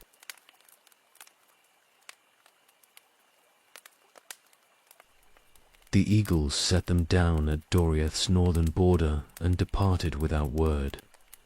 Lúthien led Beren through the girdle of Melian, and the enchantment recognized her and let them pass. Guards found them soon after and bore them to the halls of Menegroth, where Thingol waited in mingled joy and wrath. His daughter had returned alive from madness, but the man who came with her had lost his right hand to the quest Thingol himself had set. Beren was brought to the healing houses. Melian tended him with all her art, aided by the Sindar, who knew herb lore and songcraft. The wound was grave, and the shock had nearly killed him, but he was strong and young, and love gave him reason to fight for life. Through long days he lay fevered and weak, and Lúthien sat beside him and would not be parted from him. Slowly his strength returned. The flesh healed, though the hand would never grow back, and after a time he could rise and walk again. Thingol summoned him when he had recovered enough to stand before the throne. The king looked upon Beren with new eyes, seeing the change that Angband had wrought. This was no longer the rash man who had demanded his daughter's hand with careless pride. This was someone who had walked in darkness and survived, had stood before Morgoth and escaped, and bore the marks of it in his flesh and spirit. Thingol asked after the Silmaril, knowing the quest had failed but needing to hear it spoken. Beren raised his right arm and showed the stump wrapped in linen. He said the jewel was in that hand still, and always would be, for Karkaroth had taken both. The words held no boast or shame, only simple truth, and something in them turned aside Thingol's anger. The king saw that Beren had fulfilled the letter of his demand, if not its intent, and he released Lúthien from her betrophal's condition. She was free to wed whom she chose, and her choice had been made long since in the woods of Nelderith. They married in Menegroth with such celebration as Doriath could muster. War still raged beyond the girdle, and darkness covered much of Beleriand, but within the protected realm there was joy for a season. Beren and Lúthien dwelt in peace as spring turned to summer, and for a brief time it seemed they might live out their days in happiness, despite all they had endured. But Karkaroth had not died. The wolf ran mad through the north, and the Silmaril burning in his belly drove him to ever greater frenzy. Nothing could stand before him. He slew all who crossed his path, and his howling carried across empty leagues. The pain gave him terrible strength and speed, and he turned south in his torment, seeking he knew not what, running from agony that could not be escaped. He came to Doriath's borders. The girdle of Melian had been woven to keep evil out, but the Silmaril's light was in Karkaroth, and it was not evil, and the wolf passed through the enchantment as if it were not there. He entered the guarded realm rabid and maddened, Death walking on 4 legs, and word of his coming spread swift through the forest. Thingol gathered hunters to face this threat. Beren joined them, though Lúthien begged him to remain behind, and one came from the north, where he had waited long for news. The great hound knew his doom approached, for it had been spoken in Valinor that he would fall at last before the mightiest wolf that ever lived. Mablung and Belig came also, chief captains of the king's march wardens, and others whose names deserve remembrance but are not recorded. They went armed and wary, knowing what manner of creature they hunted. They found Carcharoth near the centre of Dorioth, not far from Menegroth itself. The wolf had collapsed in a clearing, panting and trembling, the Silmarill's fire consuming him from within. When the hunters approached, he rose and came at them with shocking speed. All his remaining strength focused on dealing death before death took him. One met him in the center of the clearing, while the others fell back, and the 2 beasts locked in final combat. They fought as had been foretold. One was chief of hounds, and had never been defeated, but age had come upon him, and Carcharoth had the Silmarill's light burning in his core, giving him mad strength beyond natural measure. They tore at each other while the hunters watched in dread and wonder. Blood stained the grass. The sounds of their battle echoed through the trees. Beren saw Carcharoth break free and turn toward Thingol, where the king stood with spear ready. The wolf's jaws gaped and madness blazed in his eyes, and he would have killed the Lord of Doriath before any could intervene. Beren threw himself between them. He bore no weapon save a knife, having only one hand to wield it, but he did not hesitate. Carcharoth's teeth closed on him and bore him down, and even as the wolf savaged him, one came from behind and took Carcharoth by the throat. The wolf died. Huan's jaws crushed the life from him at last, and the great beast that had passed through the girdle and threatened all Doriath lay still upon the blood-soaked ground. But Huan too was dying, wounded mortally in the fight, and he crawled to where Beren lay and touched his hand with his muzzle before the light left his eyes. The Hound of Valinor had fulfilled his doom and used his last strength to avenge his friend. They opened Carcharoth's belly and found the Silmarill there. The flesh around it burned and corrupted, but the jewel itself unchanged. Mablung drew it forth and placed it in Beren's remaining hand, and the light shone through his fingers as it had in Morgoth's throne room. Beren looked upon it and smiled, seeing that the quest was complete at last. And then he spoke his farewell to Lúthien, and died there in the clearing with the jewel he had won lying blazing in his palm.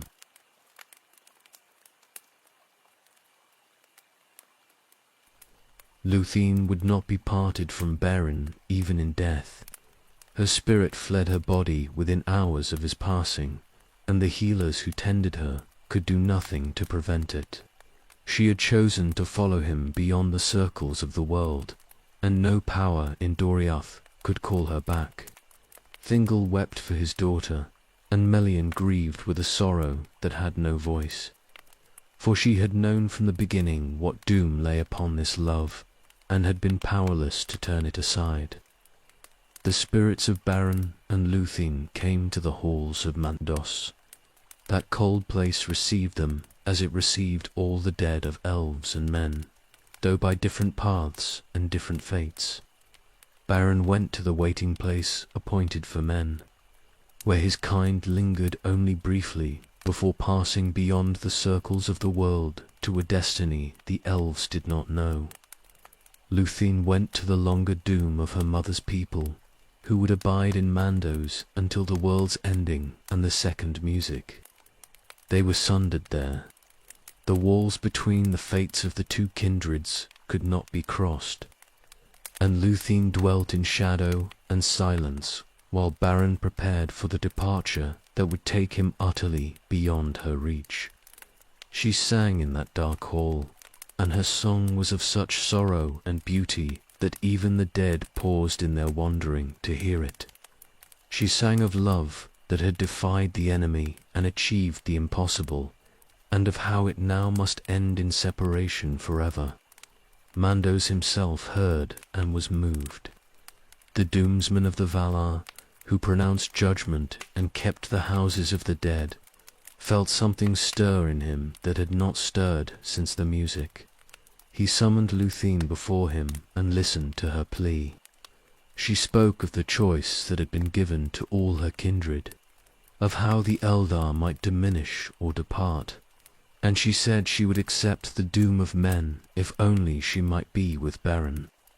She would give up immortality and the blessed realm and all the ages of the world for a brief span at his side. Mandos could not grant such a request by his own authority.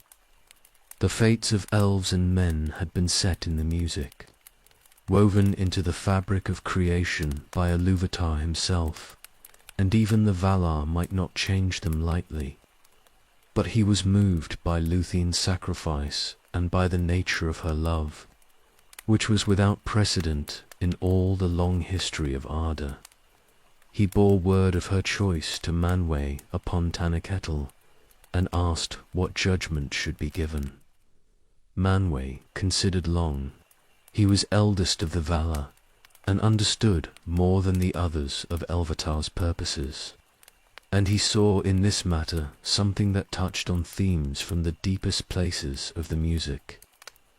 The love between elf and man had not been forbidden, yet neither had it been foreseen in quite this fashion, and now it demanded an answer that would set precedent for all time to come. He spoke with Varda his spouse, and she counselled wisdom mixed with mercy, seeing the light in Luthien that had come from her own stars. The elder king took counsel also with his own heart.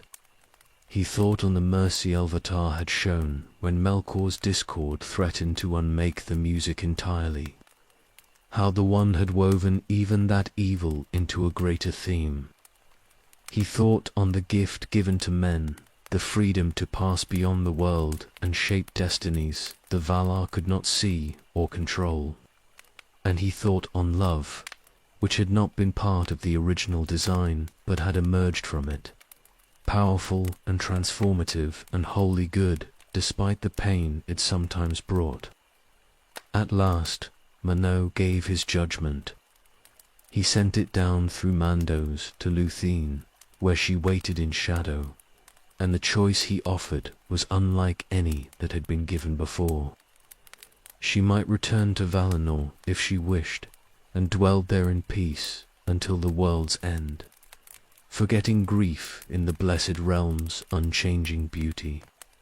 Or she might return to Middle-earth with Beren, both of them living again in mortal flesh, and share the brief span granted to men before passing together beyond the circles of the world to whatever fate Ilúvatar had prepared for his younger children.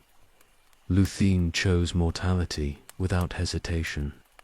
The blessed realm held no appeal if Beren could not be there, and the long ages of the world seemed empty measured against even a few years at his side. She accepted the doom of men freely and wholly, becoming the first of the Eldar to do so, and in that choice she changed the pattern of fate itself. Mandos released them both. Their spirits returned to Middle-earth and found bodies waiting, and they lived again under the sun and moon. They did not go back to Doriath. Thingol would have welcomed them, but the weight of his court and the memory of all that had occurred pressed too heavily on them. They went instead to the green land of Assyriand, east of Sirion, where the Laiquendi dwelt in secret among the trees. There they made their home in a place hidden from the world's troubles, and the elves who knew of them called it Tall Galen, the Green Isle, though it was no true island but a fair land between rivers. They lived there in peace and joy for a time beyond count. The years passed swiftly as they pass for mortals, each season precious because numbered, each day holding weight it had never held before. They walked in the woods and swam in clear waters, and they spoke of all they had endured and all they had won. The Silmaril they gave to Thingol, sending it back to Menegroth with messengers, for they wanted no more to do with that jewel or the doom it carried. A son was born to them in those peaceful years.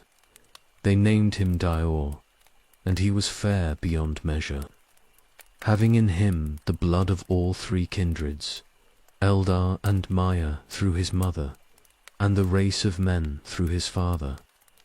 He grew to strength and wisdom in Tor Galen, and though his parents aged as mortals age, there was no shadow on their dwelling while they lived. The curse of the oath did not touch them. The darkness of the north seemed distant and unreal, but mortality ran its course as it must. Beren grew old and died at last in Lúthien's arms, and she followed him soon after, and they passed beyond the world together as she had chosen.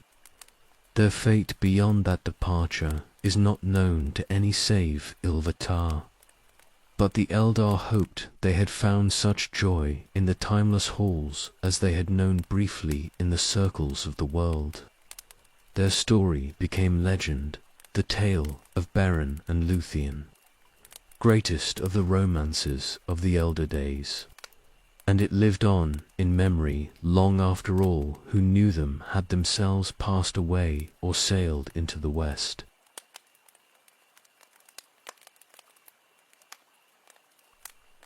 The Union of Medros gathered its strength in the year after Beren and Lúthien departed from the world. All the scattered forces of the Eldar and their allies prepared to assault Angband in one great stroke, hoping to overwhelm Morgoth before he could rebuild his power after the losses he had suffered. From every corner of Beleriand they came. Fingon led the host of Hithlum. Medros brought the eastern forces, and even the sons of Feanor set aside old grievances to join the assault. Men came also in great numbers, for Húrin and Húa led the Edan of Dor-Lomin, and other houses sent their strength. The plan was subtle and ambitious. Medros would march on Angband from the east with the greater part of the host, drawing Morgoth's attention and strength to that quarter. Then Fingon would strike from the west, and the enemy would be caught between two great armies and crushed.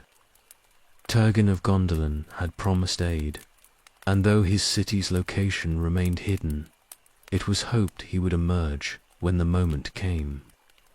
Victory seemed possible for the first time since the siege had been broken, and hope kindled in hearts that had grown accustomed to despair.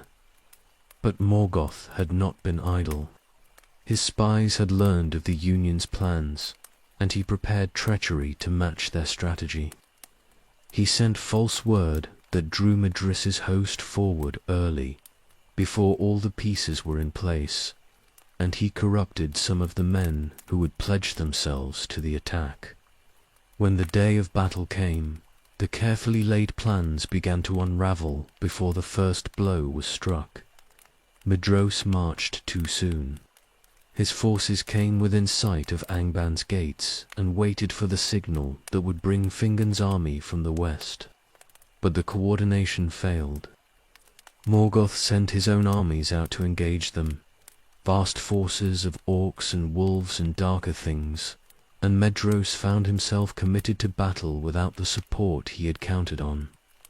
He fought desperately, trying to hold his ground until the western host could arrive, but the enemy's numbers were too great. Fingon heard the sounds of combat and understood what had happened. He led his forces forward at speed, abandoning caution in a desperate attempt to reach Madros before the Eastern army was destroyed. Hurin and Huor marched with him at the head of the Adain, 500 men of Dor-Lomin in mail and bearing axes. They had sworn to stand with the elves in this final gamble, and they did not hesitate now, though the plan had clearly gone wrong. The armies met in the wide plain before Angban's gates. Fingon's host crashed into the enemy's flank and drove through to reach Medbros, and for a time it seemed the Union might still prevail through sheer valor. The elves fought with desperate courage. The men matched them, proving their worth against evil that had existed since before their race was born. The field became a chaos of struggling forces, and the slaughter was terrible on both sides. Then Turgon arrived. The hidden king emerged from his secret ways with 10,000 warriors of Gondolin, bright and terrible in their glory, and they fell upon the enemy's rear like a crashing wave. For a moment the tide turned. Morgoth's forces recoiled before the unexpected assault, and it seemed the gamble might succeed after all, despite the betrayals and failures. But Morgoth had kept his greatest strength in reserve. He unleashed it now, glorying in his full might, grown to terrible size and power since his first emergence. And with him came Balrogs and dragons bred in secret, and the full host of Angband that had been held back from the initial engagement. They poured forth like a black tide, and the Union's armies found themselves surrounded and pressed on all sides. The battle that was meant to break Morgoth became instead a desperate struggle for survival. The armies of the elves and men were driven back. They fought as they retreated, but the enemy was too strong and too numerous, and the retreat became a rout. Warriors died in their hundreds and thousands. The captains tried to maintain order, but the lines broke and scattered. Only the rear guard held firm, buying time with their lives for others to escape south, toward the pass of Sirion. Hurin and Huor commanded that rear guard. They had led their people to this battle, and they would not abandon them now. And the men of Dor-Lomin gathered around them on a hill that rose from the plain. Turgon and the remnant of Gondolin's host passed by them in retreat, and Hryn urged the hidden king to flee while the way remained open.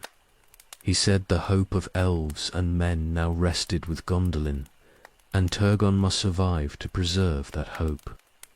The king departed with grief and gratitude mingled in his heart, and Hin turned to face the pursuing host. The hill became an island in a sea of enemies. Orcs surrounded it in their thousands, wave after wave breaking against the defences the men had raised. Hurin and Huor fought side by side as they had always done, brothers in blood and spirit, and their people died around them one by one. Each time the line broke, they reformed it. Each time a gap opened, they filled it with their own bodies. The Edain sold their lives at a price that would be remembered. Huor fell before noon.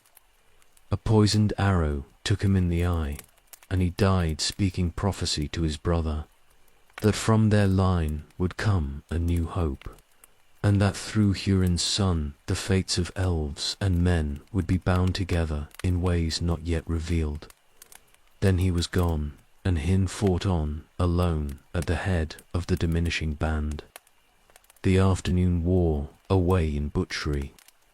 The men of Dor-Lomin died, until only a dozen remained, then 6, then 3.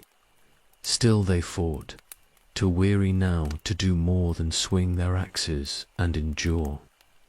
Hurin alone stood at last upon the hill's summit, surrounded by the bodies of his people and of the scores of enemies he had slain. His shield was broken, his armour hung in tatters. Blood covered him from head to foot, his own and that of others, and his strength was nearly spent. He fought on. Each time an orc came within reach, he struck it down, and each time he struck, he cried aloud the name of his people and his defiance. 70 times he killed. 70 orcs fell to his axe, though his arms burned with exhaustion and his vision blurred. The enemy's forces hung back at last, unwilling to face this berserk warrior who would not fall. Then they took him alive by Morgoth's command. They bound him with chains and bore him north to Angband, the last survivor of the Hill of Slain. The Nerneath Arnadiad was over. The Union had failed utterly, and the armies of the elves and men lay broken across the plain. The fourth battle had ended in complete victory for the enemy, and now the darkness would deepen across all Beleriand, with nothing left to oppose it.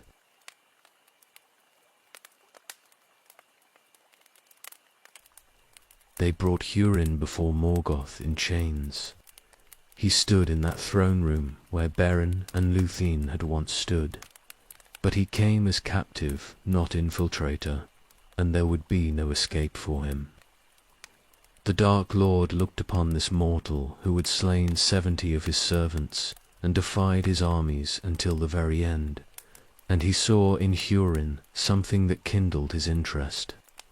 Here was spirit that might be broken in interesting ways, and will that might be turned to useful purpose. Morgoth spoke to him of mercy and reward.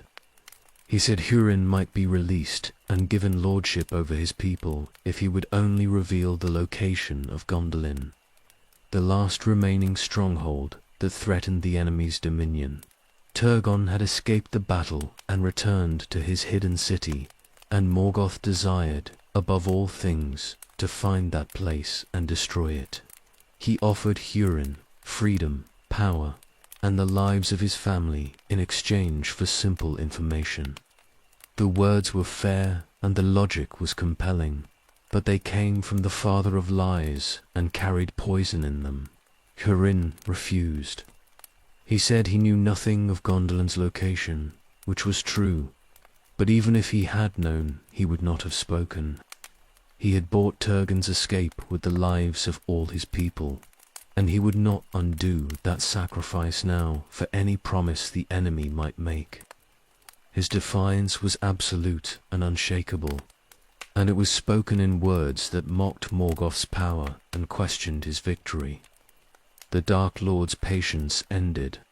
He had offered mercy as a test, and perhaps as a genuine option, for he preferred servants to corpses when the servants might prove useful. But Hurin had chosen defiance, and now Morgoth would demonstrate what such choices cost. He would not kill this mortal, for death would be release and escape. Instead, he would make Hurin's existence a torment that would last until the will finally broke or the flesh failed, whichever came first. They placed Hurin in a chair of stone high upon Thang. It stood upon the mountain's peak, exposed to wind and weather, carved from the rock itself and fitted with chains that bound the prisoner immovably. From that vantage, the north of Middle-earth stretched visible for leagues, and the chair's occupant could see much of what occurred in Hithlum and Dorloman and the lands beyond. Morgoth meant Hurin to witness what would follow from his choices. The curse was laid with words and with power. Morgoth spoke doom upon Hurin and all his kin, declaring that sorrow and suffering would follow them, that every choice would turn to ashes and every love to grief. He said Hurin's children would die in darkness and despair, and that Hurin himself would watch it all unfold, powerless to intervene or aid them. The Dark Lord wove his malice into fate itself, bending probability and chance toward maximum tragedy, and he sealed it with a vision that would show Hurin everything. The vision opened before Hurin's eyes. It was not complete sight of all things, for even Morgoth's power had limits and could not grant true omniscience, but it was enough. Hurin could see through mist and shadow to where his wife and children struggled in the changed world the Nirneath had created. He could perceive their choices and their consequences, filtered always through Morgoth's malice, so that everything appeared in the worst possible light. Truth and lies mixed together in that vision, and Hurin could not always tell them apart. He saw Morwen in Dor Lomin. His wife endured hardship and invasion as Easterlings took the land and oppressed the remaining Edain. He saw his son Turin growing to youth, proud and dark, and marked already by the shadow that would follow him. He saw his daughter Lalath die of plague while still a child, innocent and destroyed by the simple evil of disease. Each image drove like a knife into his heart, and Morgoth stood beside him and spoke commentary, twisting what Hurin saw until even good things appeared tainted. Hurin tried to turn away. He closed his eyes, but the vision remained, burned into his mind by the enemy's power. He tried to shut out Morgoth's voice, but it followed him even into his thoughts. There was no escape from the seeing or the knowing, and every day brought fresh torment as his family's tragedy unfolded across the years. He watched Turin depart from Dor Lomin and go to Doriath. He watched his son grow in Thingol's halls, saw the pride and anger that lived in the boy, and knew where they came from. Yet Hurin did not break. Through all the visions and all Morgoth's words, through exposure and pain and the unbearable weight of helpless knowing, the defiance held. He would not recant his choice. He would not reveal what he did not know of Gondolin. He would not bow or beg or acknowledge Morgoth's victory. His body was bound in stone, and his mind was assaulted with visions of horror, but his will remained his own, untaken and unbroken. Morgoth left him there. The Dark Lord had other concerns and other projects, and Hurin would keep for years or decades, slowly destroyed by the curse that had been laid on him. The chair on Thangorodrim held its prisoner through seasons and years. Rain fell on Hurin, and snow covered him, and sun blazed down. And always the vision continued, showing him his children's doom unfolding step by terrible step. He endured it. He had no choice but to endure it. But he did not yield. The curse spread outward from that mountain peak. It followed Turin and Nina wherever they went, twisting fate around them, turning good intentions to tragedy and love to horror. It worked through chance and choice and the malice Morgoth had woven into its nature. And Hurin watched it all from his stone chair, witness to the destruction of everything he loved. Powerless to change or prevent any of it, suffering under the weight of knowledge he could neither use nor escape.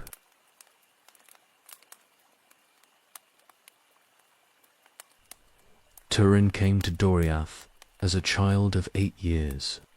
Morwen had sent him from Dor Lomin when the Easterlings grew too dangerous, seeking safety for her son in Thingol's realm, where Heness' friendship with the king might grant protection. The girdle of Melian admitted him, and he was brought to Menegroth, dark-haired and grey-eyed, silent with grief and displacement.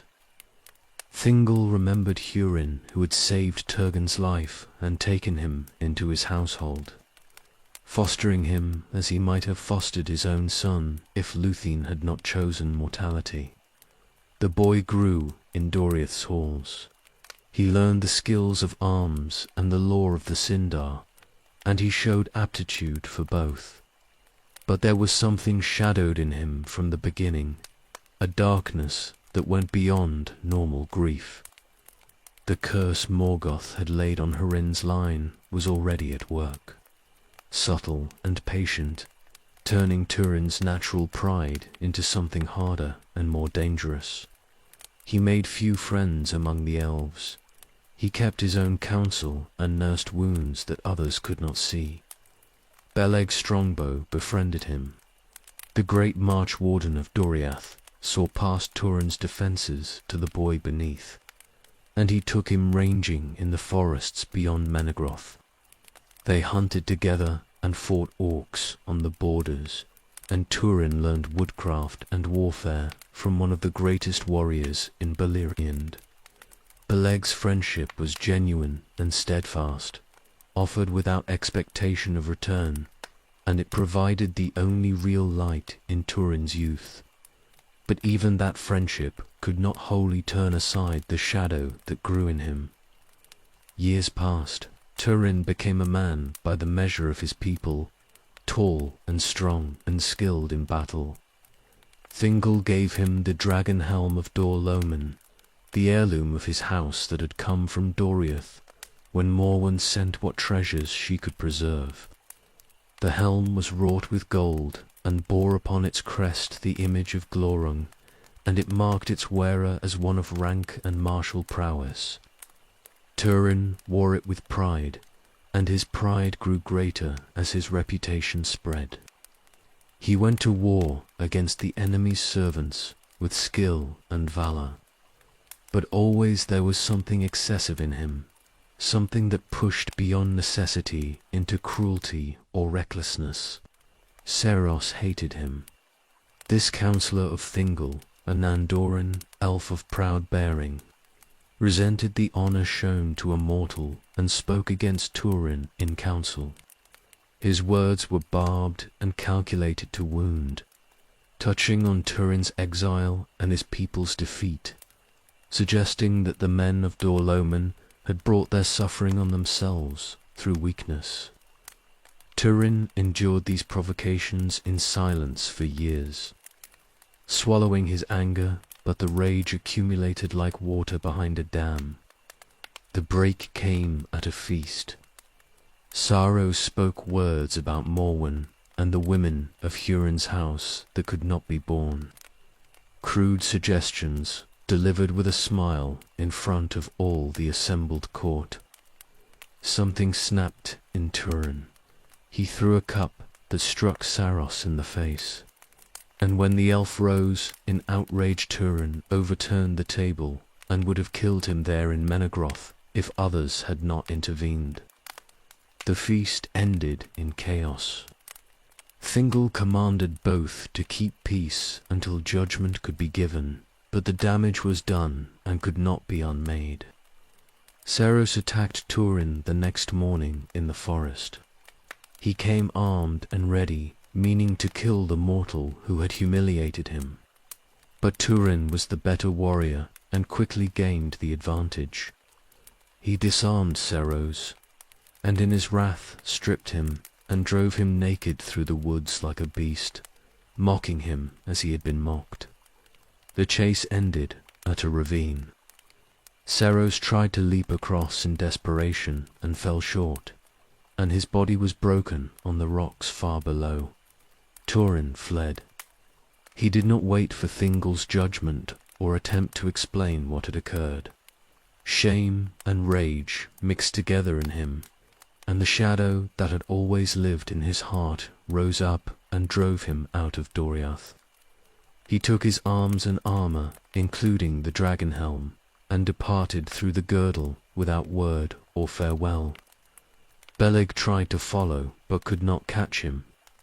The last Thingol saw of Hurin's son was his back, disappearing into the wilderness, proud and hunted and alone. Mablung brought word of what had truly happened. He had witnessed the chase and Seros's fall, and he testified that Turin had not struck the killing blow, that Seros had died through his own desperation and misjudgment. Thingol's anger cooled when he heard this. The king sent messengers after Turin to recall him and grant him pardon, but they could not find him in the wild lands beyond the girdle. He had vanished into the chaos of Beleriand, and his trail went cold in regions where Doriath's reach did not extend. Beleg ranged far, searching for his friend. He went to places where rumors spoke of outlaws and desperate men, following faint traces and half-heard stories. Turin had fallen in with hard company, men outside the law who survived by strength and cunning in a land that had grown ever more dangerous.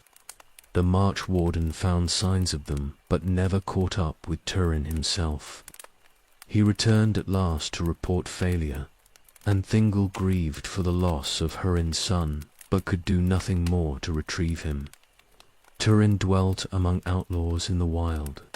He had left Doriath in shame and pride, driven by forces he did not fully understand, and now he made his life among the lawless.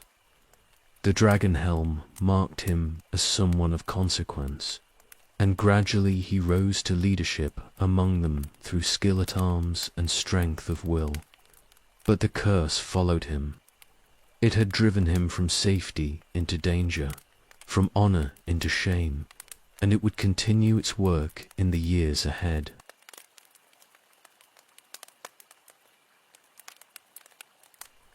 Turin's band grew in number and reputation. Outlaws came to him from across the broken lands, drawn by word of a leader who wore a dragon helm and fought the enemy's servants without fear. They were desperate men mostly, driven outside the law by war or crime or simple survival, and they made their living by raiding and ambush. Turin led them well enough, using the skills Beleg had taught him, but the life was hard and grew harder as winter came and food grew scarce. They captured a dwarf in the wild. He was small and ancient, ragged and alone, and he begged for his life with promises of shelter and safety. His name was Mim, and he was one of the petty dwarves who had dwelt in Beleriand since before the elves came. His people had been driven from their homes and hunted nearly to extinction by the Sindar, who had mistaken them for beasts in the early days and slain them without mercy. Mim hated elves with a hatred that went bone deep, but he would deal with men if it meant survival. He led them to Amon-Rud. The lonely hill rose from the plain west of Doriath, and within it lay caves that Mim's people had delved in ancient times. Most of the petty dwarves were dead now, slain by elves or orcs, or simply worn away by time and grief. Only Mim and his 2 sons remained, and they dwelt in the caves in secrecy and bitterness. But Turin's band was strong and Mim was weak, and the dwarf agreed to share his haul in exchange for protection and a portion of what the outlaws took in their raids. They made Amon-Rod their stronghold. The caves provided shelter from winter's cold and from the eyes of enemies who might have hunted them. Turin's leadership solidified. The outlaws began to see themselves as something more than mere bandits, as a company of free warriors who stood against the darkness in their own way. They raided orc bands and supply trains, taking what they needed but also striking at the enemy where they could. The common folk of the region began to speak of them with a mixture of fear and hope. Beleg found Turin at last in the spring. The March Warden had never stopped searching, and news of the outlaws on Amon-Rod had reached him in Doriath. He came alone and unarmed save for his great bow, bearing Thingol's pardon and the king's plea for Turin to return. They met on the hill's slopes, and for a moment it seemed the friendship between them might bridge all that had happened. Turin's heart lifted at the sight of his old companion, but his pride remained unbroken. He refused the pardon. Turin said he would not return to Doriath as a suppliant seeking mercy, that he had made a new life and would not abandon the men who followed him now. Beleg argued with him gently, pointing out the danger of his position and the futility of playing at war with a handful of outlaws. But Turin would not be moved. The curse worked in him still, turning good counsel aside and hardening his heart against wisdom. At last Beleg gave up the argument and chose instead to stay. If Turin would not come to Doriath, then Doriath's greatest warrior would come to him. The band grew stronger with Beleg among them. The elf's skill and experience transformed them from a ragged group of outlaws into something approaching a true warband. They struck deeper into enemy territory and won victories that seemed impossible for their numbers. The dragon helm became a terror to orcs across the region, and the name of Turin began to spread even to Angband itself. For a season it seemed they might actually achieve something lasting, might carve out a space where free people could resist the enemy's advance. But Mim hated Beleg. The petty dwarf saw an elf dwelling in his hall, one of the race that had slaughtered his people and driven them to the edge of extinction. Every day Beleg remained was an offense and a wound. Mim's hatred festered in silence. He watched and waited for opportunity, and when it came, he did not hesitate to seize it. Orcs captured Mim while he foraged far from Amen-Rud. They brought him before their captain and offered him the choice between death and service. The dwarf agreed to betray the outlaws in exchange for his life and for one further condition: that Beleg should be killed, but he himself should be spared along with his treasure. The orcs accepted these terms. They knew where Amen-Rod stood now, and they prepared an assault that would come when the defenders least expected it. The attack came at night. Turin had led most of the band out on a raid, leaving only a small guard at the caves. The orcs fell upon them in overwhelming numbers, and those who remained were killed or captured before they could mount effective defense. Turin and his companions returned to find Amen-Rud overrun, their stronghold taken, and themselves surrounded in the darkness. They fought desperately, but were overcome.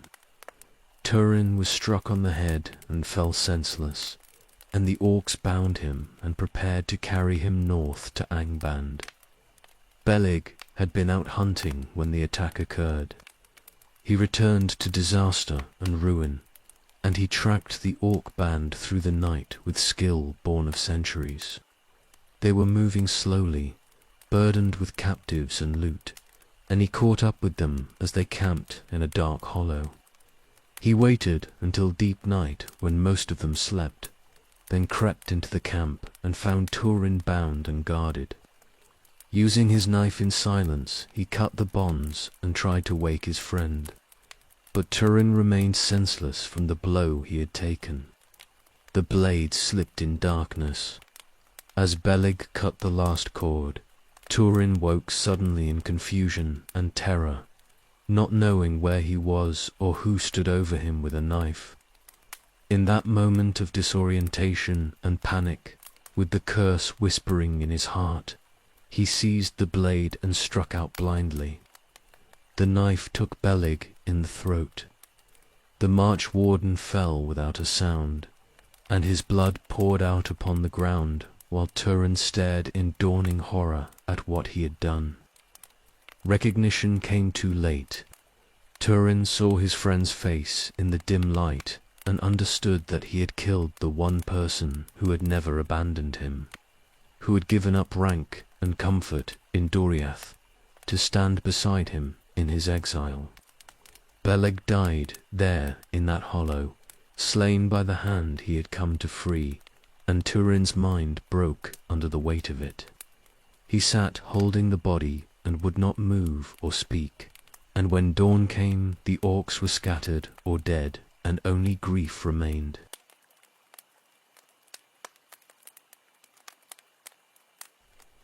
Tuatha, son of Hua, grew to manhood as a thrall. The Easterlings had taken Dor-lomin after the Nerneith, and they enslaved the remnant of the Edain who remained there. Tua's mother had hidden him in the wild as a child, and for a time he lived free among the Sindar of Mithrim, but eventually he was captured and put to labor. He endured 3 years of bondage, working in the mines and fields of his own homeland, and the experience carved something hard and enduring into his character that would serve him in years to come. He escaped at last by killing his overseers. The deed was long planned and executed with cold precision, and once free, he did not look back. He went west into the abandoned lands, living as an outlaw much as Turin had done, though their paths never crossed and their fates were moving toward different ends. Tuatha survived alone for 4 years, hunting and hiding, slowly making his way toward the coast of the great sea that he had never seen. Ulmo called him there. The Lord of Waters had watched the disasters unfolding across Beleriand, and he alone, among the Valar, still took direct action to oppose Morgoth's dominion.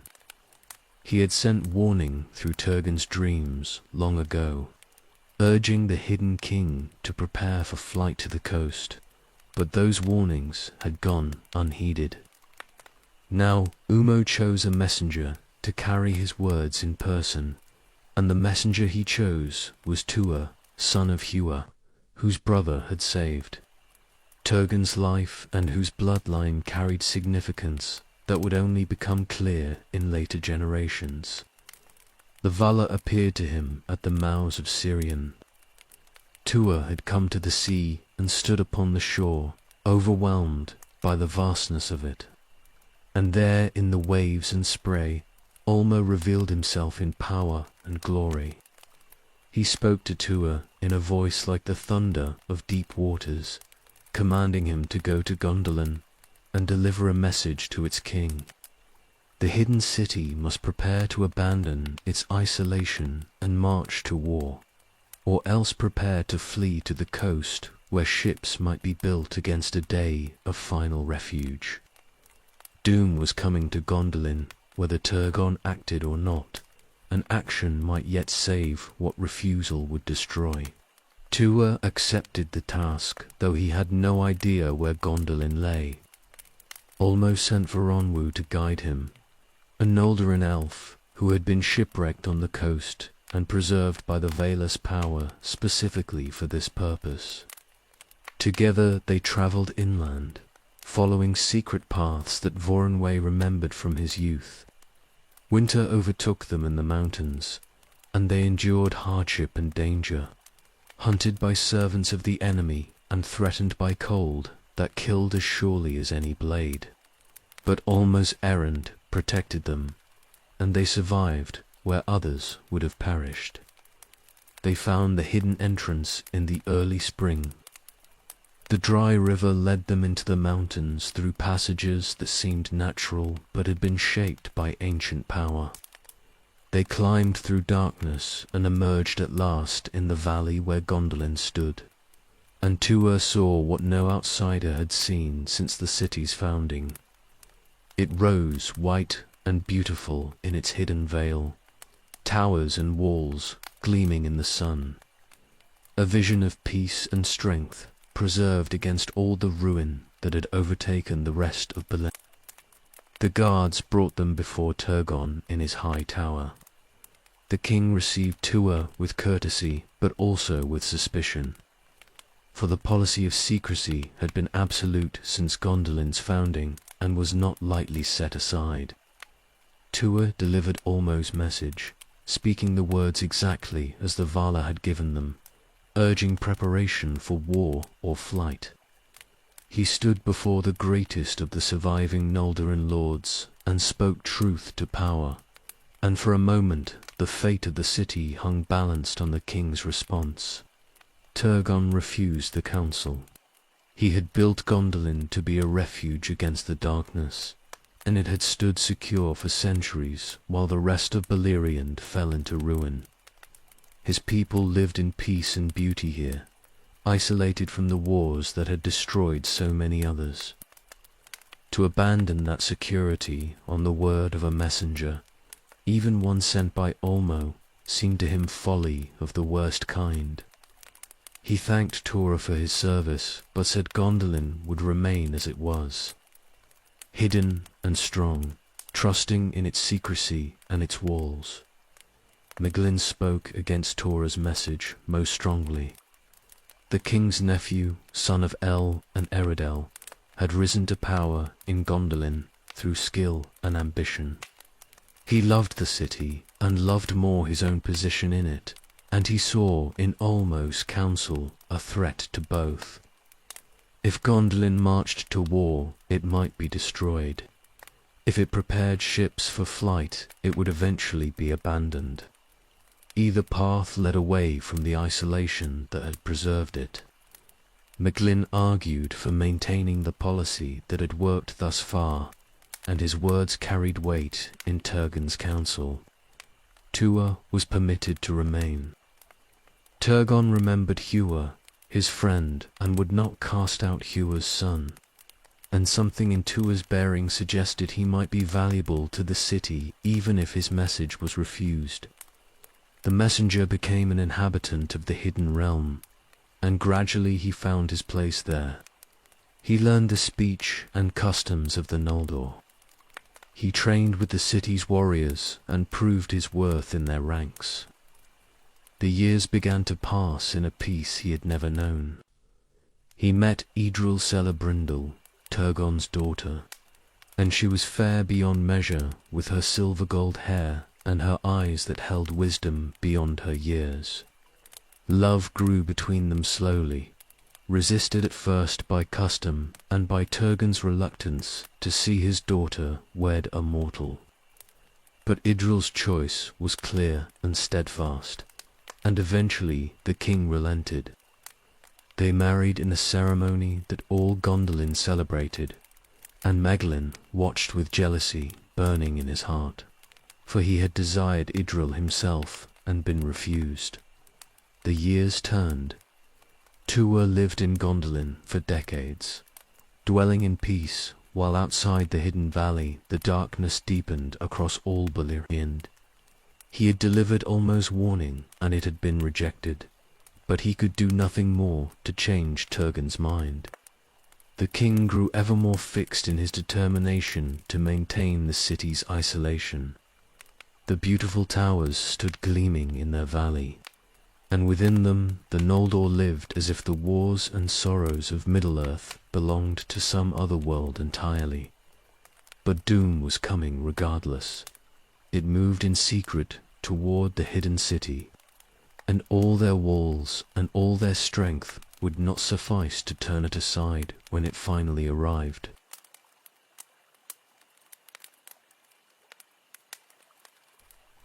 Turin came to Nargothrond bearing a new name. He called himself Agarwin, the Bloodstained, and later Mormagil, the Black Sword, for he carried a blade reforged from the shards of Beleg's broken weapon. The elves of Nargothrond knew nothing of his past or the shadow that followed him.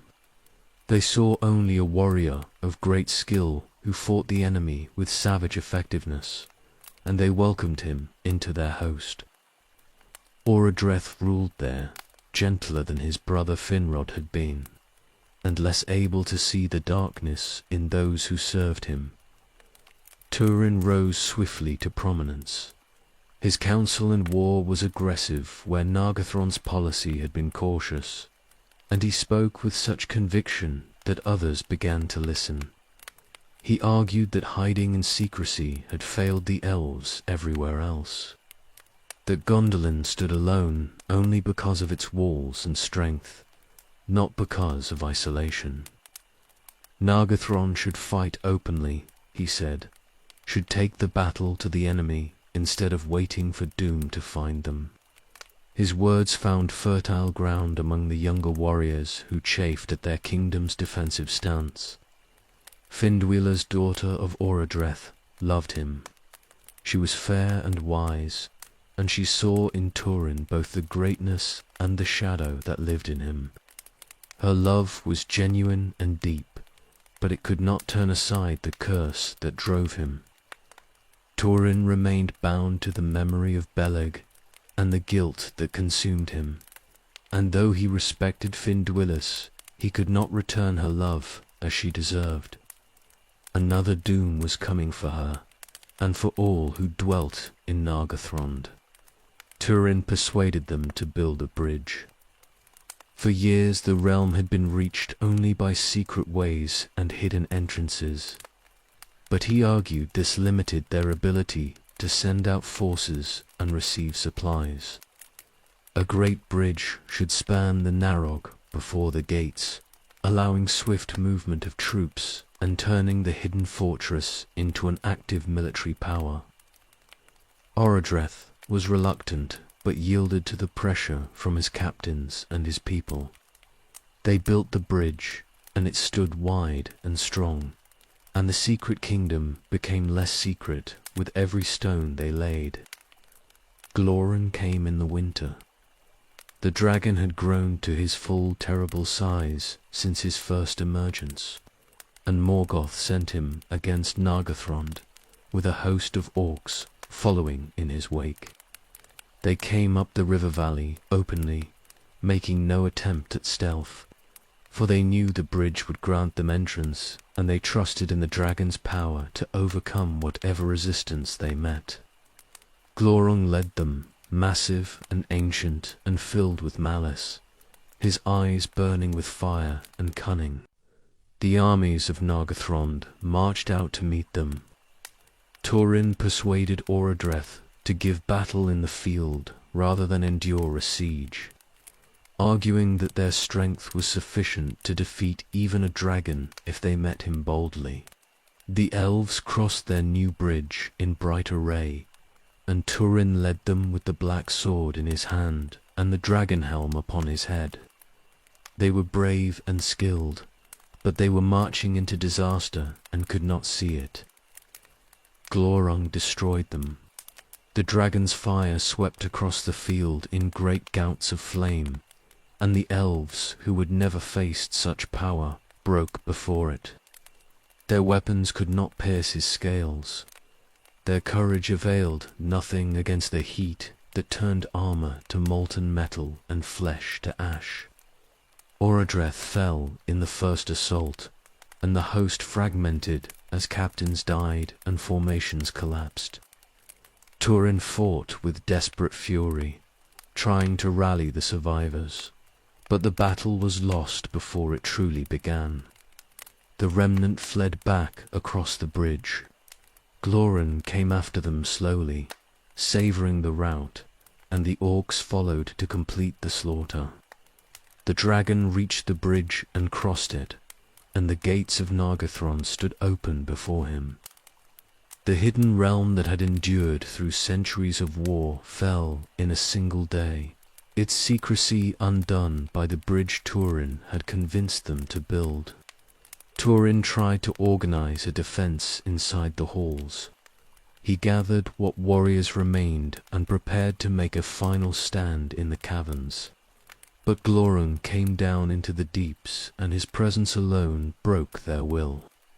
The dragon was too vast, too ancient, too filled with evil power. The defenders scattered. Some fled into the darkness and were hunted down.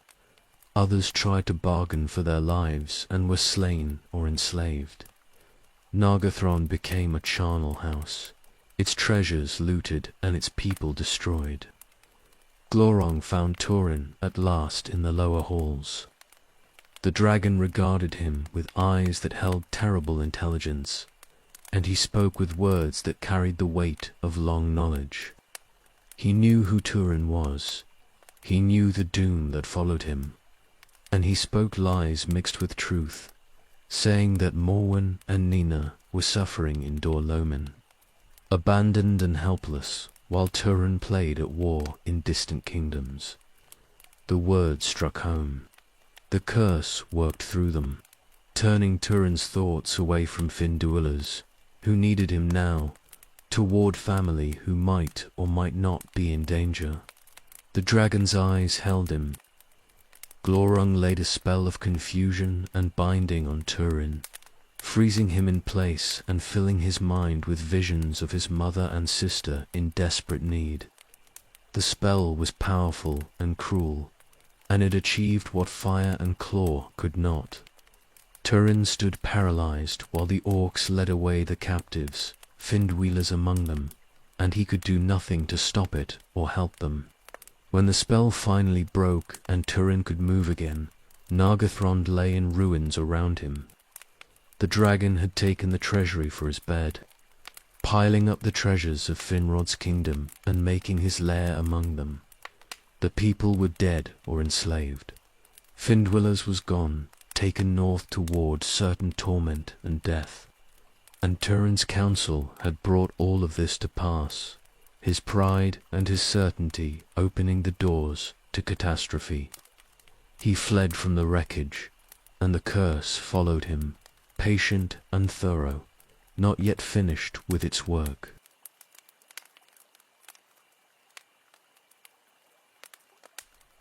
Turin went north, seeking his mother and sister. He traveled in haste, driven by Glorung's words and by guilt over Nargothrond's fall.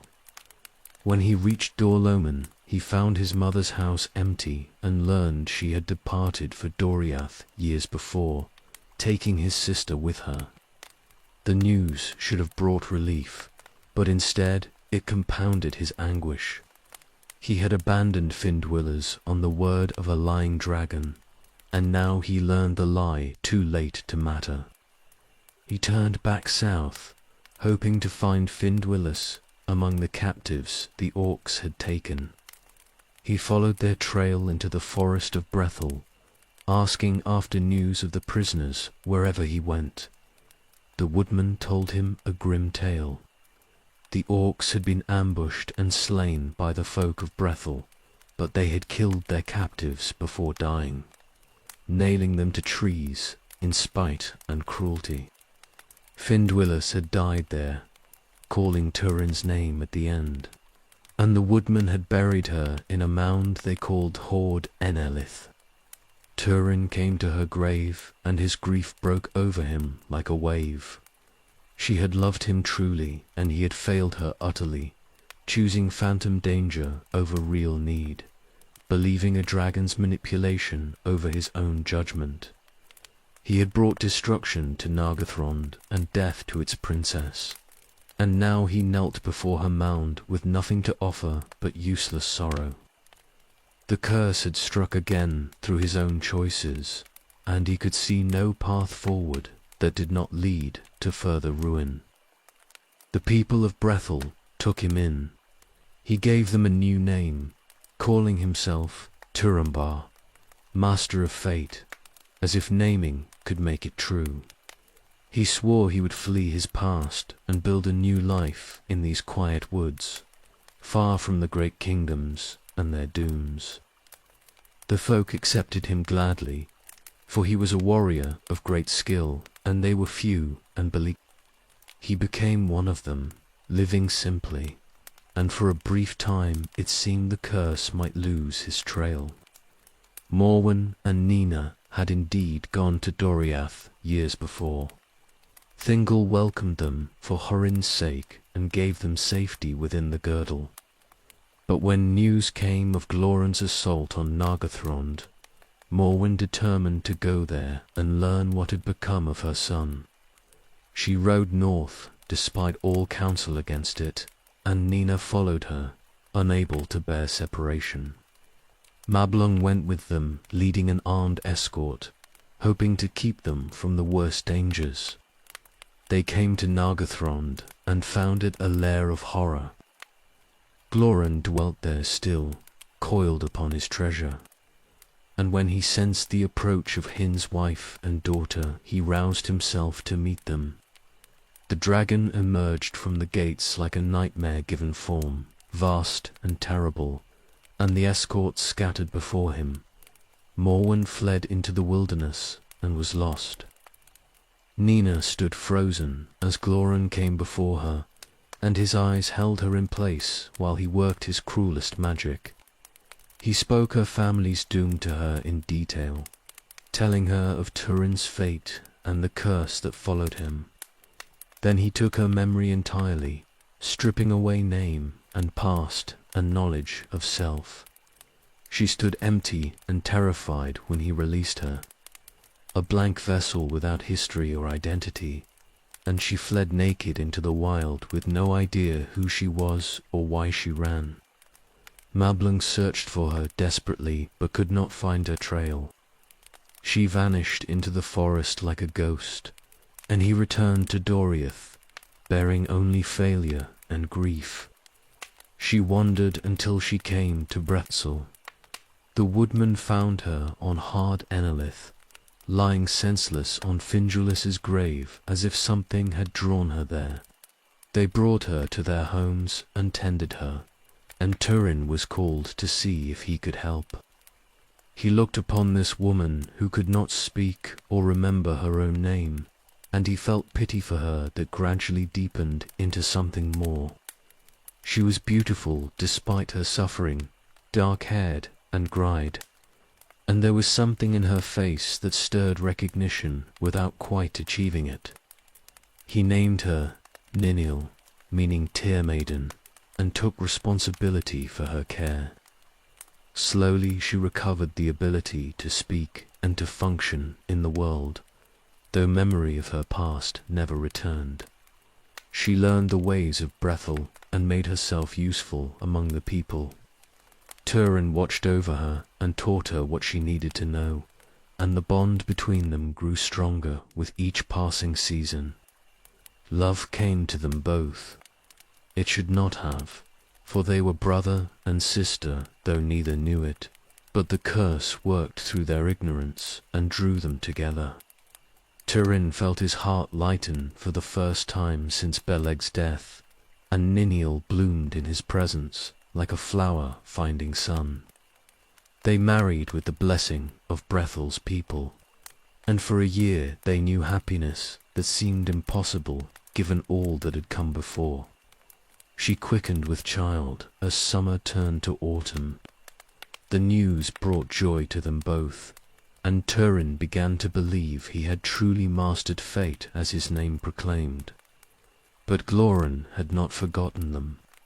The dragon left Nargothrond and came hunting through the forest, drawn by malice and by knowledge of what his presence would accomplish. He came to the borders of Brethel, and word of his approach spread panic through the woodlands. Turin gathered the hunters to face him. He would not flee this time or let others fight while he remained safe. He led a small band to where Gloring had settled, and they found a place where the dragon must cross a ravine. Turin went down into the gorge and waited beneath the span while his companions drew the dragon's attention from above.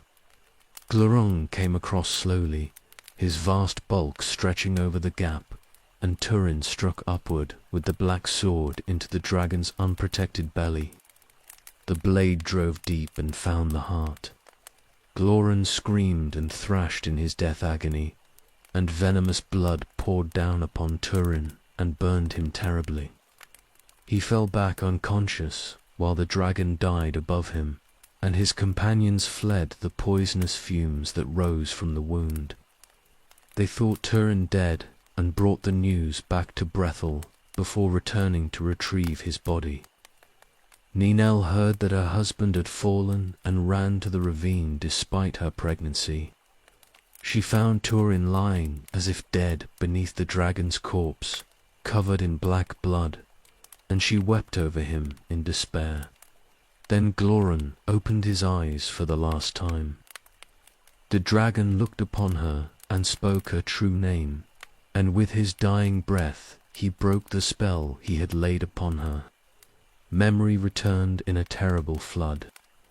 She knew herself as Nenna, daughter of Hurin, and she knew the man she wept over as Turin, her brother, and she knew the child she carried was born of incest and curse.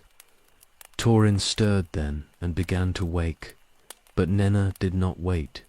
She ran to the ravine's edge and cast herself over it, choosing death rather than face the horror of what had been done. She fell to the rocks below and perished there, and the child died with her, and the curse claimed 2 more victims in a single stroke. Turin woke to learn what had occurred. His companions told him everything, who Ninil had truly been, how the dragon's final words had restored her memory, how she had chosen death over living with the truth. He understood then the full measure of Morgoth's curse and his own role in fulfilling it. He had killed his friend, destroyed a kingdom, failed the woman who loved him, and married his own sister in ignorance. Every choice had led to tragedy. Every path had ended in death. He took the black sword and went back to the ravine. There he spoke to the blade, asking if it would take his life as readily as it had taken so many others. He set the hilt in the ground and fell upon the point, and the sword killed him as it had killed Beleg, who first bore it. Turin, son of Hurin, died there beside the dragon he had slain, and the curse was finished with him at last.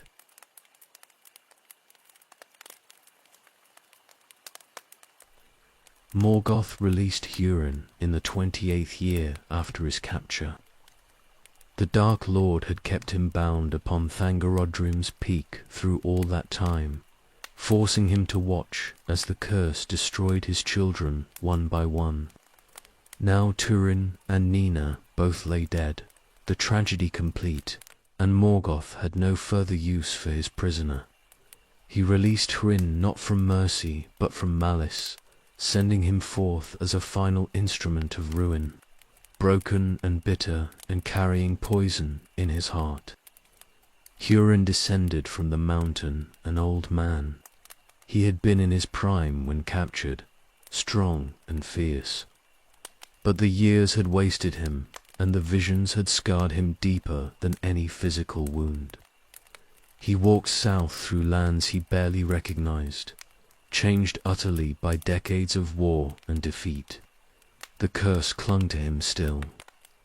Morgoth had released his body, but not his fate, and everywhere Hurin went, he would carry disaster with him like a disease. He came first to the ruins of Amon Rud. The outlaw's stronghold stood empty and desolate, burned and broken years before. But Mim had returned there, the last of the petty dwarves, living alone among the caves where his people had once dwelt.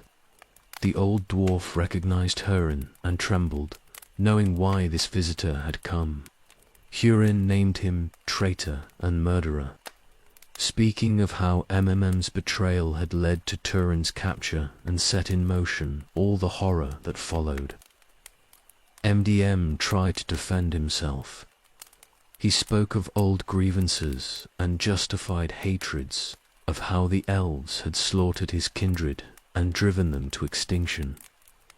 But Hryn heard only excuses for treachery, and his rage had been building for 28 years. He killed MDM there in the caves, the last act in the long dying of the petty dwarves, and he took from the horde the dragon helm that had belonged to his house. Then he went on southward, carrying his grief and anger, toward destinations he had not yet chosen. He wandered for months through the wastelands. Sometimes he sought news of what had occurred during his captivity, learning the full tale of his children's doom from those who had witnessed parts of it. Other times he avoided all contact, traveling alone through empty country, talking to himself or to the ghosts that haunted him. The visions Morgoth had shown him mixed with reality until he could not always separate what he had seen from what had truly happened.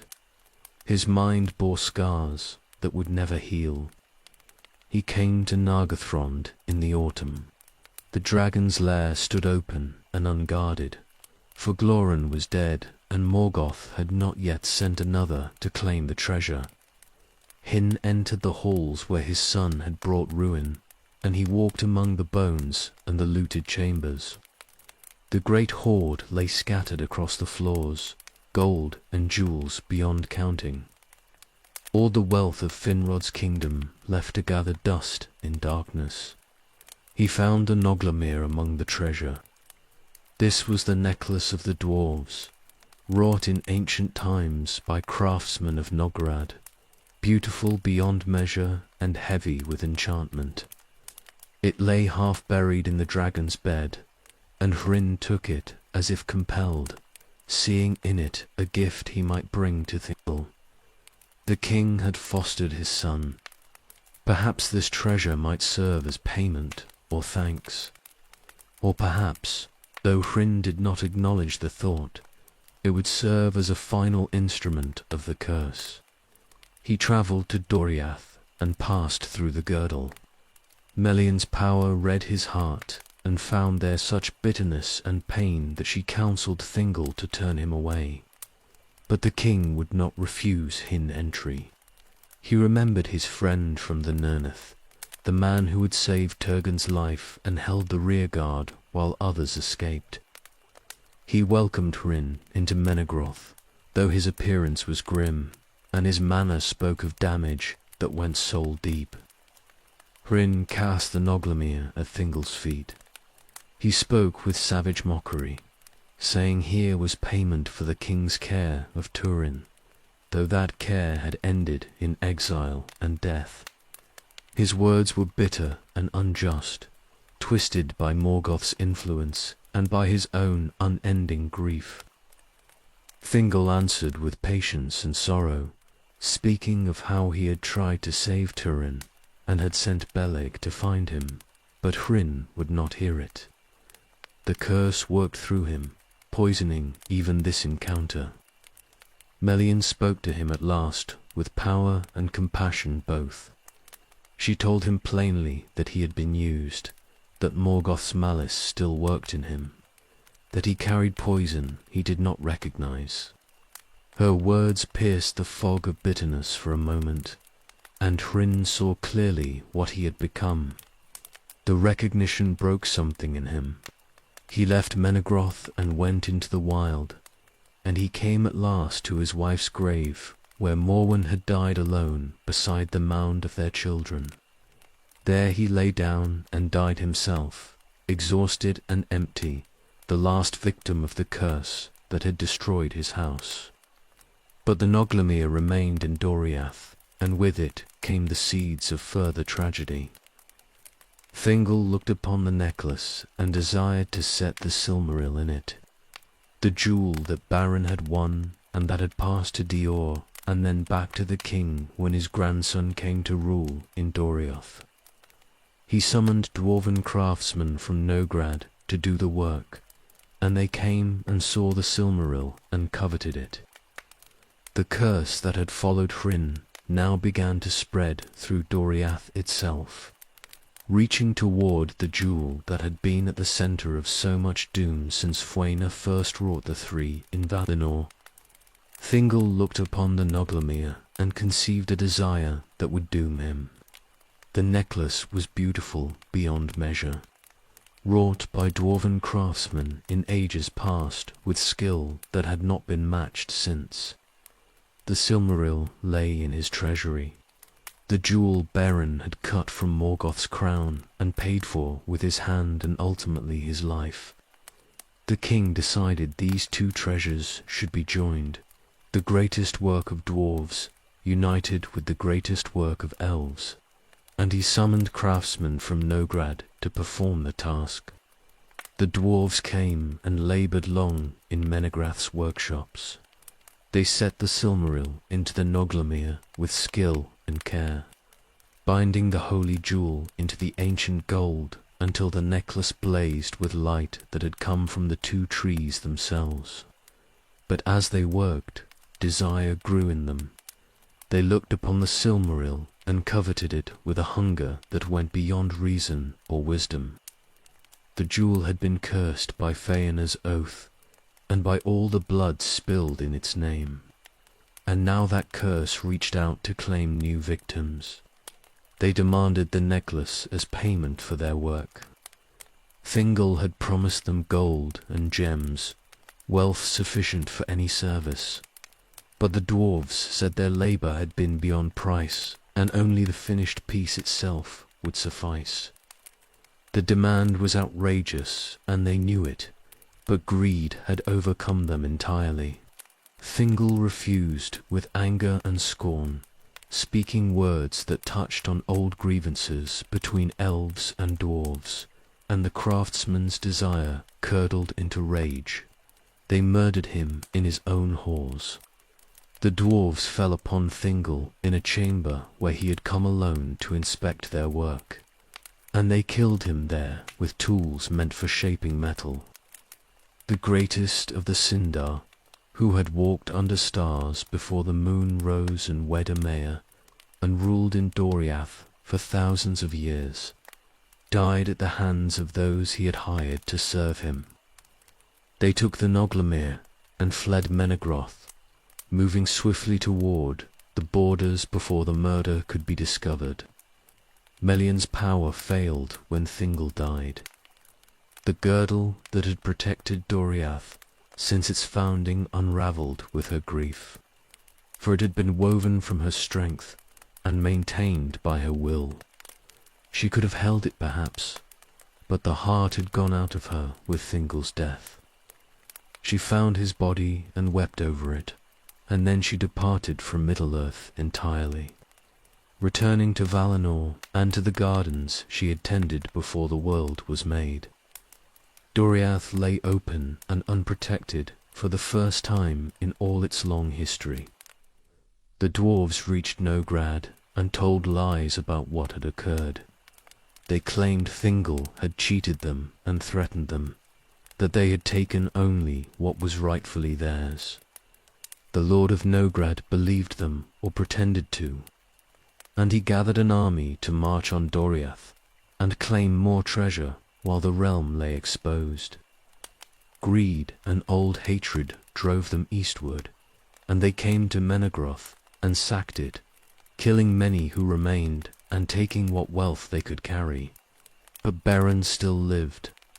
He dwelt in Osiriand with his son Dior, and word reached him of what had befallen Doriath. He gathered the green elves and pursued the dwarven army as it returned westward, heavy with loot and unsuspecting of vengeance. They ambushed the dwarves at the fords of Askar and destroyed them utterly. Beren himself slew the Lord of Nograd and took back the Noglamir from his body, and the Silmaril blazed in his hand once more, as it had in Angband so many years before. He brought it home to Elthine. She wore the necklace once, and those who saw her in that moment said she appeared as the most beautiful thing that had ever existed in Arda, more lovely even than Varda herself. But the shadow that hung over the Silmaril troubled her, and she gave it to Dior before she and Beren passed from the world for the second and final time. Their son inherited the jewel and the doom that went with it, and he determined to reclaim his grandfather's throne in Doria. Dior came to Menegroth and restored what he could. The Sindar, who had survived the sacking, rallied to him, and some of the Noldor came as well. Seeing in him the heir of both Thingol and Beren, he wed Nimloth, and they had children. And for a brief time it seemed Doriath might recover from the disasters that had struck it. But Dior wore the Noglamir openly, and the Silmaril's light shone from Menegroth's halls, and word of it spread across Beleriand to where the sons of Feanor dwelt. The oath woke in them with renewed force. They had restrained themselves when the jewel rested with Lethene and Beren, for those two had won it fairly from Morgoth himself, and to attack them would have been both futile and wrong. But Dior had not won the Silmaril. He had inherited it, and by the logic of the oath he held it unlawfully no matter what his lineage might be. The sons of Fuena sent messages demanding he surrender the jewel. Dior sent no answer, or if he did, it was refusal. They came in winter with armed force. Selagorm and Curufin led the assault, and with them came Caranthor and the younger brothers, who had followed in everything. They attacked Menegroth at night, breaking through defences that had not yet recovered from the dwarven sack. The elves of Doriath fought back desperately, but they were too few and too unprepared. The halls that had stood inviolate for ages became a battlefield, and elf slew elf in pursuit of a jewel that had already caused more death than could be numbered. Dior died fighting. He killed Selagorm and stood over his body, and then Curufin struck him down. And Caranthor killed Curufin in the chaos, and all three perished there in Menegrath's halls. The younger sons of Feanor survived, but could not find the Silmaril in the confusion. Nimloth had fled with her daughter Eluing, and servants had carried them away into the darkness while the battle raged. The attackers retreated at last with heavy losses and nothing gained, leaving Menegroth ruined and burning behind them. The second kinslaying was complete. The sons of Feanor had murdered their own kindred for the second time, and 3 of their number had died in the attempt, and they had not even achieved their goal. The Silmaril remained beyond their reach. Doriath lay destroyed at last. All its glory ended in blood and fire. The curse that had begun with the oath in Tirion continued its work, and no end to it could be seen.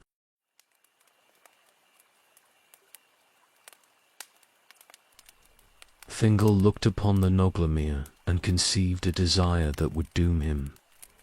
The necklace was beautiful beyond measure, wrought by dwarven craftsmen in ages past with skill that had not been matched since. The Silmaril lay in his treasury. The jewel Baron had cut from Morgoth's crown and paid for with his hand and ultimately his life. The king decided these 2 treasures should be joined, the greatest work of dwarves united with the greatest work of elves, and he summoned craftsmen from Nograd to perform the task. The dwarves came and laboured long in Menegrath's workshops. They set the Silmaril into the Noglamir with skill and care, binding the holy jewel into the ancient gold until the necklace blazed with light that had come from the 2 trees themselves.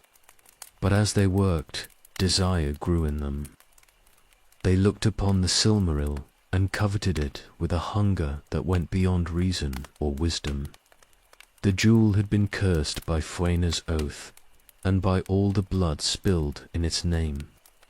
And now that curse reached out to claim new victims.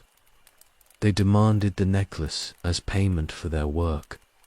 Thingol had promised them gold and gems, wealth sufficient for any service. But the dwarves said their labour had been beyond price, and only the finished piece itself would suffice. The demand was outrageous, and they knew it, but greed had overcome them entirely. Thingol refused with anger and scorn, speaking words that touched on old grievances between elves and dwarves, and the craftsman's desire curdled into rage. They murdered him in his own halls. The dwarves fell upon Thingol in a chamber where he had come alone to inspect their work, and they killed him there with tools meant for shaping metal. The greatest of the Sindar, who had walked under stars before the moon rose and wed Amaya and ruled in Doriath for thousands of years, died at the hands of those he had hired to serve him.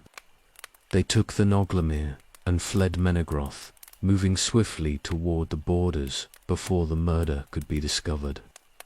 Million's power failed when Thingol died. The girdle that had protected Doriath since its founding unravelled with her grief, for it had been woven from her strength and maintained by her will. She could have held it perhaps, but the heart had gone out of her with Thingol's death. She found his body and wept over it, and then she departed from Middle-earth entirely, returning to Valinor and to the gardens she had tended before the world was made. Doriath lay open and unprotected for the first time in all its long history. The dwarves reached Nograd and told lies about what had occurred.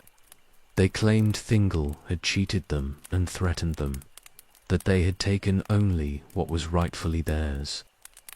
The Lord of Nograd believed them, or pretended to, and he gathered an army to march on Doriath and claim more treasure while the realm lay exposed. Greed and old hatred drove them eastward, and they came to Menegroth and sacked it, killing many who remained and taking what wealth they could carry. But Baran still lived. He dwelt in Arsiriand with his son Dior, and word reached him of what had befallen Doriath. He gathered the green elves and pursued the dwarven army as it returned westward, heavy with loot and unsuspecting of vengeance. They ambushed the dwarves at the fords of Askar and destroyed them utterly. Beren himself slew the Lord of Nograd and took back the Noglamir from his body, and the Silmaril blazed in his hand once more as it had in Angband so many years before. He brought it home to Luthien. She wore the necklace once, and those who saw her in that moment said she appeared as the most beautiful thing that had ever existed in Arda, more lovely even than Varda herself. But the shadow that hung over the Silmaril troubled her, and she gave it to Dior before she and Beren passed from the world for the second and final time. Their son inherited the jewel and the doom that went with it, and he determined to reclaim his grandfather's throne in Doriath. Dior came to Menegroth and restored what he could. The Sindar, who had survived the sacking, rallied to him, and some of the Noldor came as well. Seeing in him the heir of both Thingol and Beren, he wed Nimloth, and they had children, and for a brief time it seemed Doriath might recover from the disasters that had struck it. But Dior wore the Noglamir openly, and the Silmaril's light shone from Menegroth's halls, and word of it spread across Beleriand to where the sons of Feanor dwelt. The oath woke in them with renewed force. They had restrained themselves when the jewel rested with Luthien and Beren, for those two had won it fairly from Morgoth himself, and to attack them would have been both futile and wrong. But Dior had not won the Silmaril. He had inherited it, and by the logic of the oath he held it unlawfully, no matter what his lineage might be. The sons of Fuena sent messages demanding he surrender the jewel. Dior sent no answer, or if he did, it was refusal. They came in winter with armed force. Celagorm and Curufin led the assault, and with them came Caranthor and the younger brothers, who had followed in everything. They attacked Menegroth at night, breaking through defences that had not yet recovered from the dwarven sack. The elves of Doriath fought back desperately, but they were too few and too unprepared.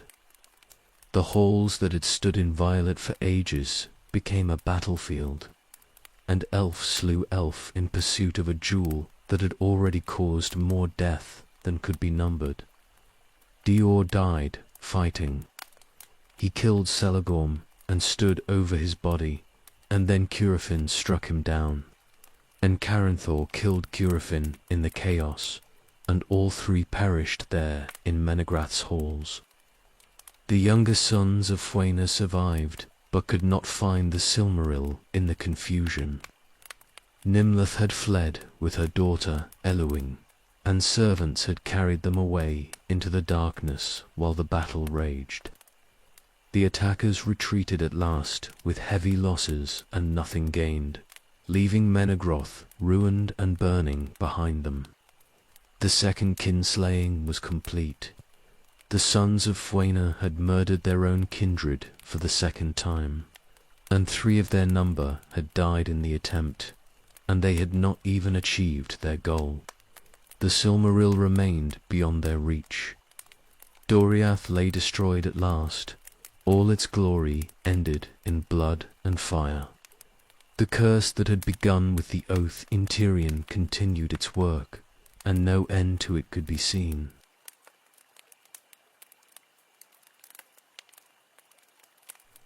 Meglin went out from Gondolin in secret. He had done this before, slipping through the hidden ways to prospect for metals in the mountains beyond the valley. Mining was his craft and his passion, inherited from his father, Eowell, and the city's forges required ore that could only be found in the wild places outside their protection. He went alone, as always, trusting in his skill and his knowledge of the peaks to keep him safe from the enemy's servants. Orcs took him in a high pass north of the city. They had been watching the mountains for years, patient and thorough, seeking any sign of Gondolin's location. Meglin fought when they surrounded him, but he was one against many, and they had orders to take him alive. They bound him and bore him north through the desolate lands, and he knew with growing dread what fate awaited him in Angband. They brought him before Morgoth, in the deep places of the fortress. The Dark Lord looked upon this prince of Gondolin, and saw opportunity written in every line of his face. Meglin was proud and ambitious, bitter over old slights, consumed with desire for things he could not have. These were weaknesses Morgoth understood intimately, and he went to work on them with all the skill of ages. He did not use torture.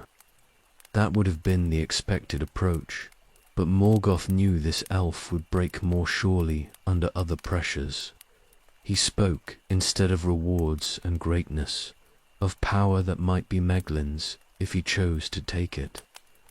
The Dark Lord painted visions of lordship in Gondolin after Turgon fell, of Meglin ruling as king with Idril at his side. All of it could be his. All he need do was reveal the city's location and the secrets of its defenses.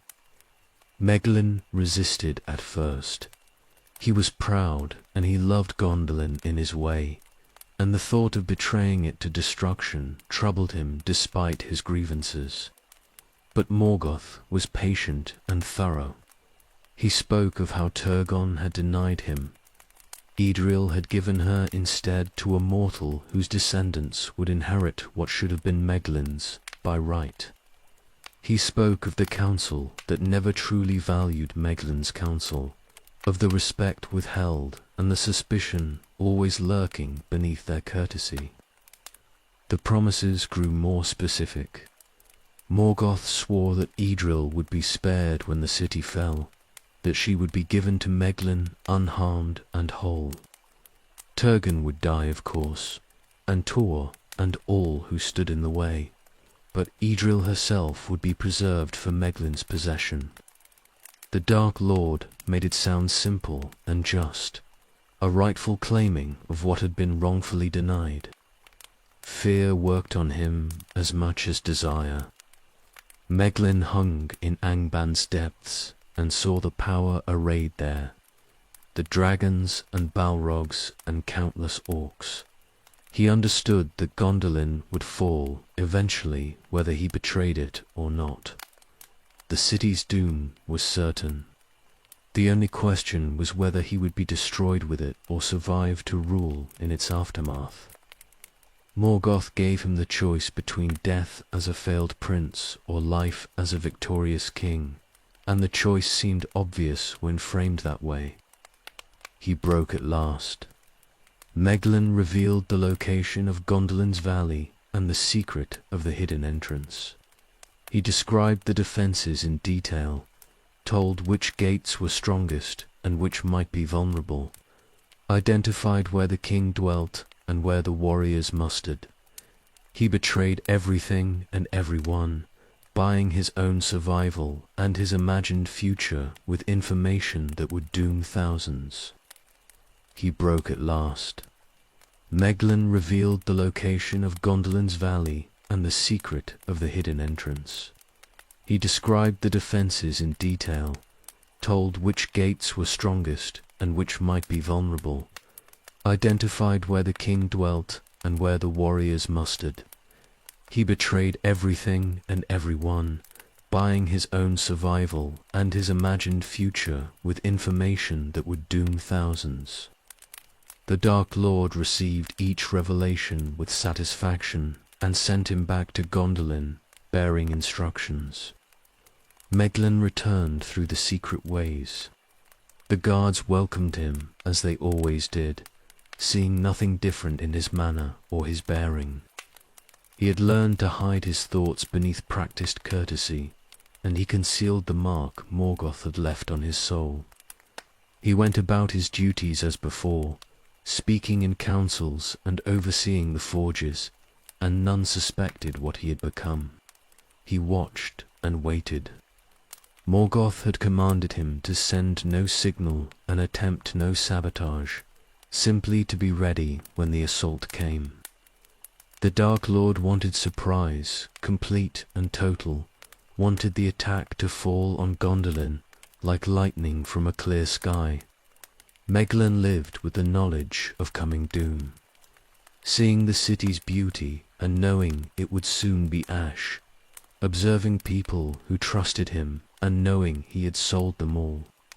He looked at Idril and imagined possessing her after the battle. This was the dream he clung to, the justification for everything he had done. She would be his at last when Tor lay dead and Turgon fallen. He did not allow himself to consider that she would hate him for his betrayal, that possession gained through such means could never yield the love he actually desired. The corruption Morgoth had worked in him ran too deep for such clarity. Months passed. The city continued in its isolation and its beauty, unaware that its greatest secret had been sold. Turgon ruled in wisdom, and Tuor stood as captain of his guard, and the people lived in peace while doom gathered in the north. Meglin moved among them like a ghost, living and breathing but already dead in all the ways that mattered, waiting for the day when Morgoth's promise would be fulfilled or revealed as the lie it had always been.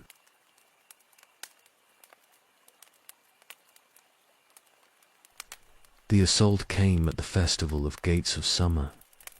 Gondolin celebrated in the streets.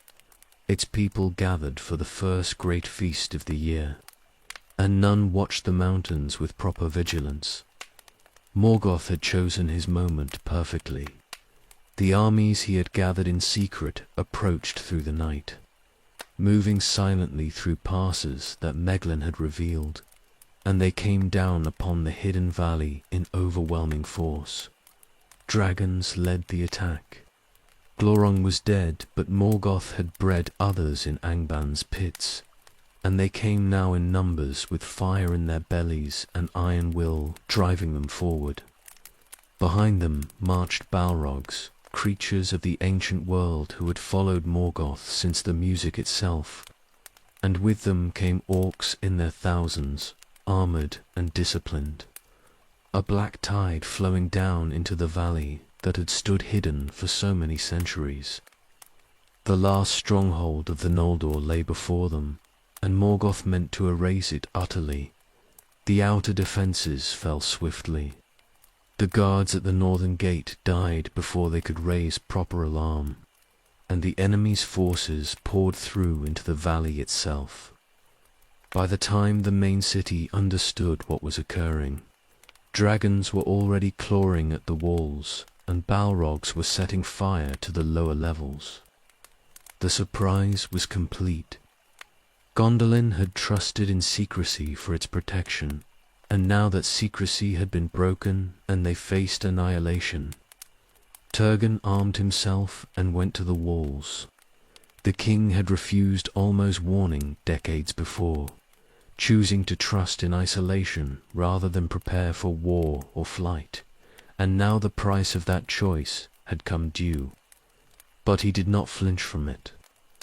He rallied his warriors and organized the defense with all the skill and courage he possessed. The city would fall, that much was already certain, but he would make the enemy pay for every stone and every street. The houses of Gondolin fought desperately. Each had its own warriors and its own lord, and they defended their quarters with valor that would be remembered in song. The House of the Hammer fought at the main gate until they were overwhelmed. The House of the Tree held the great square until dragons broke their lines with fire. One by one the defenses crumbled, but the elves made the orcs by every advance with blood, and even the Balrogs found the going difficult against opponents who had trained for centuries in the arts of war. Ecthelion fought his way to the great fountain in the city's heart. There he found Gothmog, lord of Balrogs, standing amid the carnage with his whip of flame laying waste to all who approached. The captain of Gondolin challenged him, and they fought in the plaza while the city burned around them. Their battle was terrible and desperate. Excelion's sword met the Balrog's fire again and again, and the stones beneath them cracked from the heat. They wounded each other gravely, and at last Ecthelion drove his opponent back to the fountain's edge and cast them both into the water. There they died together, elf and Balrog, and the fountain's basin became their tomb. Tuatha fought to reach the king's tower. He gathered what forces he could and tried to organize a retreat.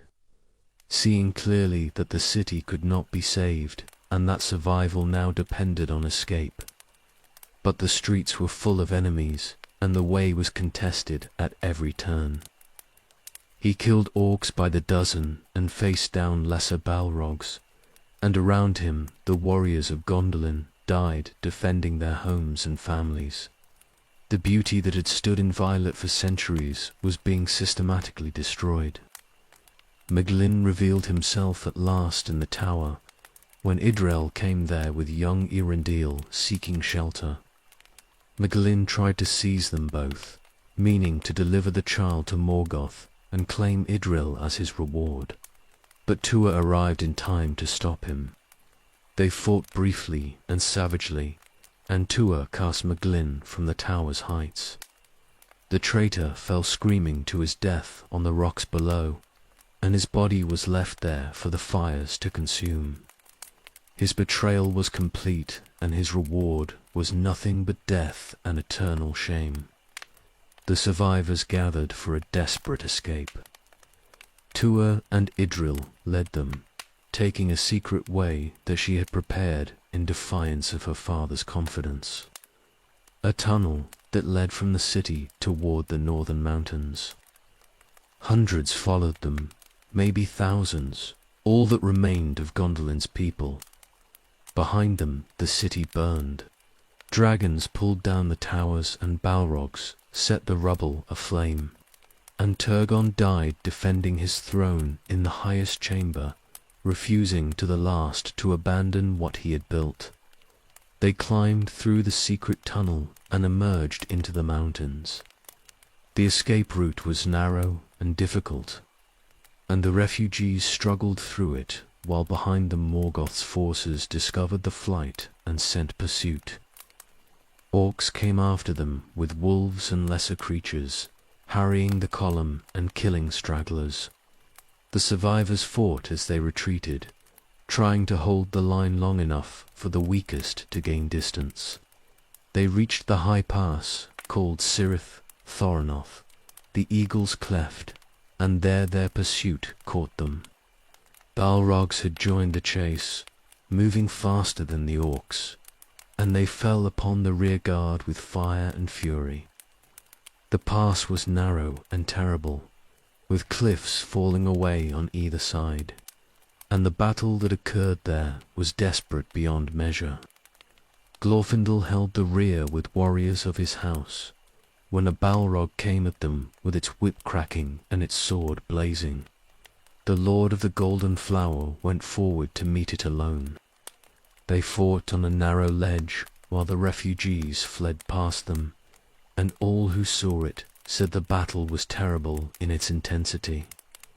Glorfindel's sword found the Balrog's throat at last and cast it down, but as the creature fell, it caught him with its whip and dragged him over the edge. They fell together into the abyss, and Glorfindel's sacrifice bought time for hundreds to escape who otherwise would have died. The survivors staggered down the far side of the mountains. Eagles came at Thorinder's command and bore away some of the wounded and the children, but most walked through the wilderness on bleeding feet. They made their way south through lands devastated by war, a broken remnant of the proud city that had stood in glory. Behind them, Gondolin burned for days, its towers cast down and its treasures looted or destroyed.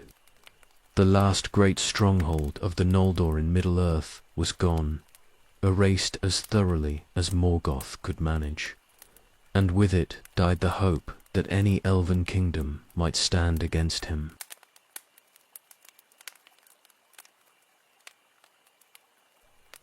The survivors of Gondolin came at last to the havens of Sirion, where the river met the sea.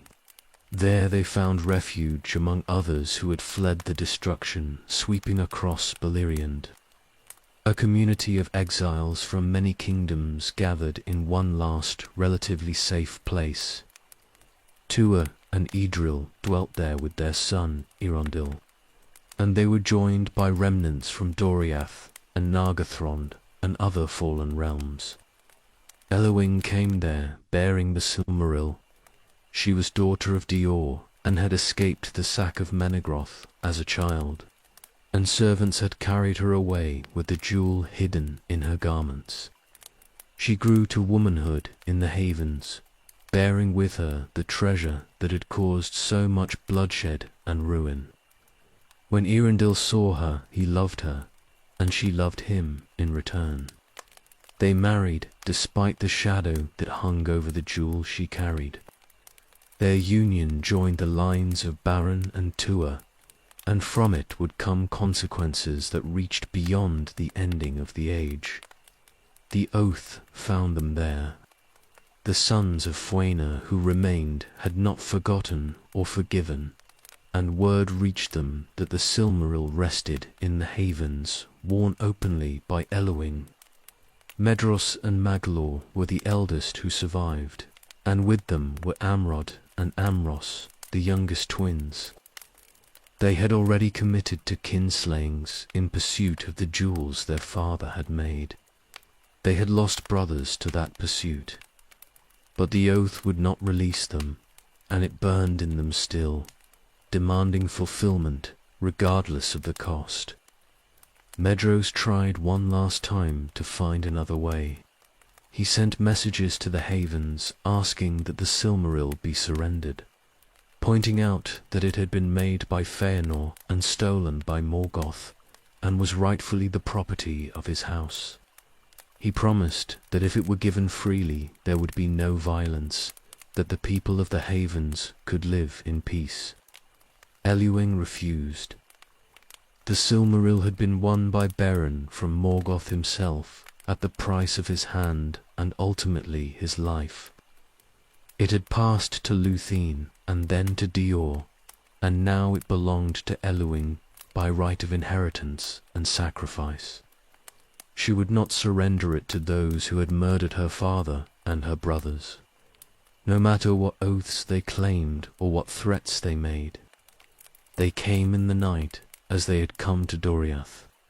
The attack was swift and brutal, designed to overwhelm resistance before proper defense could be organized. But the people of the havens were not unprepared, and they fought back with desperate courage. The streets became battlegrounds. Fathers died defending their children. mothers took up weapons they barely knew how to wield. The Feanorians fought their way toward the center of the settlement where Eliwing dwelt, and they left carnage in their wake. Eliwing fled to the shore with the Silmariel. She stood at the cliff's edge with the sea crashing below and her enemies approaching from behind. The choice before her was impossible and clear. She could surrender the jewel and live as a captive, or she could deny them even in death. The decision took only a moment. She cast herself from the cliff with the Silmaril clutched to her breast, choosing the sea over submission. Almost saved her. The Lord of Waters had watched over the line of Beren and Lathine, seeing in them something precious to his purposes.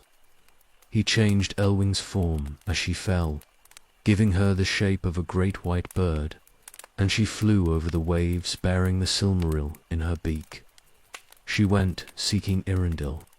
He had taken ship and sailed west weeks before in a desperate attempt to reach Valinor and beg the Valar for aid. She would find him on the open ocean, and together they would complete the quest that might yet save something from the ruin of Beleriand. The havens burned behind her. The sons of Feanor had won the battle, but lost what they fought for. The Silmaril was gone, carried away by powers they could not match or follow. They stood among the dead and dying, surrounded by the evidence of their third kinslaying. They had nothing to show for it but more blood and more shame. Some of the people they had sought to rob had joined them, survivors who had nowhere else to go, but most lay dead or had fled into the wilderness. Medros and Maglor looked at what they had done. 2 of them remained now from the 7 who had sworn the oath in Tirion so long ago. 5 of their brothers had died in pursuit of the Silmarils, and they had achieved nothing but the enmity of all the Eldar and the destruction of their own house. The jewels remained beyond their reach. 1 flew with Eluing over the sea. 1 lay buried with Beren and Lathine in the earth. 1 still blazed in Morgoth's crown in the depths of Angband. The curse of the oath settled over them like a weight. They had become exactly what Mandos had prophesied when he spoke doom on the Noldor at the beginning of their exile. They were kinslayers who would find only sorrow in Middle-earth, and they had proved the prophecy true 3 times over. The havens smouldered and the refugees scattered. The sons of Fuena departed, knowing they were beyond redemption. They had destroyed the last true gathering place of the free peoples, and they had done it in service to an oath that had brought them nothing but grief since the moment it was spoken.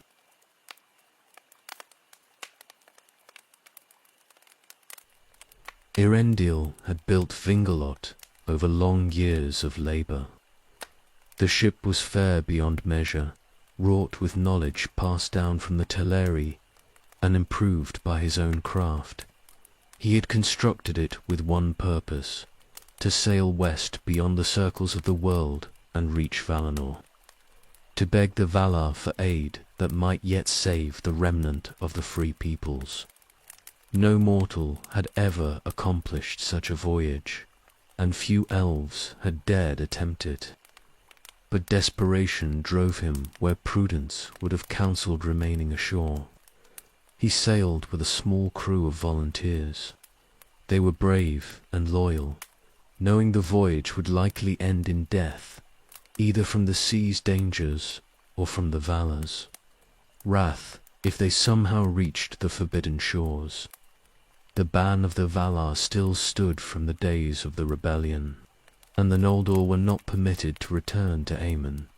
But Irendil was half-elven through his mother, and carried the blood of men through his father, and he hoped this might grant him hearing where a pure-blooded Noldor would find only rejection. They sailed into empty vastness. The ocean stretched before them without landmark or guidance, and they navigated by stars and hope. Storms beset them, and strange creatures troubled their passage. Some of the crew died or were lost overboard, and others despaired and begged to turn back. But Irandil held course westward, driven by the knowledge that behind them Beleriand was dying, and ahead lay the only possible salvation. Iluing found him at last, far out upon the waves. She came as a white bird with the Silmaril blazing at her breast, and she alighted on Vingelot's prow, exhausted from her flight. Irandil knew her instantly, despite her changed form, and almost power allowed her to resume her natural shape. She told him of the haven's destruction and the third kinslaying, of how she had chosen the sea over surrender. The jewel she carried now was the only Silmaril beyond Morgoth's reach, and it represented the last tangible proof of everything the elves had lost and fought for. They bound the Silmaril to Irandil's brow. Its light became a beacon in the darkness, brighter than any star, and it guided them onward through regions where no light had shone before. The jewel that had caused so much death and sorrow now served as a lamp of hope, leading them toward shores that had been closed since the world's sundering. They sailed for weeks or months, time becoming meaningless in that trackless waste, until at last they saw land rising before them. Valinor appeared in the dawn. The shoreline gleamed white and golden, and beyond it rose mountains that pierced the sky. And upon those mountains dwelt the Valar in their power and majesty. The blessed realm lay before them, unchanged and eternal, while behind them Middle-earth burned and bled. Irandil felt terror and awe in equal measure. He had achieved what seemed impossible, but now came the harder task of speaking before powers that had witnessed the music itself and shaped the world from formless void. He went ashore alone. The crew remained with the ship, while Erendil climbed toward Tirion, the city the Noldor had abandoned when they followed Fëanor into exile. He walked through streets that stood empty and perfect, preserved exactly as they had been left centuries before. The silence was profound and eerie. This was the home his ancestors had forsaken, and now he came as a beggar seeking aid for decisions made long before his birth. Guards found him on the great stairs that led to the Valar's halls. They were Maya in elven form, and they questioned him closely about his presence and his purpose. Erendil explained that he came bearing a plea from the remnant of the Free Peoples, that Morgoth's victory was nearly complete, and only intervention by the Valar could prevent total destruction. He spoke with eloquence born of desperation, and something in his bearing or his message moved them to bring him before their masters. He stood at last before the thrones of the Valar. Manwë was there, eldest and wisest, and Vada, his spouse, who had kindled the stars. Ulmo was present, who had aided his coming, and the others were arrayed in their power and their glory. Erendil trembled before them, yet did not flee. He bore the Silmaril on his brow, and carried the blood of 3 kindreds in his veins, and he spoke for all who struggled against the darkness. His plea was simple and direct. He asked the Valar to remember the elves and men who had remained in Middle-earth, who had fought Morgoth for centuries without aid from those who had the power to end the war. He spoke of the fallen kingdoms and the broken peoples, of children who would never know peace and parents who had watched their families destroyed. He acknowledged the sins of the Noldor and did not try to excuse them, but he argued that those who had committed no crime should not suffer for the crimes of others. He begged for mercy and intervention, not for himself, but for all who remained in the darkness. Silence followed his words. The Valar deliberated among themselves, weighing justice against mercy, considering the consequences of action and inaction. Manwë looked long upon Elendil, and saw in him the fruit of the choices both elves and men had made, the mingling of kindreds that had not been foreseen in the original music. At last the Elder King spoke his judgment.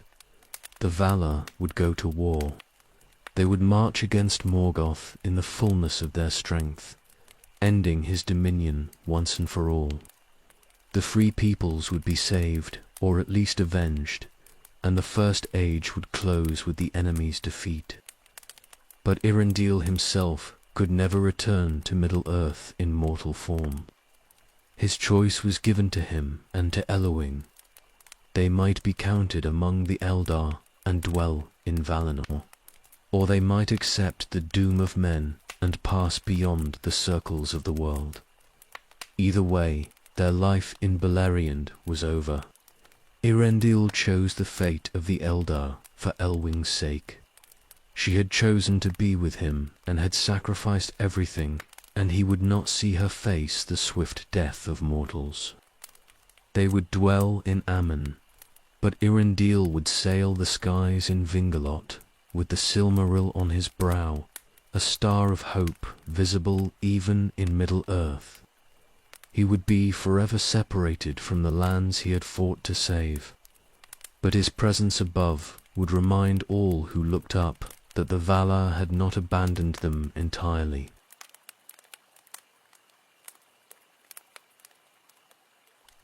The host of Valinor came to Middle-earth in power and glory. Ships beyond counting crossed the sea, bearing warriors who had dwelt in the blessed realm since before the moon rose. Ingwell led the Vanyar, fairest of the Eldar, who had never seen war or known the darkness of exile.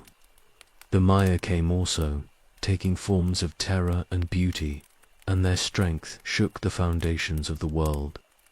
Enwu was their herald.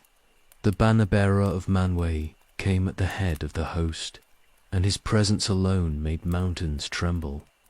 The army that followed him was greater than anything Middle-earth had witnessed, dwarfing even the might of the Noldor at their height or Morgoth's forces at their strongest.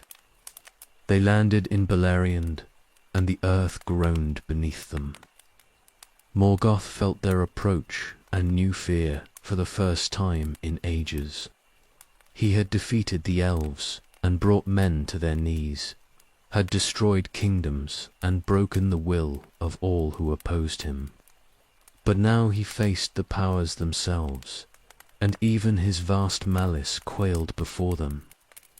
He gathered his armies for a final defense. All the strength of Angband came forth, orcs in their hundreds of thousands, Balrogs who had served him since before time began, and dragons bred in secret through centuries of patient evil.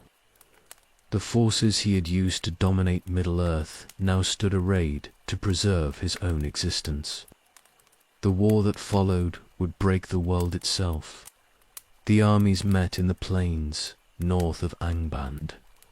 The initial battles were terrible beyond description, shaking the earth and splitting the sky. Mountains fell. Rivers changed their courses. The landscape itself was torn apart by the violence of the conflict.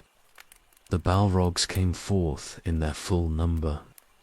They had hidden in Angband's depths since the breaking of the siege, but now Morgoth released them all to face the Valar's host. They fought with whips of flame and swords of fire, ancient and terrible, but they fell before the Maiar who had been sent against them. One by one the demons of the ancient world were destroyed, and their flames were extinguished forever. The dragons proved more difficult. They were too large and too powerful to be easily killed, and their fire consumed whole companies of warriors. Enwu led the assault against them. and the greatest of the Maya fought alongside him, but the struggle was long and bitter. Glóran's children proved their fathers worthy heirs, and they sold their lives at a price that even the host of Valinor had not expected to pay. Years passed.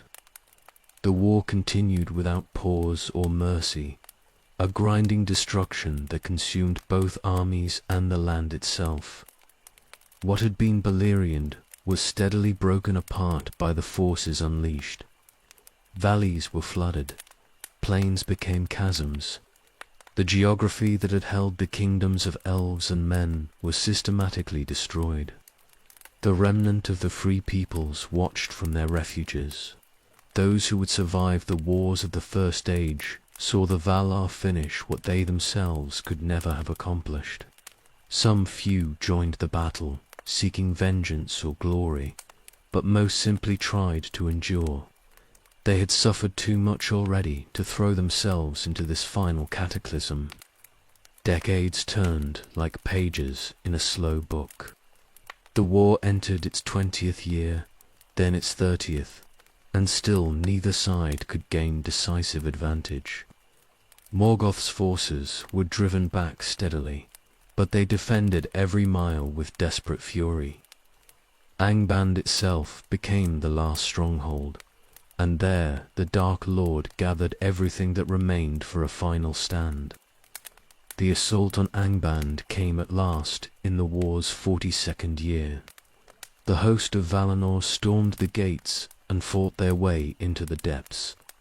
The battle raged through every hall and corridor, a savage struggle that destroyed much of the fortress from within. Morgoth sent forth his last reserves and his most terrible servants, but they could not turn back the tide. Morgoth himself came forth at the end. He emerged from his deepest chamber in wrath and terror, wielding weapons he had not taken up since the ancient days. He was vast and terrible beyond measure, but he was not what he had once been.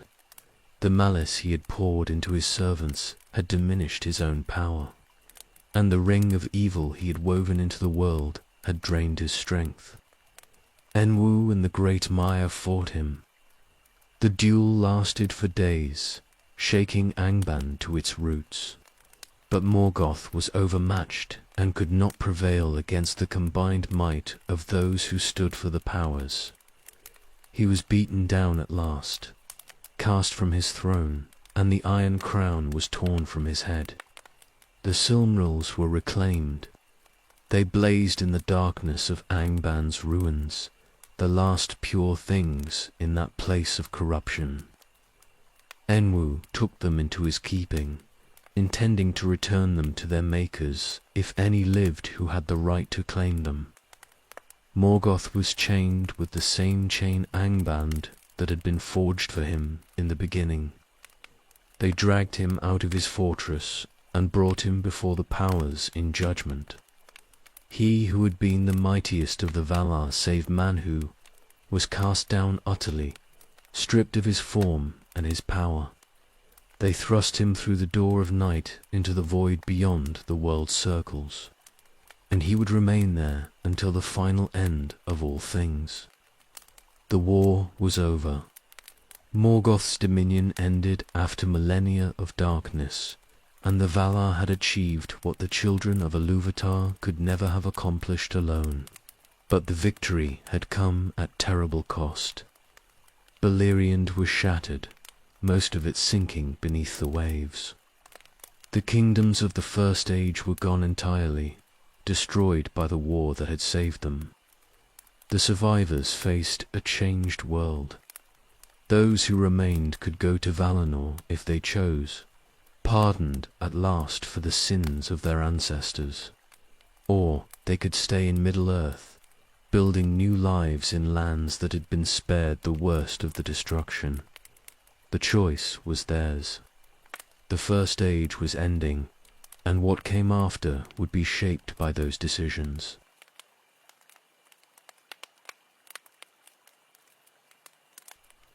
Morgoth was gone. The door of night closed behind him, and the void received him into eternal darkness.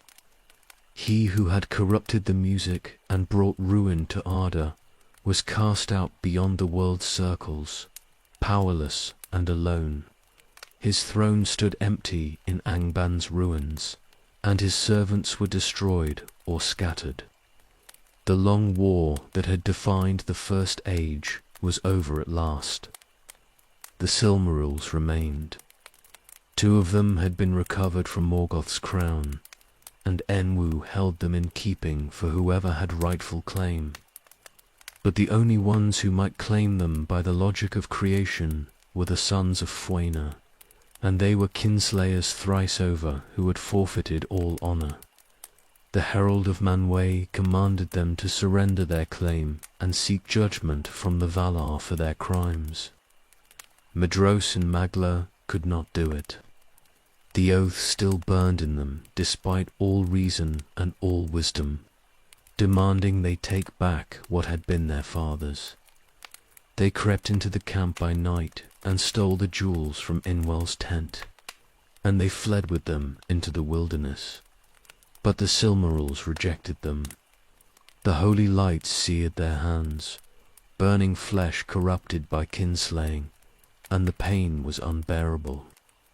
Medros understood at last. He saw clearly what he had become and what the oath had made of him, and he could not endure the knowledge. He cast himself into a fiery chasm with the Silmaril still clutched in his burning hand, choosing death over the endless torment of failure. The jewel went down into the earth with him, buried in fire, lost to the world. Magla threw his Silmaril into the sea. He could not bear the burning and could not bear to keep it, and he cast it far out into the waves where it sank into the deeps. Then he wandered away along the shores, singing laments for his brothers and his father and for all the ruin the oath had wrought. He walked the coastlines for ages after, a ghost of what he had been, and if he ever found peace, it is not recorded. The 3 Silmarils were lost. One shone in the sky on Eärendil's brow as he sailed the heavens. One lay buried in the earth where Medros had fallen. One rested in the sea where Magla had cast it. They would never be gathered again, and the light of the 2 trees was divided forever among the elements of the world. The Valar offered pardon to the exiled Noldor. Any who wished could return to Valinor and dwell there in peace. Forgiven at last for the rebellion and the kinslaying, many accepted. They were weary beyond measure, worn down by centuries of war and loss, and they longed for the blessed realm they had abandoned. Ships were prepared to carry them across the sea to Ammon, and the harbours filled with those who had chosen departure, but many chose to remain. Some could not forgive the Valar for standing aside while Morgoth destroyed everything they had built. Others loved Middle-earth despite its darkness, and chose to make their future there. And some had wedded mortals, or had other reasons that bound them to the hitherlands. They would stay and see what the Second Age brought, for good or ill. Beleriand sank beneath the waves. The war's violence had broken the land beyond repair, and the sea rushed in to claim what remained. The kingdoms of the First Age vanished beneath the water.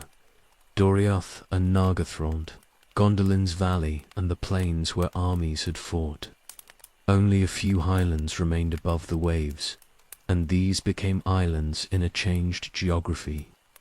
Gil-galad established a new realm in Lindon, the land that survived the sinking. He would be High King of the Noldor who remained, and under his rule they would endure through the ages to come. But his kingdom was a remnant of what had been, a pale shadow of the glory that had dwelt in Beleriand before the wars. The Edain were rewarded for their faithfulness. The Valar raised an island from the sea for them, a fair land midway between Middle-earth and Aemon. There the three houses could dwell in peace, and their lives would be lengthened beyond the normal span of mortals. They sailed west to claim this gift, and they established Numenor, which would grow mighty in its time. The dwarves retreated to their mountains.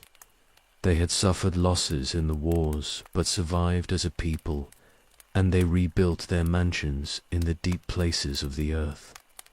The wars of elves and the darkness of Morgoth had touched them, but not broken them. The Ents remained in their forests. They were ancient and patient, and they would endure through ages to come, shepherding the trees and remembering the elder days when the world was young. The first age closed. 600 years had passed since the sun first rose, and those years had been filled with glory and tragedy, with heroism and horror, with love that transcended death and hatred that consumed its own. The great tales were finished.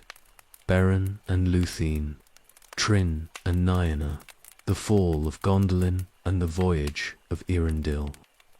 What remained was aftermath and beginning, the slow transition to a second age that would be quieter but no less significant.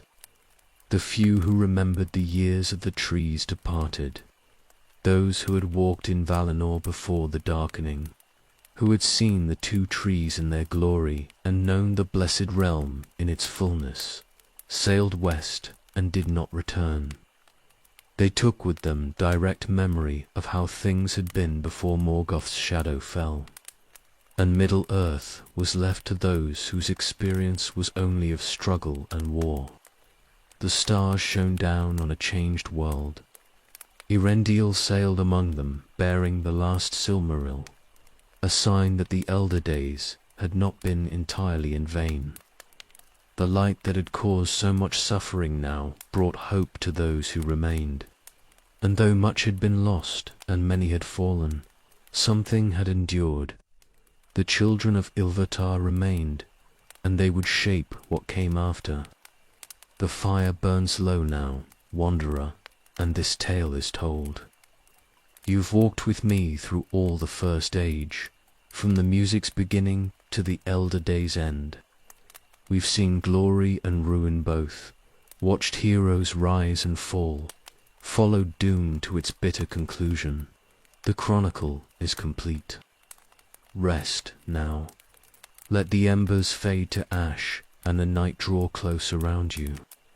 The age we've lived through together is finished, and morning will bring new stories. But tonight we've remembered what was, and that remembering matters. Sleep well, friend. The tale is done.